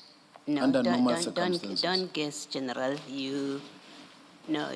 Don't guess. You've given us what you say are the facts. You say they spoke to you to check if you would be okay or have a problem with Mr. Matala coming to the house. So you state that as a fact. You then respond by instructing Sergeant Nkosi to tell him to make a 10. So what I'm saying to you is, with what you have told us, you must admit, or you must accept, that Mr. Matala would not have known from you, at least, communicating to Sergeant Nkosi, that in fact he was being called to come and collect his wife. Just as we wouldn't have known until you started saying, they told me that his wife can drive. Just looking at this correspondence. Commissioner, if you remember very well, Mr. Matala himself did indicate that he received a call from his wife to come fetch her. He did indicate that at the ad hoc. Okay. I'm not aware of that evidence. I'm dealing with I would like to believe, I don't want to think that you are tailoring your evidence to accord with what Mr. Matala said. He may well have been lying. And I think it is best that you don't refer to him, because then it may give the impression that you are tailoring your evidence to accord with what he has said. I'm asking you about that date, what happened on that date. Forget what Mr. Matala and his wife may or may not have been discussing. You say to us, you have this party, they tell you that Mrs. Matala won't be able to drive. And they ask you, would you have a problem with Mr. Matala coming to your house to pick her up? You action it. And that's what these WhatsApp exchanges are about. You action it by telling Sergeant Nkosi to tell Mr. Matala to make a 10. And I'm saying to you, what I'm putting to you is, on what you are telling us, someone asked you, do you mind him coming to the house? You instruct Sergeant Nkosi, or you ask Sergeant Nkosi to tell him to make a 10. And I'm putting to you for your comment that, and I think it's a concession you can fairly make, that just on this, he wouldn't have known why he's coming to your house unless his wife spoke to him. Unless you don't know as a fact that his wife spoke to him. Surely you should be able to make that concession, that unless his wife told him that she can't drive, he must come and pick her up, he wouldn't have known why you are saying he must come and make a 10. Commissioner, Chair, with respect, the evidence leader leads me about a statement that was made at the ad hoc commission by Mr. Matala. He says things that, she asked me about things that were spoken by Mr. Matala at the ad hoc. And I respond, and I'm also making reference to what I heard him saying at the ad hoc, Now then, Commissioner Mbale says, no. Forget about what he said, because now you might be accused. I might actually take it that you are tailoring along the way. Now, I want you to answer in respect of this. Now, but as I answer in respect of this, then the question is going to come and say, but Mr. Matlala in ad hoc said this. Now, I'm in between now. Okay, that's it. I hear your complaint. It's a fair complaint. Let me do this differently. We don't know whether Mr. Matlala is telling the truth or not in the ad hoc committee, so I don't base anything on what he said. I didn't even listen to him in the ad hoc committee. So, and I don't know whether it's true or not what he says happened about this incident, so I put no stock on it. I have my conversation with you about that night, what you know about that night. So let's not refer to him, because we don't know what happened between him and his wife, if anything happened at all. We don't know for sure. So I'm saying go back to that evening of the 14th. You are at your house. Your version is someone said to you, they said to you, Miss Matlala can't drive back home. Would you have a problem if Mr. Matlala came to pick her up? That's what you tell us. And I'm not in a position to say, no, that's not true, that's not how it happened. I have, for purpose of our discussion, to take it at face value. It's what you say happened that night. You then action it, that's what you tell us. You send a message to Sergeant Nkosi to tell Ket Matlala to make a turn. We do know that he does arrive, because that's your version. He does arrive at your house. All I'm saying to you, or I'm putting to you, is that when all there is someone spoke to you, Sergeant Nkosi wasn't there. Someone told you Mrs. Matlala can drive. You say to Nkosi, tell Ket to make a turn. Ket arrives. In all of that, with all of that communication, Mr. Matlala would not have known from you or from Sergeant Nkosi that he's being asked or invited to come and collect his wife. That's what I'm putting to you, and I'm saying I think it's a fair construction of what happened that night. What do you say to that? To me, Commissioner, it's rather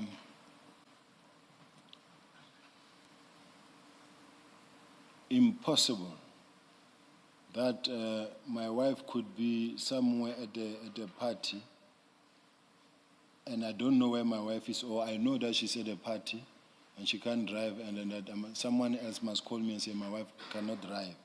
Do you know for a fact that Mr. Matlala knew that his wife can't drive home? Do you know that as a matter of fact? And you understand when I say as a matter of fact, I mean, you're a police officer. You know what the question means. Do you know as a verifiable fact that Mr. Matlala knew that his wife, before you called him, before Sergeant Nkosi spoke to him, and before he arrived at his house, at your house, do you know that he knew as a fact that his wife is unable to drive herself home?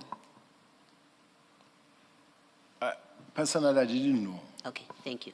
That's what I wanted from you to clarify.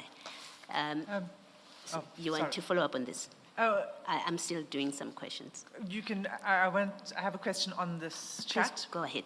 But not if it's going to interrupt your line. So maybe you should finish, Commissioner. Don't forget your question. And then you say, when you say they asked me if I would have a problem, who is they that you're referring to here? I think it's either General Tema or General Sintumule, Yes, because they are the ones who were sitting with her. yes, Yes. okay. And you told them, no, I don't have a problem. I'm assuming you would have told them Yes. that. Okay. And if that's what happened, if you said to them, no, I wouldn't have a problem, why was it necessary for you to get Sergeant Nkosi to communicate with him? Sergeant Nkosi wasn't in the house with you. He was nowhere near you. So you can't say, or I saw him next to me and I thought, let me just mention it to him. He's out there. Why don't, after giving the answer to whoever it is that asked you, why don't you leave it at that? Why do you involve Sergeant Nkosi, who's far from this? I think I left it at that up until when either I got a call but we spoke with Sergeant Nkosi. That's when I said, tell Kat to make a 10. But I left it at then because it wasn't like such a special invitation. So up until at the time I spoke to, I said, no, tell Kat to make a 10. Because I could see already his wife was here and we had two generals there. The third one was Shiviri only. And then no any other person was there. These are the only two colleagues that I work with at that office that I came so that I'm not alone. And I didn't invite friends because I knew that others will complain why I didn't invite them. Why did you not call Mr. Matlala yourself? Like I indicated, Chair, I never made it my practice to actually communicate with him. Let me suggest to you what then your answer leads me to. Let me tell you what it leads to. That when Sergeant, because you could have communicated with him, you say you just never made it your practice to communicate with him. Well, Sergeant Nkosi says in January, you said he will be your contact person between you and Mr. Matlala. And this speaks to exactly that. You didn't call Mr. Matlala yourself when you could have, if indeed what you say was the reason for inviting him is the truth. You could have called him. You could have left it with the people that told you that his wife can't drive. You instead involved Sergeant Nkosi, who is not on your property, who is not in the party at that time. That seems to support his evidence or his statement that in January, when you were with Mr. Matlala, you asked him if he minded to be the go-between between the two of you. It's consistent with that evidence. What do you say to that? Which I deny, Chair. That is not the fact. That is not the case. I didn't need him to be a go-in-between. Well, he was a go-between here. You could have phoned Mr. Matlala, and you say to us, well, I didn't make it a habit to speak to him. And remember earlier on, you testified that after your January meeting, you started interacting with him. And now here, and then Sergeant Nkosi says, well, I was a go-between by agreement, by arrangement. And we see him being a go-between here. He's a go-between here. When he says, when you say to him, ask Kat to make a 10, and he does that, and he updates you. I spoke to him earlier, he promised to come around. He will be there in 30 minutes. So he is the go-between the two of you. I don't think so, Chair. It happened. So it happened, but it does not necessarily mean that there's always a go-in-between. Yes. But I do understand that what the commissioner is saying, that why couldn't you speak to Kat, Mr. Matlala yourself? But Yes. At that present moment, I didn't think of me calling him because I'm not even sure whether I had his numbers there in my phone because I never wanted to keep his number in my phone. Yeah. Because I avoid this Well, communication. if you didn't have his number, I want to suggest if you didn't have his number and Mr. Nkosi Sergeant Nkosi was not the go-between, you would have gotten his number from his wife, who was there with you. Nkosi was out, I've never spoken to Mr. Matlala's wife. but you knew she was there. You would have said to Sintumule or Tema or they, give me his number, I will call him.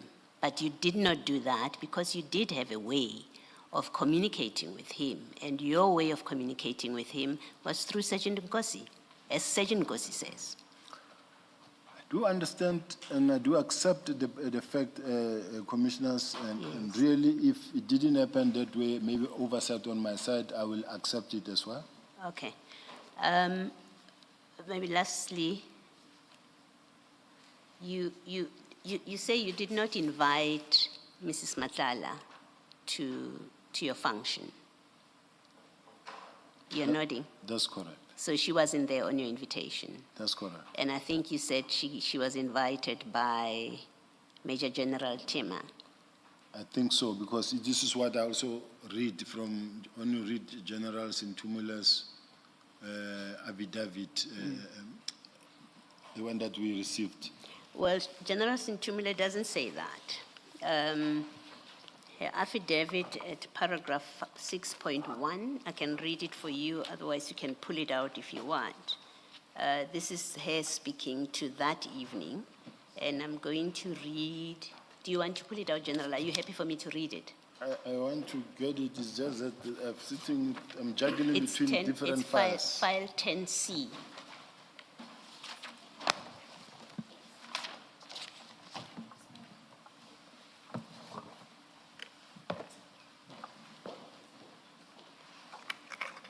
I've got it, Chair. Yes. It's quite a long paragraph. She says, I want to give you, if you start from the bottom and you count the line numbers, I just want to direct you where I'm going. From the bottom, 11 from the bottom. Page 11. Sorry, I do apologize. It's page 5, paragraph 6.1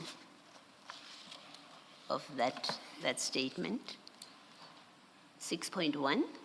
I've got it, Chair. And then line 11 from the bottom. You will see that line starts with, I did not trust him, even if there were other generals or people. You see that? Yes. Okay, so this is where General Sintumule tries to explain why she didn't come alone. And she says, I did not trust him being you, even if there were other generals or people. And then this is where I want to read from.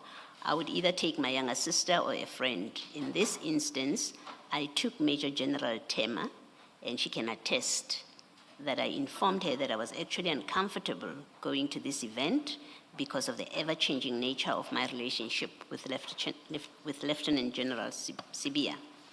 The party was on a Saturday, and I recall, and this is the part, upon arriving, we noticed there were other colleagues who were also in attendance. During the event, there was a lady, and this is the part where she explains Mrs. Matlala's presence. She says, during the event, there was a lady that came and sat with us, and Major General Tema introduced her to me as Mrs. Tsakane Matlala, with whom she was acquainted.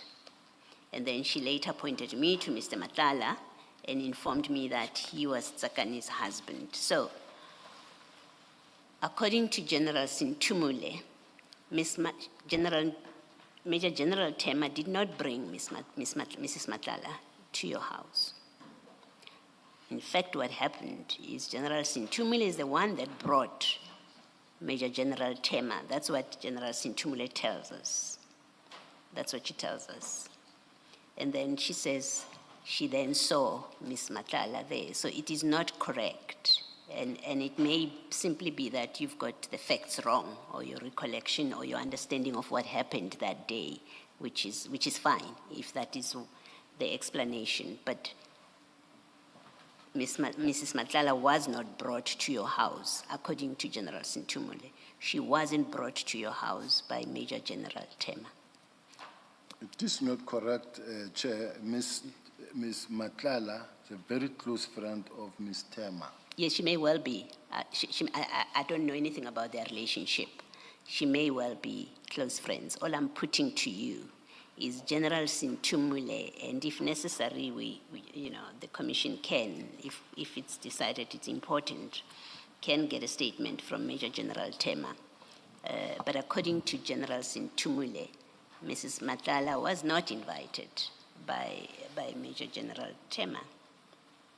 She says, I met her because she came to sit with us. I invited, when I say I mean General Sintumule, she says, I invited Major General Tema. 1, 2, while we were there, a lady came and sat with us, and she was introduced to me as Mr. Matlala. So that's General Sintumule doesn't confirm what you're saying, that they came with Mrs. Matlala. If I were to respond, Chair, Yes, please do. I'm going to say something here that no matter what I say, I don't see it changing the attitude of the commissioners in relation to my involvement in this thing. And I'm going to give you an example, Commissioner, that says, when you look at the lease agreement that, I don't know whether it's Dr. Pett, the one who did the BBL, or there is another doctor who was referred to get the lease agreement from Department of Public Works. They were referred by General Tema, who was the head of college. The same applies to Mr. Matlala. They were referred by General Tema to the same Public Works. Now, we are sitting with one person who's very close to these people, but the commissioner is saying, no. This lady, Matlala's wife, was actually brought by you, not by her. It could not have been them. But she's very close to them. I don't know them. And I found them there working together, being very close to one another. General, I'm not saying you brought Mrs. Matlala to your house. If that's what's happening in how you perceive things, it doesn't come from me. I didn't put to you that you brought Mrs. Matlala to your house. I'm discussing with you your description of how you say she came to be in your house. You say she came with Major General Tema. That's what you said. One. And then you say, even General Sintumule says that. You remember that's what you said. For now, I'm not yet asking for comment. You can say to me, I'm wrong in my recollection of your evidence. But your evidence, and let me repeat it, is she's very close to Major General Tema, who has since retired, and you didn't invite her to your house. She was brought by Major General Tema, who came with General Sintumule. Even General Sintumule says that in her affidavit. That's a sum of your evidence. Now, Chair, I don't think I was specifically saying they came all three together in their house to houses. I invited General Sintumula alone. Yes. And then she asked me a question and said, General, can I come with General Tema? I said, it's okay. Yes. Because at least she needed to be with someone. Yes. And then she came. Like even what I heard at the artwork when Mr. Matlala was saying, my wife was invited by one of her friends. So this is what I know, at least. Yes. But you said positively in your evidence, and it is important detail, because part of the work that we are doing is investigating your relationship with Mr. Matlala, so it is important detail. Your evidence a short while ago is that Mrs. Matlala came there with Major General Tema. That was your evidence. That part I did not misunderstand or mishear. And then you say Major General Tema is retired. She was invited. I didn't invite her. She was invited by General Sintumule. That's your evidence. And then you say even General Sintumule says so in her statement. All that I have done is to read for you, together with you, what in fact General Sintumule says about it.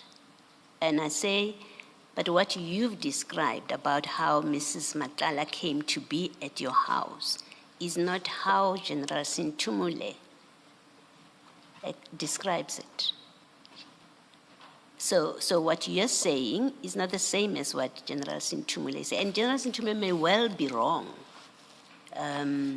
or being dishonest even about it. But You are, to the extent that you are relying on her affidavit, I was correcting you that no, but your reference to her affidavit or your reliance on her affidavit is incorrect, because that's not what she says. She says, we met Tsakani Matlala at that house. That's what she says.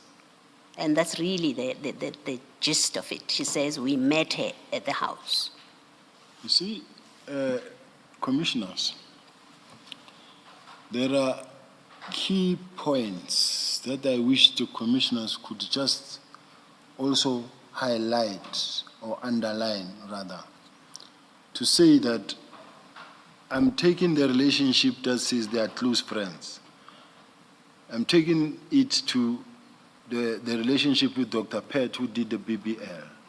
I'm taking the relationship to the fact that it is General Tema who actually assisted Dr. Pett or the other doctor. I don't know whether it's Pett, but there are two doctors involved, because another one, she did head transplant, she did all those things. Now, when you look at the fact that I also indicated that they were at Mr. Matlala's house, at General Sintumula's house, both Mr. Matlala and Ms. Matlala, and I gave the registration number of the car. I do have the registration number of the car, and I'm challenging the evidence leaders, not the evidence leaders, I'm challenging the investigators also to see if they can locate the vehicle in the vicinity in terms of telephone triangulation to see if it can be confirmed, because it is confirmed. So I'm just saying, these people that are so close to Ms. Matlala and Mr. Matlala, no, they are there, and I'm the one actually who was inviting and who's actually close to Mr. Matlala, and these ones, no, I just wanted to put that point as a worrying factor to me. General, is the long and short of what you're saying that General firstly, I would like you to accept that the statement of General Sintumule does not confirm your version of how Mrs. Matlala came to be in the house. I think that you must confirm just by reading from the statement. You have a different version, she has her own version. So that should be easy to get you to agree to it. And then two, and maybe let me make this point, that if you speak about who was close to who in terms of relationships, I think it's a fair proposition to you or suggestion to you that on your own evidence, you were close to Mr. Matlala. It may be a question of degree. You didn't have a non-existent relationship with him. You told us earlier, you met him in January 2024, and years after that you started interacting. We see impalas coming into the picture, voice notes being exchanged. Mrs. Matlala is at your house. You say, tell him to make a 10 without explaining why. Sergeant Nkosi seems to know and understand what this is all about, and he easily tells him to make a 10, and he reports back to you. That and other facts suggest that you do have a relationship with him. Irrespective of the fact that I do indicate here that I never received any impalas and I never wanted them from No, I'm not asking you about impalas, General. I'm speaking specifically to, there are these facts. You did not receive the impalas, but Sergeant Nkosi is getting impalas, is trying to get impalas for you. He involves Mr. Matlala. And when he says Cat, this is from Cat, you know what he's talking about. Which Cat he's talking about. You know and understand all of those things. But on your own version, after you meet him in January, you do interact with him. You tell us that of course, after that, we started interacting. So all I'm simply putting to you is, well, on your own version, there was a relationship with you. You had a relationship with Mr. Matlala. We can debate, was it close? Was it not too close? Was it uncomfortably close? That's a conversation for another day. But for now, all I'm putting to you is, on your own version, there was clearly a relationship between you and Mr. Matlala, in the same way maybe, that you say even Major General Tema had a relationship with him, even General Sintumule had a relationship. You did have a relationship with him. I think I never at any stage denied that I was talking to him or I spoke to him, but what I was not really agreeing to was that he's a friend, he's my friend. Okay. But I want to ask a question, Chair, direction perhaps, in just to look at this. Is this thing of having spoken to Mr. Matala looked at in a negative light, in a sense of him being a service provider or a person who is not charged criminally, who's not under investigation, and then given to as far at that time to as far as we're concerned? The reason why I'm asking that, we have the same scenario where Lieutenant General Nkua, who is the acting Deputy National Commissioner, who is very close to a lady whose husband is the one who's been allocated the tender, and they are all over the show. They attended the wedding. Let me finish, Commissioner General. Baloyi. No, General, no. No. I don't think, no. I don't think we should provide you with a platform to make allegations about people. If you've got evidence before us, by all means, you can do a supplementary statement. You can provide us with evidence, and then we look at of what relevance is that to our terms of reference. I don't think it is right that you sit there and you use the platform to introduce other relationships that suggest impropriety. Maybe there is impropriety, but this is not the time or the opportunity for you to do that.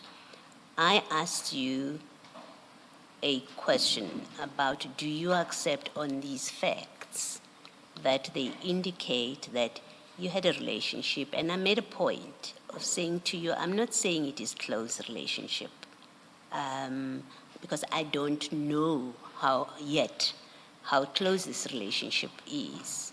But do you accept that from January, when you say you met him for the first time, and you've now testified this morning to say, of course, I interacted with him after I first met him, and now we know his wife was at your house. We know he came and spent about an hour, according to your evidence. We know that Sergeant Nkosi tried to get impalas for you, at the very least tried, for you from him. Yes, and then now this evening, you say to Sergeant Nkosi, tell him to make a turn. I'm saying, do you at least accept that it signifies a relationship, whatever form it is? It does signify that you did have some relationship with him. I wouldn't agree that this is a relationship. I don't really want to admit or accept the fact that some form of a relationship. I might have done that, but does not necessarily signify that there's a relationship. Okay. All right. Thank you, General. Ms. Hassim? Thank you. General, just before we leave these chats, when you send this message saying, ask Kat to make a turn, that wasn't the first time that you asked Sergeant Nkosi to invite Mr. Matlala over. Isn't that so? For the 14th September. I don't remember inviting him in any other place. There's one moment that I remember, because as allegations started filtering in terms of the involvement, his name was mentioned at some point in the Jerry Boshoga matter, where I needed now to understand, because I hear this thing, and I want to understand, can you be involved here? Could you be involved? Could you be the one? Because I needed to know that. So if it happens that maybe I might have, I won't deny. Remember, I don't have any access to my gadget and no recall of what must have happened. So I don't want to sit here and say it wasn't the first time, it was the first and last time. In the meantime, you show me something that I don't recall anymore. So I don't know. Okay. Let us please adjourn for 10 minutes, so 16:10, and we'll come back at 16:10 and sit until 5. Let's adjourn.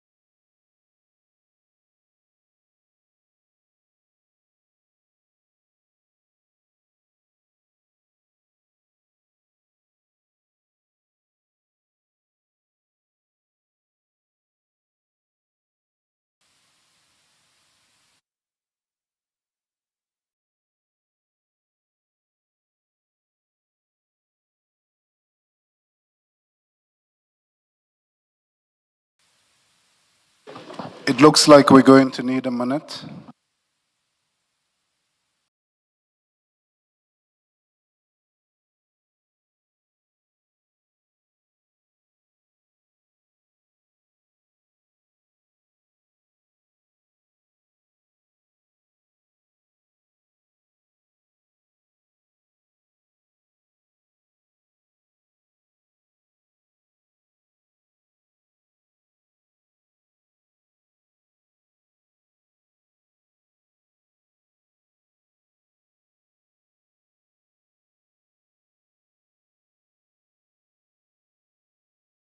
All right, we are ready to resume. Cell phones off, please.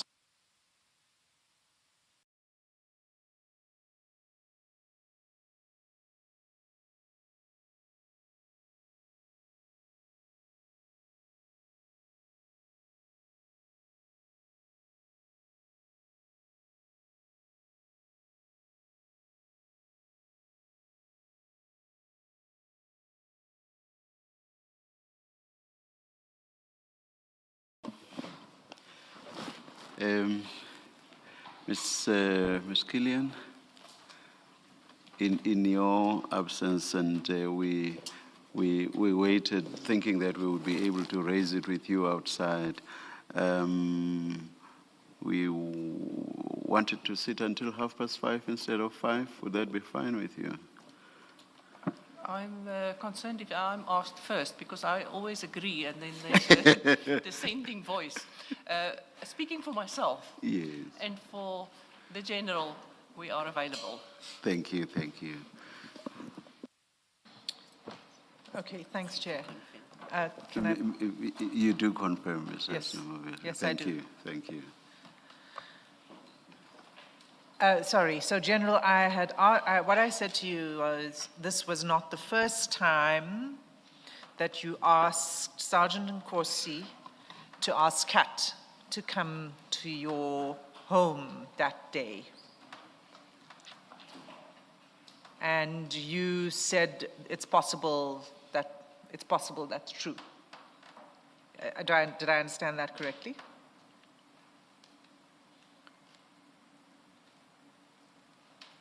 Yes? On that day. Yes, on that day. Chair, I don't remember that. Okay. So let me just go back to the chats. You see, When you say, ask Kat to make a turn, the response from Sergeant Nkosi is, I spoke to him earlier. He promised to come around 8. Okay?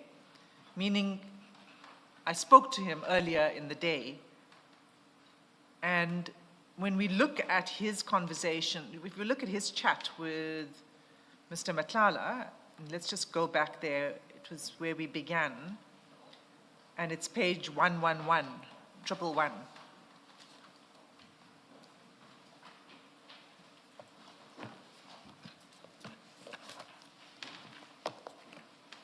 It's File, it's the same file. 6 of 10. I think it's 7.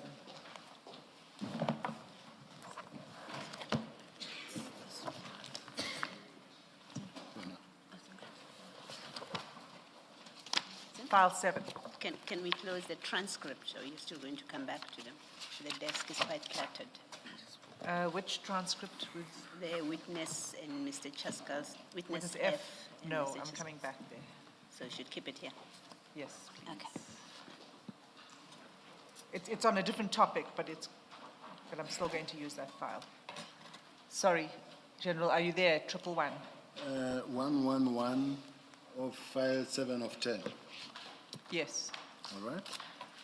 So if you look at chat number 8, at 7:25:44 in the morning, do you see that? Yes. Right. So there's a call from Mr. Matlala to Sergeant Nkosi that morning, right? Yes. Then the next call is made in the evening. We've covered that. That's in response to your question, to ask him to make a turn. So he spoke to Mr. Matlala that morning. And when you then go back to the chat where ask Kat to make a turn, he says, I spoke to him earlier. He promised to come around 8. So he had already been instructed by you to ask Mr. Matlala to come. He says, I spoke to him earlier and he promised to come around 8. And then he has this call again with Mr. Matlala at 19:11 after you ask him, and then he responds to you, he will be there in 30 minutes. So what I'm saying to you is that this is the second request you made to him. Not at all. I don't agree, Chair. So when he says, I spoke to him earlier, he promised to come around 8, what did you make of that? What did that mean? That's a question that Nkosi can answer, because when he says, I spoke to him earlier, he promised to come around 8, I don't know to come where. But I know that, and I don't deviate from that message of ask her to come. But when I say, I spoke to him earlier, he promised to come around 8, I don't know where from. Let's say he was from somewhere not around Pretoria, and says, I spoke to him earlier, he promised to come around 8. Let's say he was in Limpopo, he promised to come around 8. So I don't know. But what I'm saying is that I can't sit here and account for the messages between Kat and Nkosi. Yes, except that, you see, what he says to you is, I spoke to him earlier, he promised to come around 8. Well, in the context of this conversation that's happening, it's about to come around 8, he promised. It can only mean that he promised to come to your place at around 8 o'clock, because that's the context in which he's answering you. You say, ask Kat to make a turn. He says, I spoke to him earlier, he promised to come around 8. That must mean to come around to your place at 8. It can't mean some other place. I don't accept that on my side, because the fact that I was talking to Nkosi, like I indicated earlier, Nkosi is one of the colleagues that I worked with that was supportive of me or supporting me in terms of logistics. So I don't accept that it is in relation to Kat or Mr. Matlala to say that I invited him initially And then, because this message would have shown that invite Mr. Madlanga at around this, the first one that you're talking about. It's not the case. Now, for Sergeant Nkosi to say, I spoke to Kat earlier. Now, when you say earlier could have meant 3 o'clock in the afternoon, or 2 o'clock, or 5 o'clock. Does not necessarily mean to refer to that earlier call. But if he, let's say it wasn't 7 in the morning, let's say it was some other point earlier, let's, for the sake of moving forward, say that that is the case. Sergeant Nkosi wouldn't have, on his own, off his own bat, invited Mr. Madlanga to your place. It would have only come because you asked him to do so, right? He wouldn't do that. As you said, this was a small family gathering. What if he says, I spoke to him earlier, he said he'll come around 8. After having received a call, that message that said, invite Kat. I mean, not invite Kat, ask Kat to come. I don't know, I don't remember how I put it. You said ask Kat to make a turn. To make a turn, yes. And let's say he spoke to him in between an hour thereafter. Say earlier I spoke to him, he said he will come around 8. Or you mean after you sent the message saying ask Kat to make a turn? It's possible. No, that's not possible, actually, because you said ask Kat to make a turn at 19:10 in the evening. He responds at 19:11. I spoke to him earlier. So it couldn't have been that he made a phone call after you, in the 50 seconds or whatever. But at the same time, I don't know, when he says I spoke to him earlier, it could have been the fact that maybe he might have spoken to either the wife or any of the people who were there. And then I'm talking to Kat, and then Kat says, he says, I spoke to him earlier, and that he said he'll come around 8. Not necessarily meaning because of the fact that he interacted with me, but with any other person. Then he said, no, I've already spoken to my wife or to so-and-so, I'll be that side around 8. So to me, it's neither here nor there. But I know I never communicated or invited him earlier or spoke to him earlier. Okay. And then I'm going to move off this. After this, Before you move, you have further questions. yes, and on this same topic. General, and I think we have to work with ordinary construction of these follow-ups, how the communication is flowing. You tell Sergeant Nkosi at 19:10:15, you say, ask Kat to make a turn. At 19:10:15. At 19:11:14, a minute later, he says, I spoke to him earlier, he promised to come around 8 p.m. So from his response, it's clear that he has, at least that's what is being proposed to you, and I'm supporting that from his response to you, it's clear that he has invited Mr. Madlanga, or he has already told Mr. Madlanga to come to your house. And there's no intervening telephone call between your message and his response. There is no intervening call. Within a minute of your message, he comes back, he says, I have spoken to him earlier, and he had already promised he'll be there at 8 o'clock. That's what this is. That's what it conveys on the face of it, without interpretation. Logically speaking, Chair,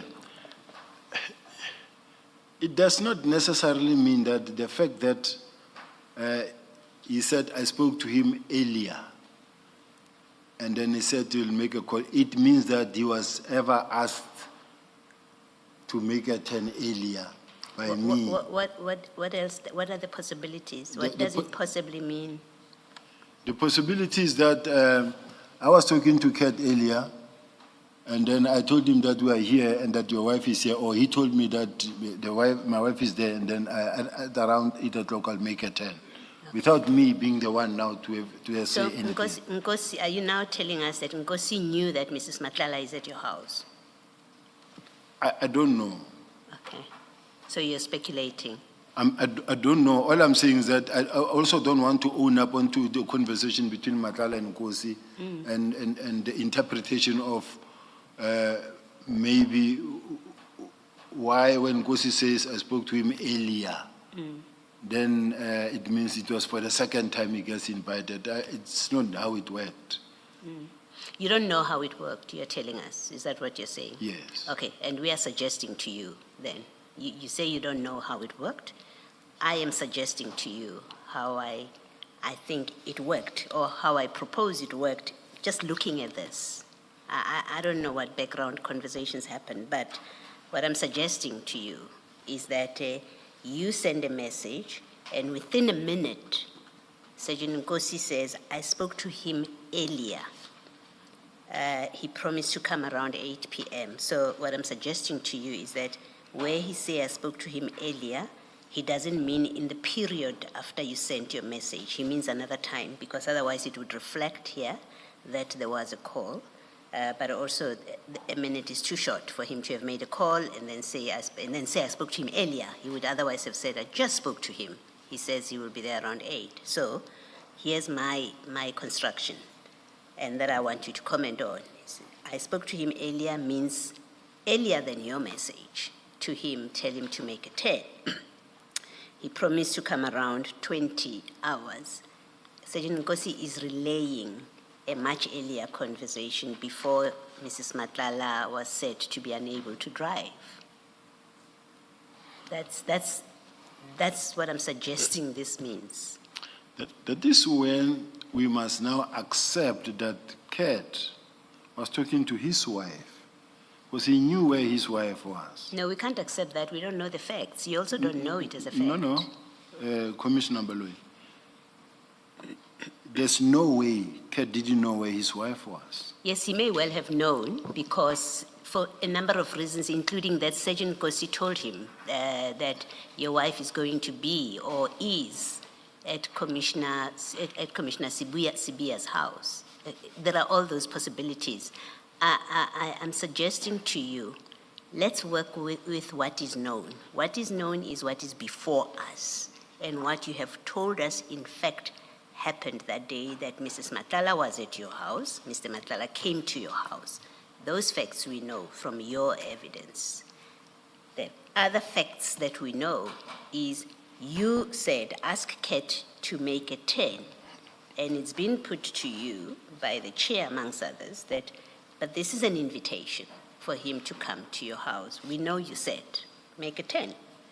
Another known fact is Sergeant Nkosi says to you, I spoke, within a minute of your message, Sergeant Nkosi says, I spoke to him earlier, and he said he will come around 8 o'clock. That's another known fact. And last known fact is there's no intervening telephone call between your message and his response. And what I'm suggesting to you, what's being suggested to you, is on these known facts, it appears that Sergeant Nkosi had already earlier in the day invited or told Mr. Matlala that he should come to your house. That's what it appears like. You see, Chair, I'm looking at the chair now.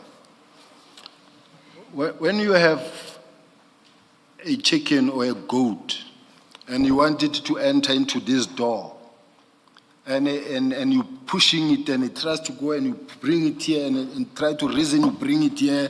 Now, Commissioner Baloi put a fact, and as I tried to respond, said, no. Then she goes and she goes. Then I try to. Then you understand that she actually wants me to enter into that one door, and it's a problem for me. It's really a don't overwhelm me. The authority is different. I am sitting here where I am, and you are at a higher authority in such a way that I have to respect the authority.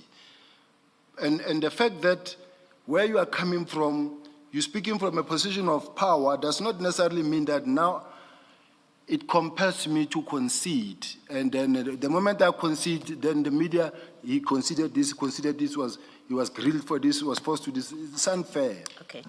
General, I don't want to, I know you said you're directing yourself to the chair, but can I just clarify myself? Can I just clarify?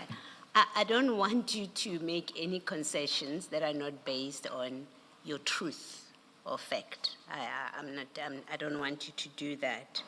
And it's quite competent as an answer when I say to you, it appears, after I say, this is the fact, this is a fact, this is a known fact, you can say to me, no, you're wrong, Commissioner. Those are not known facts. When I say to you, it appears, you can say to me, you're wrong, that's not how it appears. And it is what it is. Well, So, I'm asking, Commissioner, be open to also another point of view. I am. I promise you I am. Now, you just need to when I put it- put you just my need to- point of view, then Commissioner put a cul-de-sac this side, and then as I try to take this other direction, another cul-de-sac, and say, no, we're going there. And that's my problem. Okay, check. General, the chair has heard you. I think he will admonish me as is necessary. Where I'm saying, I don't even know where to start responding to what you already said, Commissioner, with respect, because she said, she was asking a question, and as I tried to jump in to respond, and then she cut, and then she went again. So I'm just trying to say, I forgot everything that she said at this present moment, because what occupied my mind now is the unfair manner in which I'm being channeled to go into a particular door. I think subject to the chair's guidance, I really would like to get your answer. If you're not happy, if you want me to repeat it and the chairperson is happy for me to repeat what I was putting to you, I will repeat it. And if you don't want to answer or you... Please repeat it for me. I want to answer it. Okay, so what I put to you was, here are the known facts, right? We deal with facts, I'm putting to you not speculation. I'm putting to you the known facts. And I start by listing them before I get to say, this is what it looks like. Are you okay with me so far? I don't want to overload you with detail or information. So what I put to you is the facts that we know now is Mrs. Madlanga was at your house on the 14th of September 2024. We know that for a fact. You accept that? I do. Okay. We know for a fact that Mr. Madlanga was at your house on the 14th of September. You accept that? I do. Okay. We know for a fact that you sent a message to Sergeant Nkosi at 19:10 to ask Madlanga to make a 10. You accept that? Yes. Okay. 4, we know as a fact that Sergeant Nkosi responded within a minute of your message to say, I spoke to him earlier. He promised to come around 2000. You accept that's a fact that we know that's correct. from these WhatsApp messages. That's correct. And then lastly, the last fact that we know is from this record of WhatsApp messages, there is no telephone call from Mr. Nkosi between your message and his response to you. At least we don't see that. That's correct. You accept that? Yes. Okay. So those are the facts that I say we know from evidence. And then here's my proposition from those facts. It appears from these facts, it looks like from these facts that Mr. Sergeant Nkosi, when he spoke to Mr. Madlanga earlier, as he tells you, I spoke to him earlier, and he said he would come around 8. From that, it appears that, in fact, in the earlier conversation that he's referring to, he in fact spoke to him, to Mr. Matlala, about coming to your house in the earlier conversation. That's what it appears like.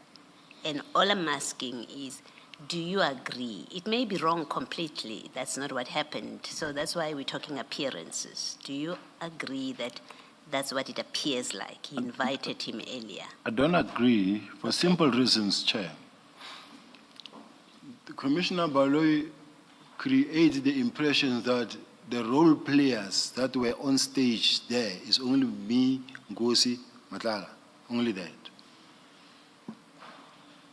Forgetting that there was General Sintumula, General Tema, General Shibiri, and also other people that were there.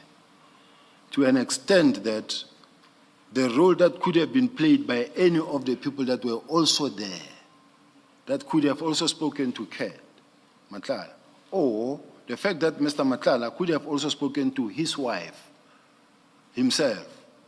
And then when Ngosi calls or received that message or say, I spoke to him earlier, I said he'll be there around 10. We don't know that he said, no, I know, I spoke to my wife earlier, and then I'll be there around about 8. Then he sent such a message. It's also possible.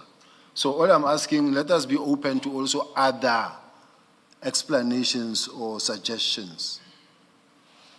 I mean, that's your answer to me. Thank you. Thanks, Ms. Hassan.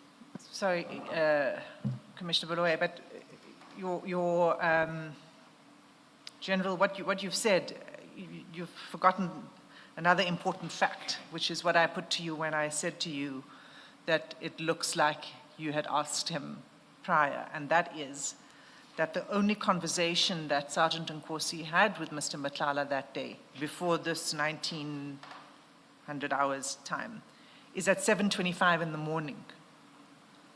There wasn't any other conversation between the two of them. So it doesn't allow for your theory that there would have been some conversation pertaining to this. You know, if there was a call that Mrs. Matlala is in the need of assistance of her husband because she can't drive, that would have been later on. That would have been after the party began. The only communication between the two of them was 7:25 in the morning until this later in the evening. So it doesn't allow for that hypothesis. I wish I could ask a question, but I'm here to answer, not to ask questions. Now, how I will put it is this way.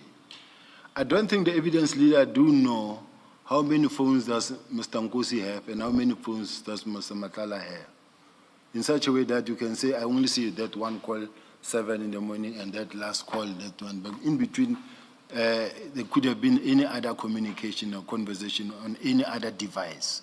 So all I'm saying is that we cannot bank and go with our whole weight on saying there's no any other communication other than what we see. I'm going to leave it here. I just, you know, I put it to you that your interpretation of this is not believable. That as Commissioner Baloyi says, it appears that there was an earlier. Well, it's my plea that the chair also believe my story.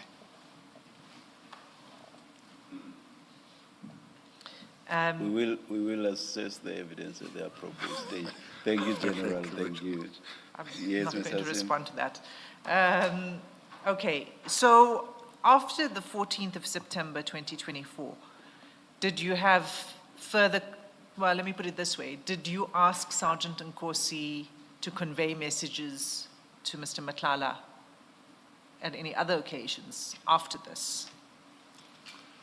I don't remember, Chair. You see, I'm talking from myself. As you see me, I don't have anything in front of me. These are the files that I'm provided, but I don't have my gadget, I don't have nothing. So you have the benefit of what you have, but I don't know. Whatever that is I'm being asked, I'll respond. Where I can, I will try. Okay. Just to remind you, you also have the benefit of what I have, because you have all of this material as well that I'm referring to. So you do have that information. And the reason I'm asking is because you said, you denied, when I think probably at the top of this morning when I started off asking you about your interaction with Mr. Matlala, and I took you to the evidence of Sergeant Nkosi, where he said that he would pass messages between you and Mr. Matlala. You denied that that's what took place. And what we're seeing is that you do pass messages through Sergeant Nkosi. So that's why I'm asking you, were there further messages? So you're saying it's possible that there are From who further to who? messages? Between you and Mr. Matlala via Sergeant Nkosi. I don't know, I don't remember. If something is put in front of me, let me respond. Okay. I'd like to take you to another part of the chats then. And this is, it's in the same file, it's page 547.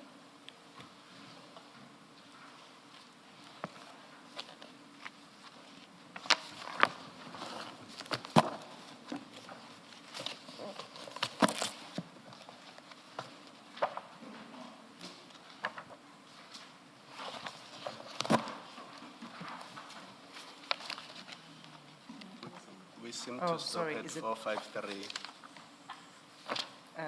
Then it must be file 8. Apologies, Chair. Which page? File 8, page 547.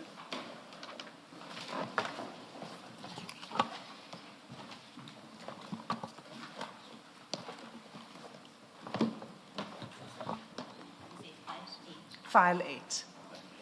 Oh, sorry, 547.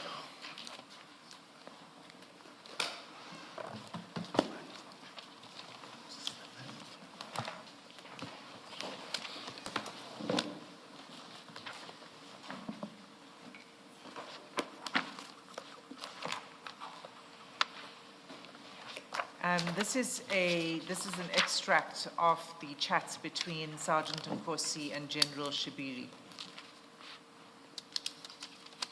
And the particular message I'd like to go to is chat number 6.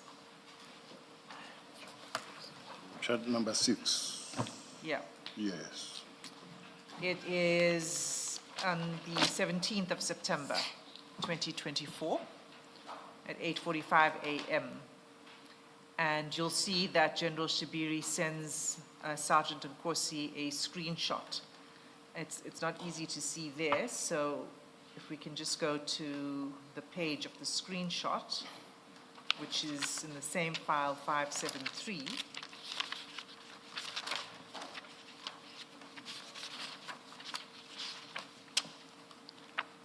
I'm here at 547.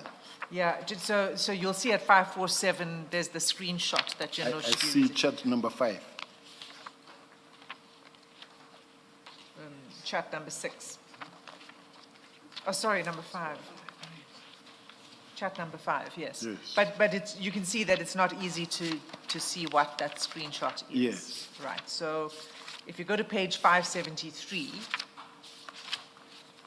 you'll see the screenshot. Yes, it's probably easier for you to look at it there. Yes.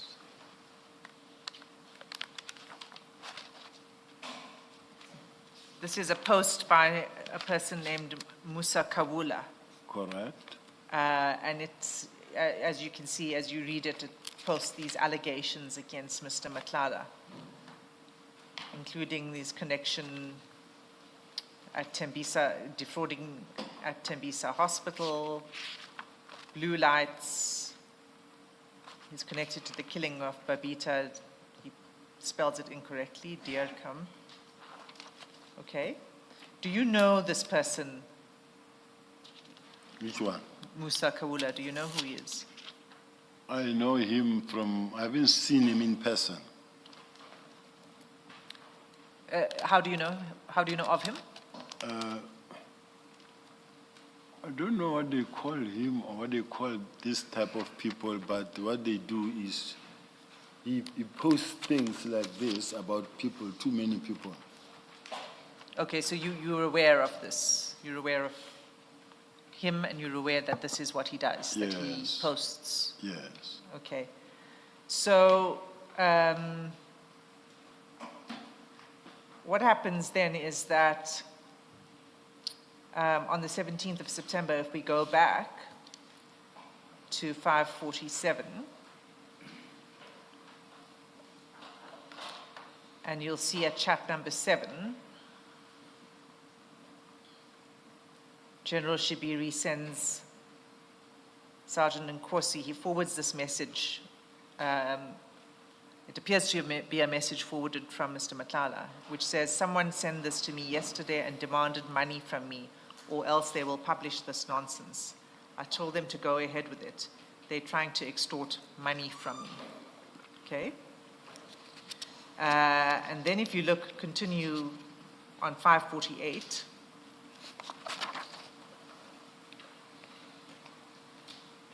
chat number 2. Yes. Okay, General Shibiri also sends Sergeant Nkosi this message. It seems like, again, a forwarded message, a message that he's sharing with Sergeant Nkosi. "Someone is sending stories to Musa Kawula about you. I'm warning him to not even try write about you." Okay, that's at still on 17 September at 9:10. And then he immediately shares with Sergeant Nkosi the screenshot in chat number 3. And the screenshot is at page 574, but we'll also display it. Page? 574. As I go there now. You can look at it on the screen if you don't want to leave the chats.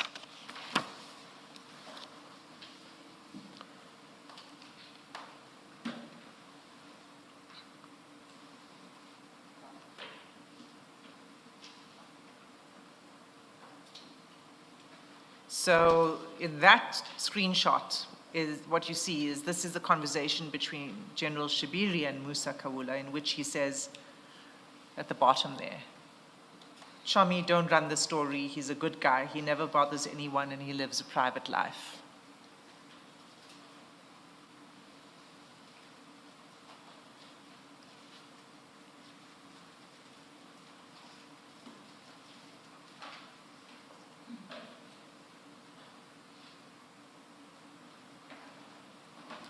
This is between who and who?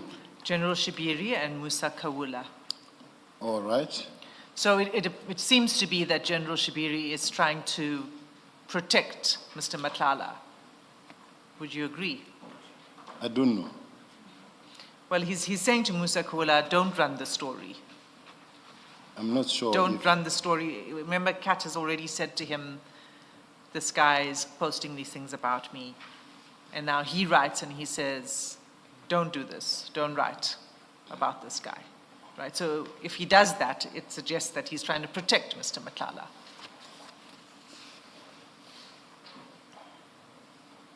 Would you agree with that? I don't know. You don't agree with that? I don't know whether he was trying to protect him or trying to protect anyone. Okay, I'm not going to dwell on it too long because there are others who can answer this question. I want to take you to page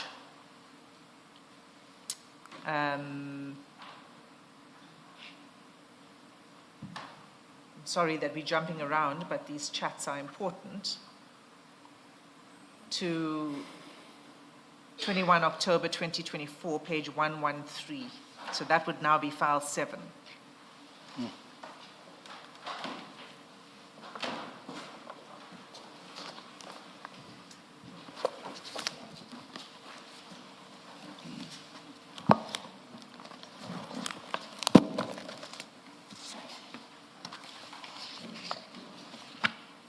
Page 113. It'll be chat number 1. This is now the chat. We're going back now to the chat between Sergeant Nkosi and Mr. Matlala. And you'll see in chat number 1, Sergeant Nkosi sends Mr. Matlala a copy of the application for the warrant of arrest. A copy of the application for the warrant of arrest for Musa Kawula. And you'll find that warrant, a proper copy, on page 126.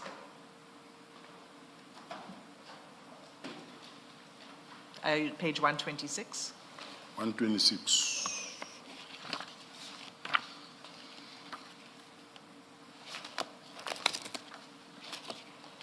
Okay. Right, so this is a warrant, it's for warrant of arrest of Mr. Kawula. And Mr. Nkosi sends it to Mr. Matlala. Let me just pause there for a moment. You'd agree that it's improper for for Sergeant Nkosi to be sending this to Mr. Matlala? Fully agree. I fully agree. Okay. And you'll see immediately after he sends it to Mr. Matlala responds, Asbonge, and then an emoji of thank you. Okay. Now, what we know so far is that this is a person who is posting things about Mr. Matlala. Mr. Matlala is not very unhappy about it. He's got General Shibiri on his side saying to Musa Kawula, don't do this. And now he's got Sergeant Nkosi sending him this picture of the warrant for arrest. Now what I want to take you to is Sergeant Nkosi's evidence on this. And that you will find in file 10A. So I need you to open file 10A, please. Can someone assist?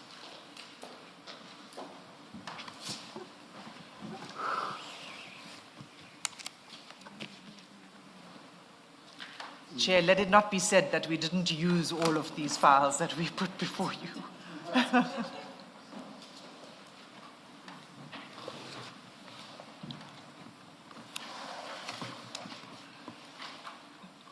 Got it? 10A page? 10A, okay. Page, let's start at 251. Page? 251.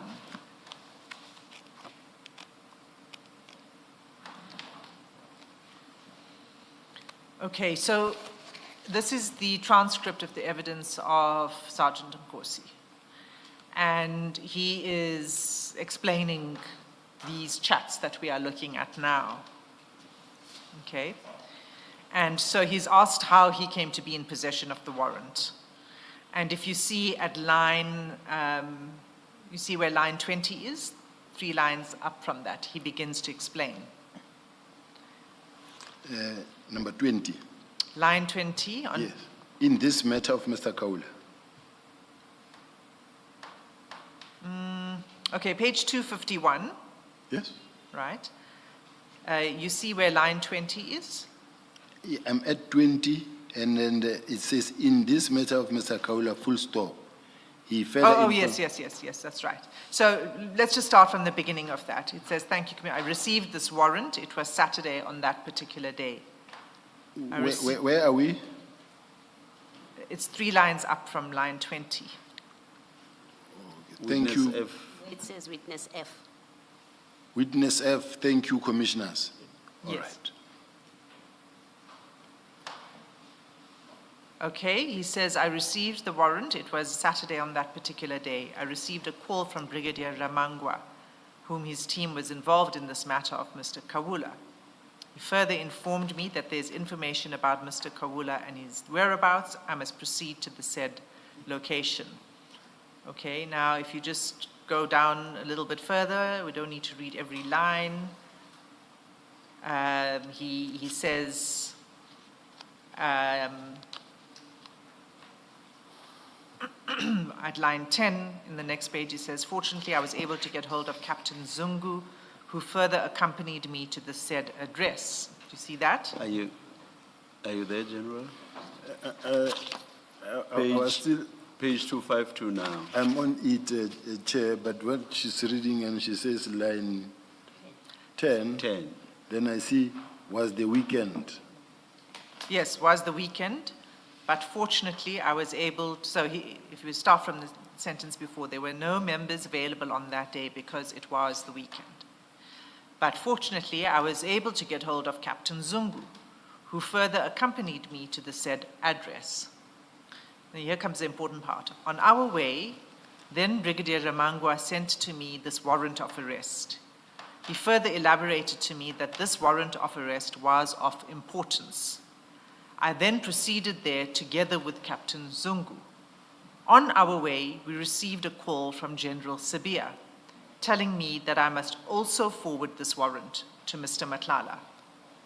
Because at that time, Mr. Matlala had a security company, according to Mr. Matlala, to General Sibiya. Mr. Matlala and his security company always have a provision where Musa usually goes on weekends. Okay, do you see that? I see. Well, let me pause there before I go any further. Why did you make this call to Sergeant Nkosi? I think, I'm quite sure that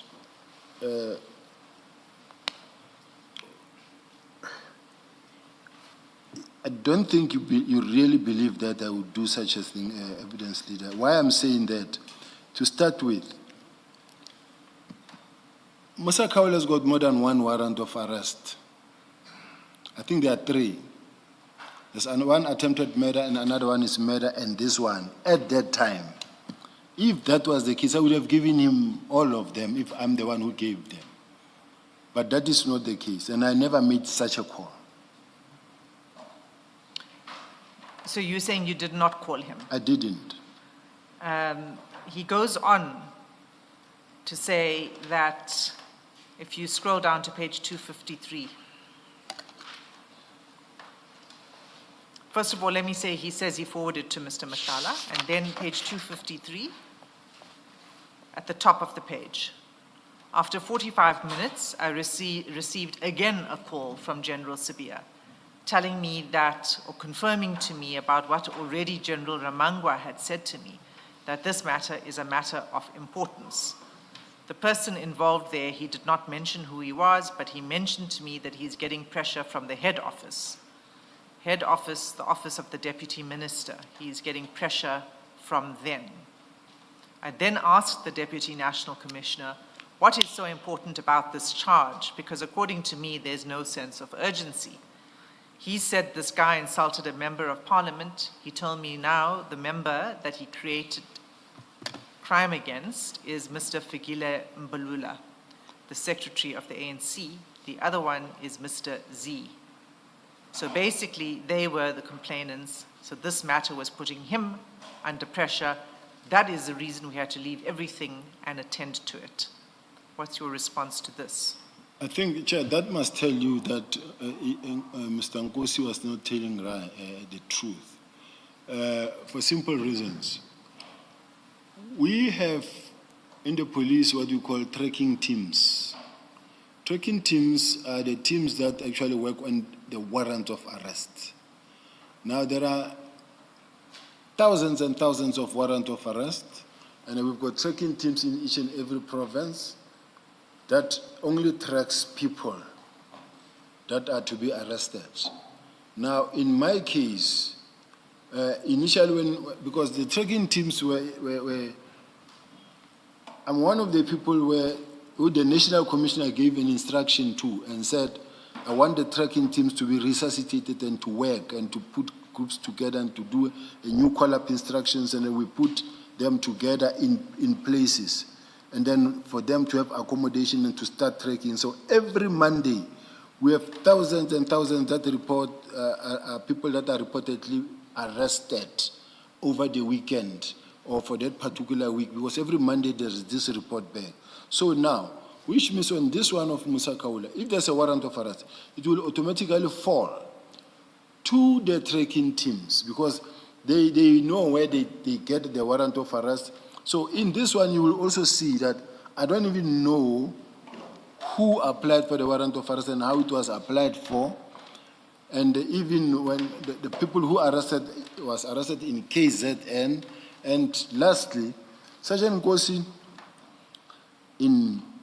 at his level, because he's 5 levels below me far, he will never ask me a question that says, but what is so important about this thing? Why must we we be jumping like this for this thing. It is not true. Okay, so when he says that you called him twice on that day, he is not telling the truth. I can't say he's doctoring the truth. All I can say is that it's not true. I never called him on this warrant of arrest. And Or could you have called him about something else on the same day? it's possible. It's possible. And it's also possible that I might have spoken on this one. When I say it's also possible that I must have spoken to him on this one, if this person now was, for an example, we get information that comes and say, this person will be at such and such a place because there will be a party where they will be. I now know.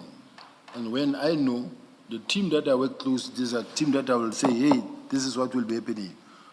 Not only, just give an example, not only on this one. Let's take for an example of Mr. Boshuha. Then you get a call from the family that says, we understand this house and this house and this house, this is where our son will be. Then I put a team together, they go and hit those houses there. So that is, so I say, I don't deny that I might have maybe spoken to, he reported to Brigadier Ramangwa. And then I must have spoken to Brigadier Ramangwa, but I'm the guy who's also, as much as I'm strategic, I'm also on the ground when it comes to tracing and tracking. So you spoke to Brigadier Ramangwa, is that what you said? Yes. About this arrest? Yes. Okay, continue. And what did you discuss?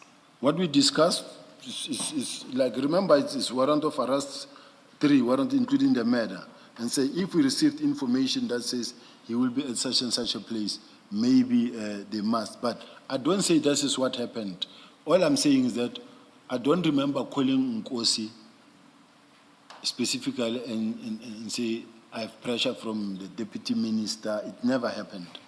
Were you receiving any pressure from the deputy I've never minister? received any pressure from anybody. From anyone, not even from any politician? No. And what was your interest in Mr. Musa Kaula again? Why were you following this closely? I never was any interested in Musa Kaula. I'm interested in the arrest of the suspects that are wanted and those that are the warrant of arrest throughout the country.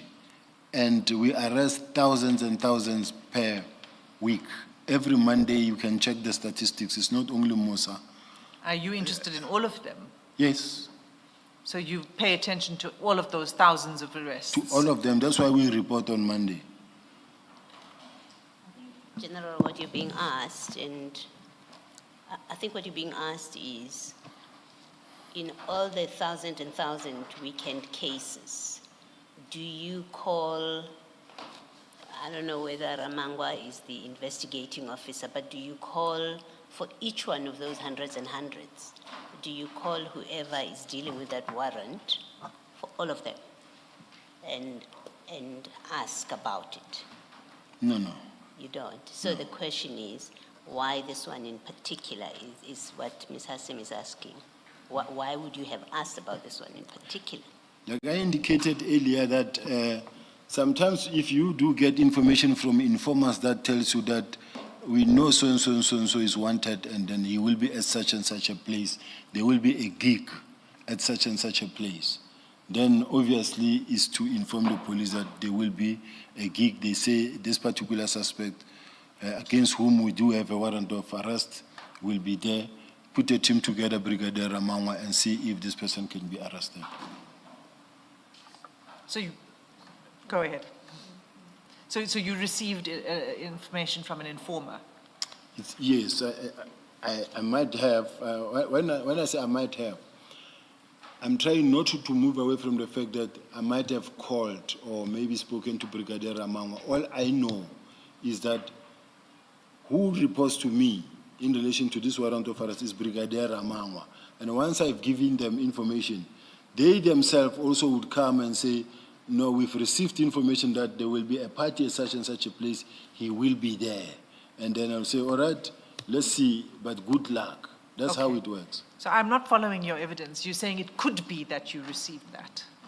An informer called you to say this, that would, You see, you're trying to say it's possible that you spoke to I don't understand your evidence. Either you called Brigadier Ramangwa and you spoke to him about something in particular, because you say because you had information. Either that happened or it didn't. you see, Chair, Brigadier Ramangwa is a person that I work close to. He's no longer in the police now, but he's a person that I work close to. If there's any intervention that I need, he's one of the people that I will also talk to. But now, in this case, they will also say to you, we've spoken to the tracking teams, they say, or they have received information that there will be a gate at such and such and such a place. This person will be there. I'm going to put a team together that will go and deal with the situation. That's how it works. Did he report to you directly, Brigadier Ramangwa? Yes. Okay. General, Sorry, Chair, let me just clarify this. Why I say he was already on pension, these are those that we called back to come and assist the detective in terms of their experience. Now, he was working with, let's say, Brigadier Shibiri, but because of the fact that you get interventions requests, whether from the minister, national commissioner, deputy ministers, or anybody that says, remember at an Imbizo or wherever they are, they also receive complaints. And as they receive complaints, they offload them to the national commissioner or to me. And as they offload them to me, I also pass on to the team and say, please respond, and then give feedback. Now, what we do under normal circumstances is to make sure that if someone complained to the national commissioner or to the minister or to the deputy minister, I don't want to get a reminder from the minister that I didn't do the job. So what I do is you will follow up and say, you remember, and it's many of such complaints where a mother will be crying and say, my son died and I don't see much attention, please. Then the minister will send it to me. Then I'll put a team together that says, please try to intervene and then see how best we can resolve this matter. General, just follow up, yes. General, you said in direct answer to my question, you said that, yes, he reports to you. And then you say he worked closely with General Shibiri. Can you just explain what that means? I don't understand what it means. General Shibiri is the component head of organized crime,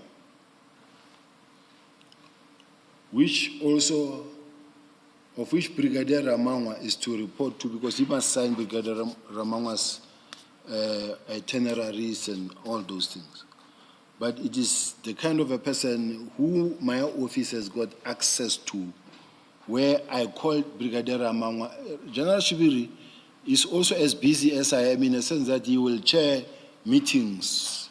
Let's say it's a cash in transit or it's extortions or whatever, but he's working with other senior managers. Sometimes you find that he's at the college in a meeting. Now, when you say Brigadier Ramangwa, or you just say to the PA, please call me Brigadier Ramangwa. And as he comes and you say, here are the people. Sometimes when people come in to see me, I will call Brigadier Ramangwa to come and sit with, so that they take notes, and as they take notes, then they must follow up. So it's just a normal course of working circumstances or the way we work. Okay, so the long and short is he didn't report to you. Who? Ramangwa. He reported to me, to Shibiri. I can't say he didn't report to me when I was also giving him instructions. No. There's a structure, there's a line of command, and with Sergeant Nkosi, you are very clear about it. You say he doesn't report to me, he's 5 levels down. So you understand what I'm asking you. It doesn't mean you didn't work with him or you didn't involve him in other things that you were doing related to your work. You describe him correctly. You say he's 5 levels down. I don't have a direct working relationship with him. I'm asking you the same question about Brigadier Ramangwa. He either reports to you or he reports to General Shibiri structurally, or he reports to both of you structurally, is the question I'm asking. No. I think, Commissioner, you need to understand how the police function. General, I don't want to hear how they function. I hear you saying you did speak to Brigadier Ramangwa about this work, and you feed information when you get it. So I understand that. I'm asking you a simple, straightforward question. You confuse me when you say he reports to you, and then in your further explanation you says he works with General Shibiri. I don't understand what that means. He either reports to you or he doesn't. But do you see where I come from, Commissioner Mbale, when I say you're not prepared to listen to my No, answer? General, no. I'm sorry. With respect, General, it's a tired line when you keep on saying, you see, you don't understand, you don't know how it works. I've asked you a simple question. There is a substructure. There's a substructure. You can say to me, structurally, he reports to General Shibiri, not to me, but I do work with him, or the other way around.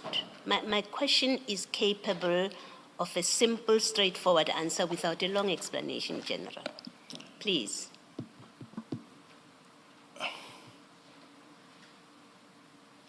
You can answer. Commissioners, Brigadier Ramangwa reported to General Shibiri structurally, but I have access to all of them and can call any one of them anytime. That is why I was saying he reports to me as well, in such a way that I was just trying to That's cover what you that meant. That's what aspect. you meant. Yes. Okay, no, that's fine. I'm happy with that answer. Thank you. General, let's just clarify a few things, because just like Advocate Hasim, I got a little bit confused. So let's take it step by step. Brigadier Ramangwa reports to General Shibiri, correct? Correct. And then Sergeant Nkosi reports to Brigadier Ramangwa. Sergeant Nkosi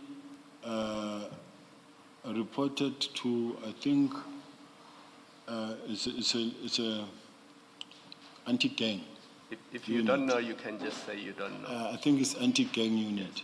But here's my point. As between the three of them, there would be nothing wrong with them discussing a warrant and somebody who's wanted because there's a warrant in place, because they are police officers. Yes. Similarly, they could discuss that with you, correct? Yes. And even Sergeant Nkosi, because from time to time he runs errands for you, he could tell you if there was a warrant for somebody else for that person's arrest. And because the two of you are policemen, there would be nothing wrong with the two of you having that discussion. Yes.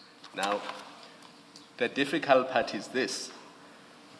When Sergeant Nkosi says to this commission, you told him to forward this same warrant to Ket Matlala, you're saying Sergeant Nkosi is lying, he's not telling the truth. Did I understand you correctly? Yes. And that he is falsely implicating you in wrongdoing, because you've already admitted that it would be wrong to share that warrant with Mr. Matlala. Yes. Yeah. Now he goes a step further, and this is where I'm going to stop. He says, your instruction, he didn't see anything wrong with it. In fact, he says it would be appropriate for them, Cat Security Services, when they effect arrest, that they must have a warrant. He did not see any problem with it, because usually subs do work with private security companies. And then he forwarded the warrant to Mr. Matlala. So throughout, he says he was acting on your instructions. No. I deny that he was working under my instructions. And then in an attempt to demonstrate that he was not telling the truth, I tried to also demonstrate that if that was the case, you would be sitting with 2 or 3 warrant of arrest? Because those are the warrant of arrest that we had, but he had only that one, which means he didn't receive them from me. No, General, you must remember that we're talking about a specific date when he was called by Brigadier Ramangwa and he was told that here is a warrant. There may very well have been other warrants out there, but on this specific day, he says he was on his way somewhere. Then Brigadier Ramangwa called him and sent him this warrant. And then there was this discussion that ensued. And in this discussion, he says, he then proceeded there with Captain Zungu. On their way, he received a call from you. And you instructed him to forward the same warrant to Ket Matlala. So that's the sequence. Let's focus only on this warrant, not many other warrants that may or may not have been out there. It's not true. I deny, and I've never done such a thing. I wouldn't have, because even if we work with private securities on other matters of security, but not in relation to the arresting of the people. And one last thing, he says the reason why you told him to share it with Mr. Matlala is because Mr. Matlala went to places where Mr. Kaula usually frequented, and you had this belief that they may see him there and they can assist in the arrest. I don't know how Mr. Matlala lives his wife and whether how he lives his life and whether he frequents those places. Because those places, the way I know, I don't know how to call it, Chair, doing a pambo tungo. I was hoping that we could exploit your extensive detective skills and you would know this place better than we do. Mr. Are they clubs? Let's cut this short. Are they clubs? More than that.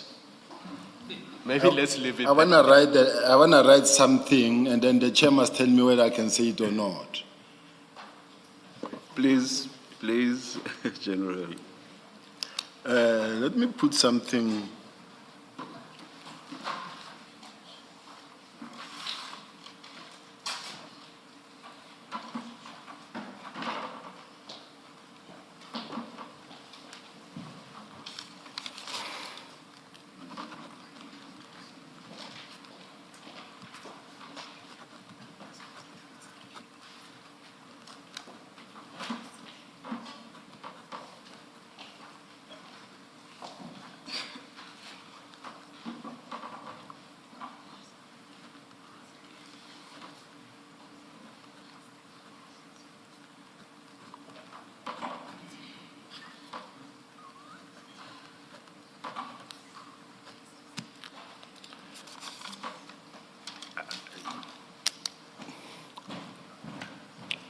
I wish and pray that the chair won't say I must say it.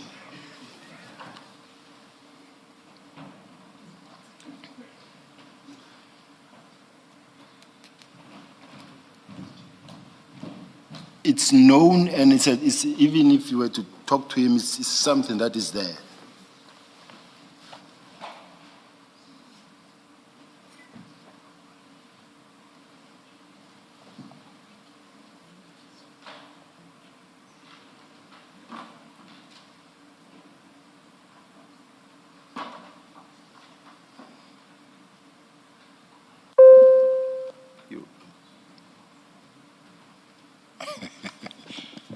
I see no problem with saying it.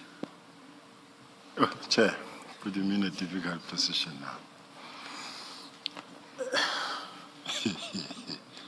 But just a minute. You see, General, you call these things because all I asked was, is it a club? And you chose to write it down. So you've Chair, written it down. I will say it's a club. After 9 club. I'll leave it at that. After 9 club, all right. Yes.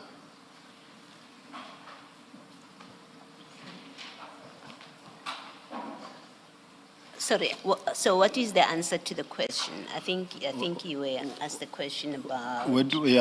Please remind me the question, Chair.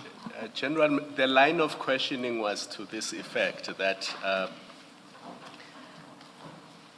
Captain Nkosi says one of the reasons why you instructed him to give the warrant to Mr. Matlala was because Mr. Matlala frequents or goes to places where Mr. Kaula usually goes, and they might see him there and assist with the arrest.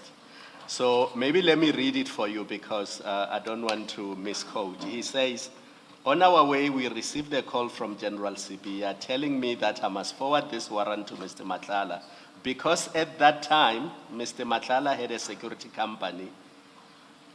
According to Mr. Matlala to General Sibiya, Mr. Matlala and his security company always have a provision where Musa usually goes on weekends.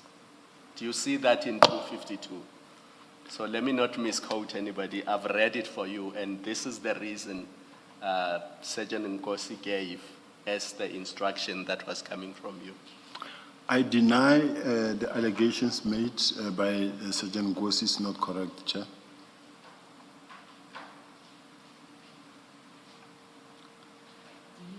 Also deny that you spoke to Brigadier Ramangwa when he was with Sergeant Nkosi to effect this arrest. To Brigadier Ramangwa, I won't say I can deny that because he was leading the task team. So I can't say I deny or I admit. I might have spoken to him on the day of the operation to arrest. It's possible. Mr. Kaula. Okay, thank you.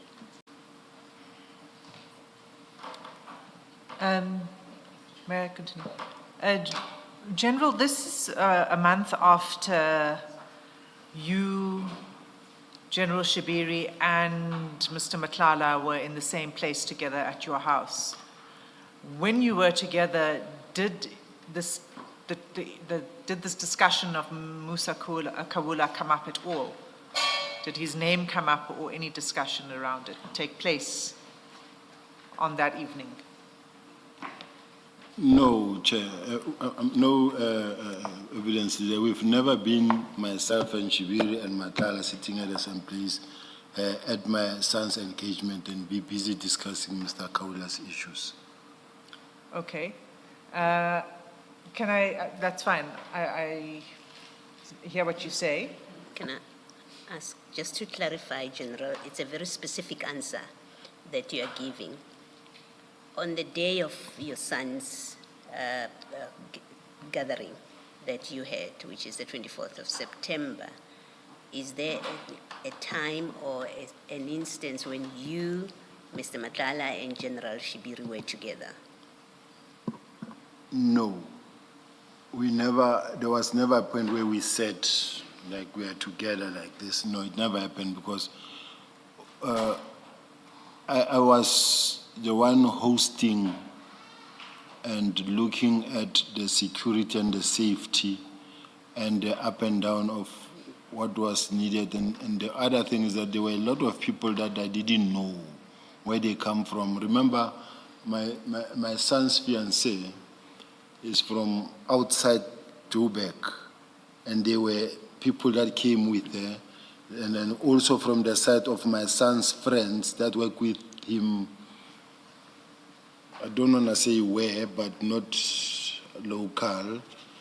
And so there were many people that died. So I could not relax and just sit as if like I've got acquaintances, people. So I had to be on my feet.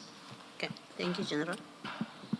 General, earlier today when we were talking about the 14th of September, you said that it was a small event. There were about 20 people. Yes. So now you're saying that there were too many people. I mean, 20 people isn't actually a lot.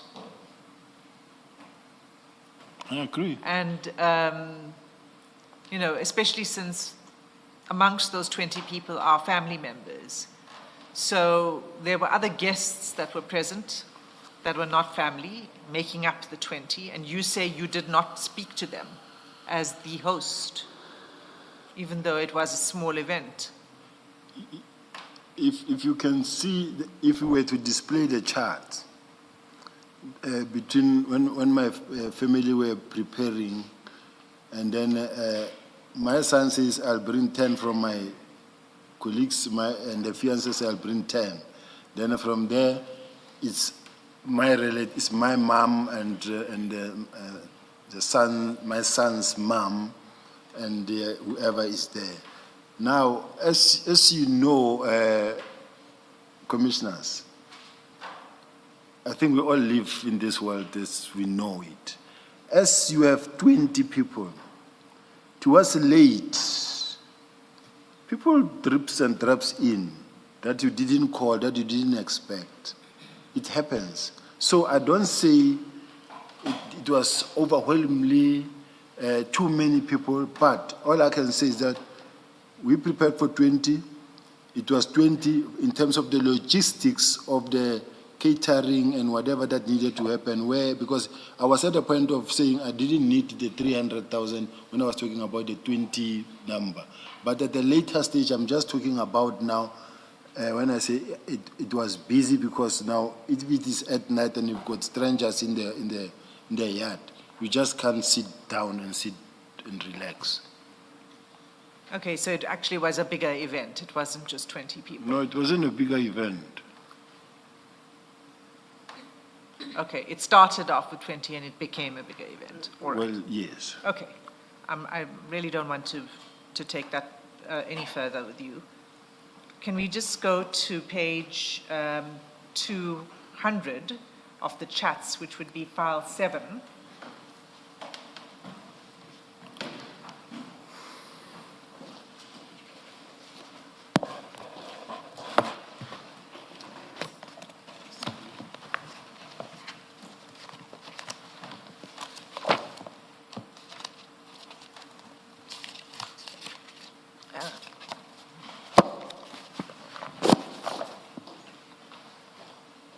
It's chat number 6.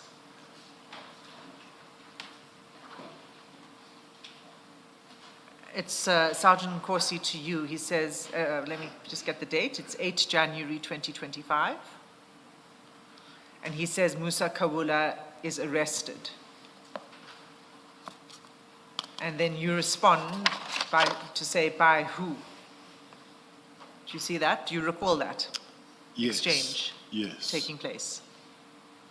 And why did Sergeant Nkosi feel the need to report back to you that Musa Kawula is arrested? Because he knew that we were looking for Musa Kawula. Okay, and then after that exchange, there's a phone call from you to Sergeant Nkosi. Was that to discuss the arrest? I don't know. Okay. Let's go then to 11 January 2025. So that would be page 202.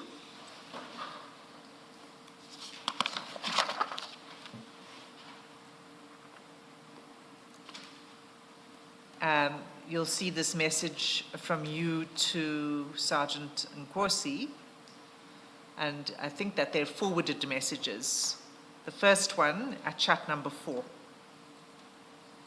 Do you see it? Mm-hmm. It I says, see it. "Good evening, Brigadier. He is in Santon cells from yesterday." So that would have been 10 January 2025. And then and the next message immediately after that says, "This is Musa Kawula. The team has safely detained him in Santon from KZN." You forwarded those messages to Sergeant Nkosi. Do you know who's the brigadier in that message? It would have been Brigadier Ramangwa, but what I don't understand is me forwarding it to, let's say, to Nkosi, because Nkosi is the one who told me, I think, that Musa Kawula has been arrested, if I remember. So I don't understand if I'm the one now to say he's detained at Santon, and I send it to Nkosi, because they were the one actually feeding me with information. I didn't even know he was arrested and by who and where. Yes, but you seem to have been forwarded this message. And, you know, correct me if I'm wrong, it seems like it was a message that was sent to Brigadier Ramangwa from whoever, the arresting officers perhaps, saying, good evening, Brigadier, he's in Sandton from yesterday, this is Musa Kola, the team has safely detained him, and then the Brigadier sent it on to you to keep you informed, is that right? Yes. Okay. And again, just why was it necessary for you to be kept informed of this? Maybe because of the fact that if we're working on a project, all of us, and we know that all of us have been talking, communicating about these things, what must be known, Chair, is that it happened in many instances that they get a call that says he's at such and such a place, and they rush and they don't find. And then, so I know the fact that there are people who've been actively working on this project. So if it happened that I sent to him, it's possible also. I don't want to deny it. Yeah, my interest really is because there's a consistent involvement. You know, you are involved, you kept informed throughout, and which suggests a very particular interest in this arrest. And I'm wanting to know from you why the particular interest in this arrest, because I imagine that it's not every arrest that you kept in the loop about to this extent. It's not only this one. There's been many arrests where, for instance, if we really have to work on something and we're working as a group on it, or we're pushing on it, we communicate. It's a normal working environment. So this is the way I worked, or I work. I work with certain group of people that I know that even when I call and say, cash in transit, let's rush, we go. Or there is this thing that is happening, let's go. And these are the people that I know that I can go deeper with them in the operation. Okay.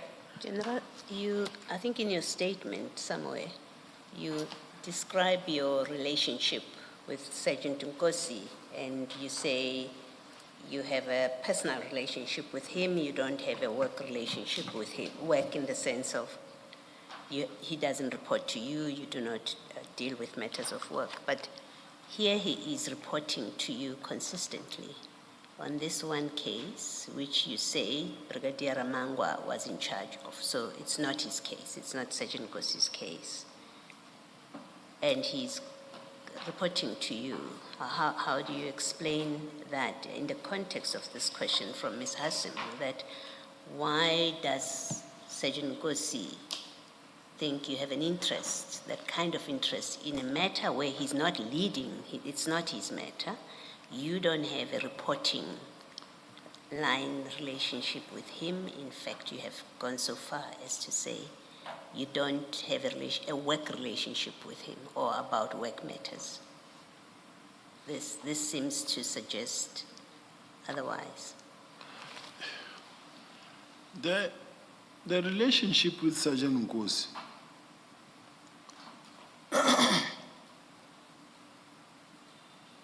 I'm trying to be sensitive to the warning earlier that says, look, we are being asked specifically on this one.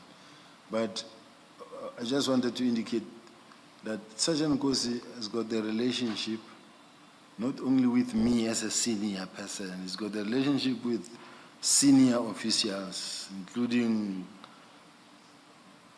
General Situmule herself, biking, birthday parties, everything. The same applies to General Mkwanazi, biking. They've got a similar relationship I have with him. So I'm just trying to say it was not an extraordinary situation, type of a situation. He's just a socialite over and above of him being a normal employee. So the fact that I had a personal relationship with him is in a sense that he's a kind of a person that could come when I have something, and then he will say to me, I'm coming here to assist you, General, and then leave me. So I don't know how to describe it any further than that, but it's a kind of a colleague that really we had a good relationship with. You build a relationship over a period. The same applies to my protector, my driver protector. You build a relationship with him. When you have something at home, he will be here with you, even if it means he must park his official car there and he start taking my car. It's after hours, then he's helping me. This is life. General, the personal relationship and interactions are clearly visible from the exchanges, and you have spoken to that. I'm asking about work-related matters. And I ask because in your statement, and I'm trying to find my file, in your statement, you quite firmly say we have nothing to do with each other when it comes to work. He's far junior to me. He doesn't report to me. So you speak very firmly about it, so that until one has seen the chats about that touch on work matters and has looked at his evidence, which Ms. Hassim has referred you to, the impression your statement has firmly conveyed is he's just a friend. He's a nice person, and I do admit I'm very close to him, but nothing to do with work. This discussion now has you and Sergeant Nkosi discussing work matters in a matter where it's not clear why is he reporting this to you when it's not his case. It's Brigadier Ramangwa's case. And he has no reporting line to you. Why is he giving you all of these details about a case that involves Mr. Matala? If somewhere or in this statement, this is what I said, that I don't have any work relationship with Sergeant Nkosi, it will be really wrong, because I have assigned him, if I remember well, to a matter also sometimes in Messina, where he went. And if all of them, I have access to them and we deal with work-related stuff, I can't say really I don't have a work relationship and it's an official, I have a personal relationship. It won't make sense completely. So I don't know how it then slapped my eyes where it came to that point. But and it's not actually even because of the probe or the questioning to say that I'm now changing tune. No, there's no way you won't have a work relationship with a person that you came and met at work, and that you work in. I've worked on different operations with him, so I can't say I don't have a work relationship with him. So it's an oversight or it's a mistake that I want to categorically put before the commissioners. Paragraph 219, I think, Commissioner Baloyi. 219 of the statement, if that's of any assistance, and following. Yeah, I think this will be the last point, General, before we adjourn. The chair indicates to me, but this is what you say. It is untrue that, this is paragraph 219 of your statement. It is untrue that Sergeant Fanny Nkosi works under my command, or that he acted as my middleman for the passing of money to or through me. While Sergeant Nkosi falls within my broader portfolio, he does not report to me. He is several levels below me in organizational hierarchy and has a direct line manager to whom he reports, which is not me. And then you go on to say, it is correct at paragraph 220, you say, it is correct that Sergeant Nkosi and I have a close personal relationship. However, that relationship does not translate into, nor does it evidence any corrupt or improper conduct.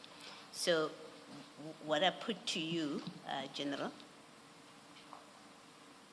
what I put to you, and let me give you the chance to correct my view, I put to you that your statement says you have no working relationship with him, but I want to correct myself. In fact, you say he has no direct reporting line to you. He has a manager that he reports to. So to the extent that I've put to you that you have said that you have no working relationship with him, that's not quite accurate. It's not what you said in your statement.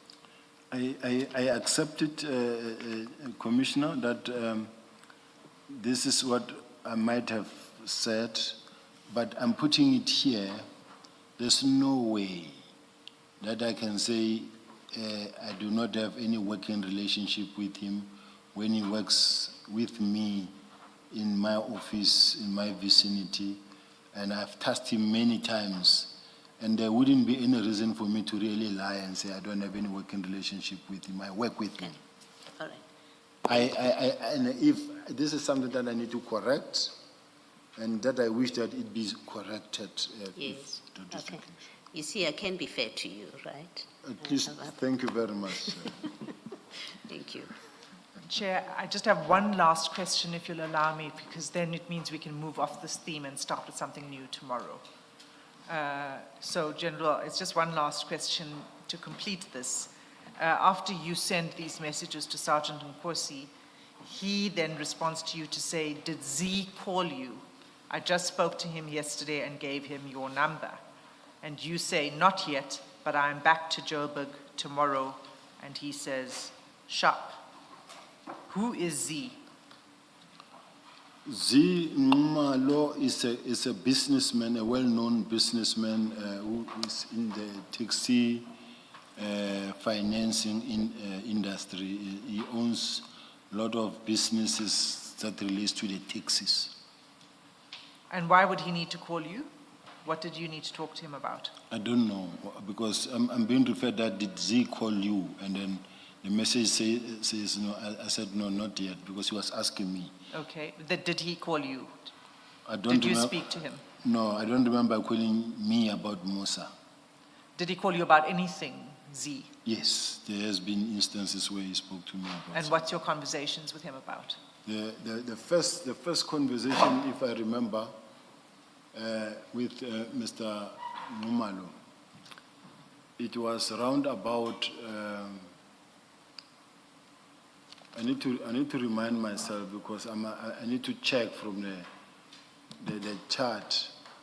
But what I know is that there was a call that he made to me in relation to the complaint that he received in relation to a situation, I think it was in a mining environment in Kimberley.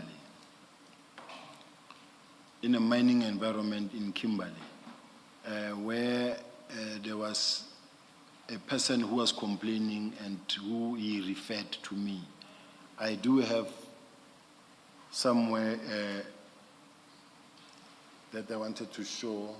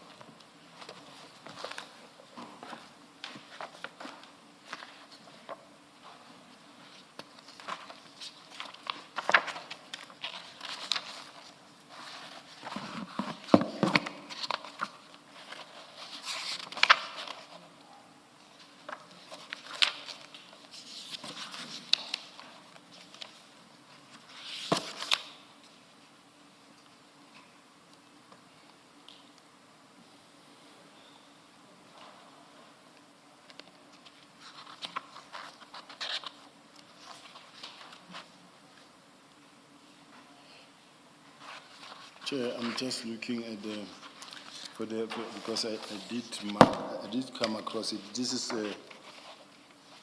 General, maybe you could look at it overnight and you could give us the references tomorrow. But just to finish off on this, you recall when I took you to the transcript of Sergeant Nkosi. Sergeant Nkosi said that there were two complainants, Mr. Fikile Mbalula and Mr. Z. So here, when he says to you, now that Mr. Kawula is arrested, he says to you, did Z call you? He says not, and you reply, not yet. It suggests that Mr. Z was wanting to talk to you about the arrest. Well, I don't know, and I don't think so, simply because of the fact that if you really want to look at it this way, let us first look, Chair, you may even actually want to look at the people who applied for the warrant of arrest who were involved. I don't even know them. So he wouldn't, I don't think he would want to call me in relation to that part of the arrest of Mr. Kawula, because I would have known who I sent to go and apply for the warrant of arrest. I don't even know who arrested the people, because they were arrested in KZN. By I don't know whether it's a tracking team or a specific team, so I wouldn't know. So quite honestly speaking, Chair, I can't say he wanted to call me for that specific reason. The last point on it is that what Sergeant Corsi said is that you informed him of this, and then you see in his chats that he refers you he refers to Z. So it suggests that what he was saying to the Commission in evidence is consistent with the way in which he was communicating with you on the chats. You can comment on that, and then we'll leave it at that. Just repeat it for me for the last time. So what Sergeant Nkosi said was that you had informed him that it was Mr. Fikile Mbalula and Mr. Z, who they were the ones with the interest in the arrest. You denied that you had that conversation with Mr. Sergeant Nkosi, and I'm saying to you that when you go back to the chats, what he's saying here is consistent with what he said in the transcript. No. I've never spoken to Mr. Fikile Mbalula. I've never... At least in relation to Mr. Nomaan. Not at all. I haven't spoken to him. I haven't spoken to Mr. Z Mumalo in relation to this matter. You deny that you spoke to Sergeant Nkosi about Z having been insulted as a complainant, and that he was insulted. The complaint is he was insulted by Mr. Kawula. You deny that kind of conversation with Sergeant Nkosi? I think for now, I don't remember talking to him specifically about that. Okay. Thank you. Let us adjourn and resume at 9:30 tomorrow.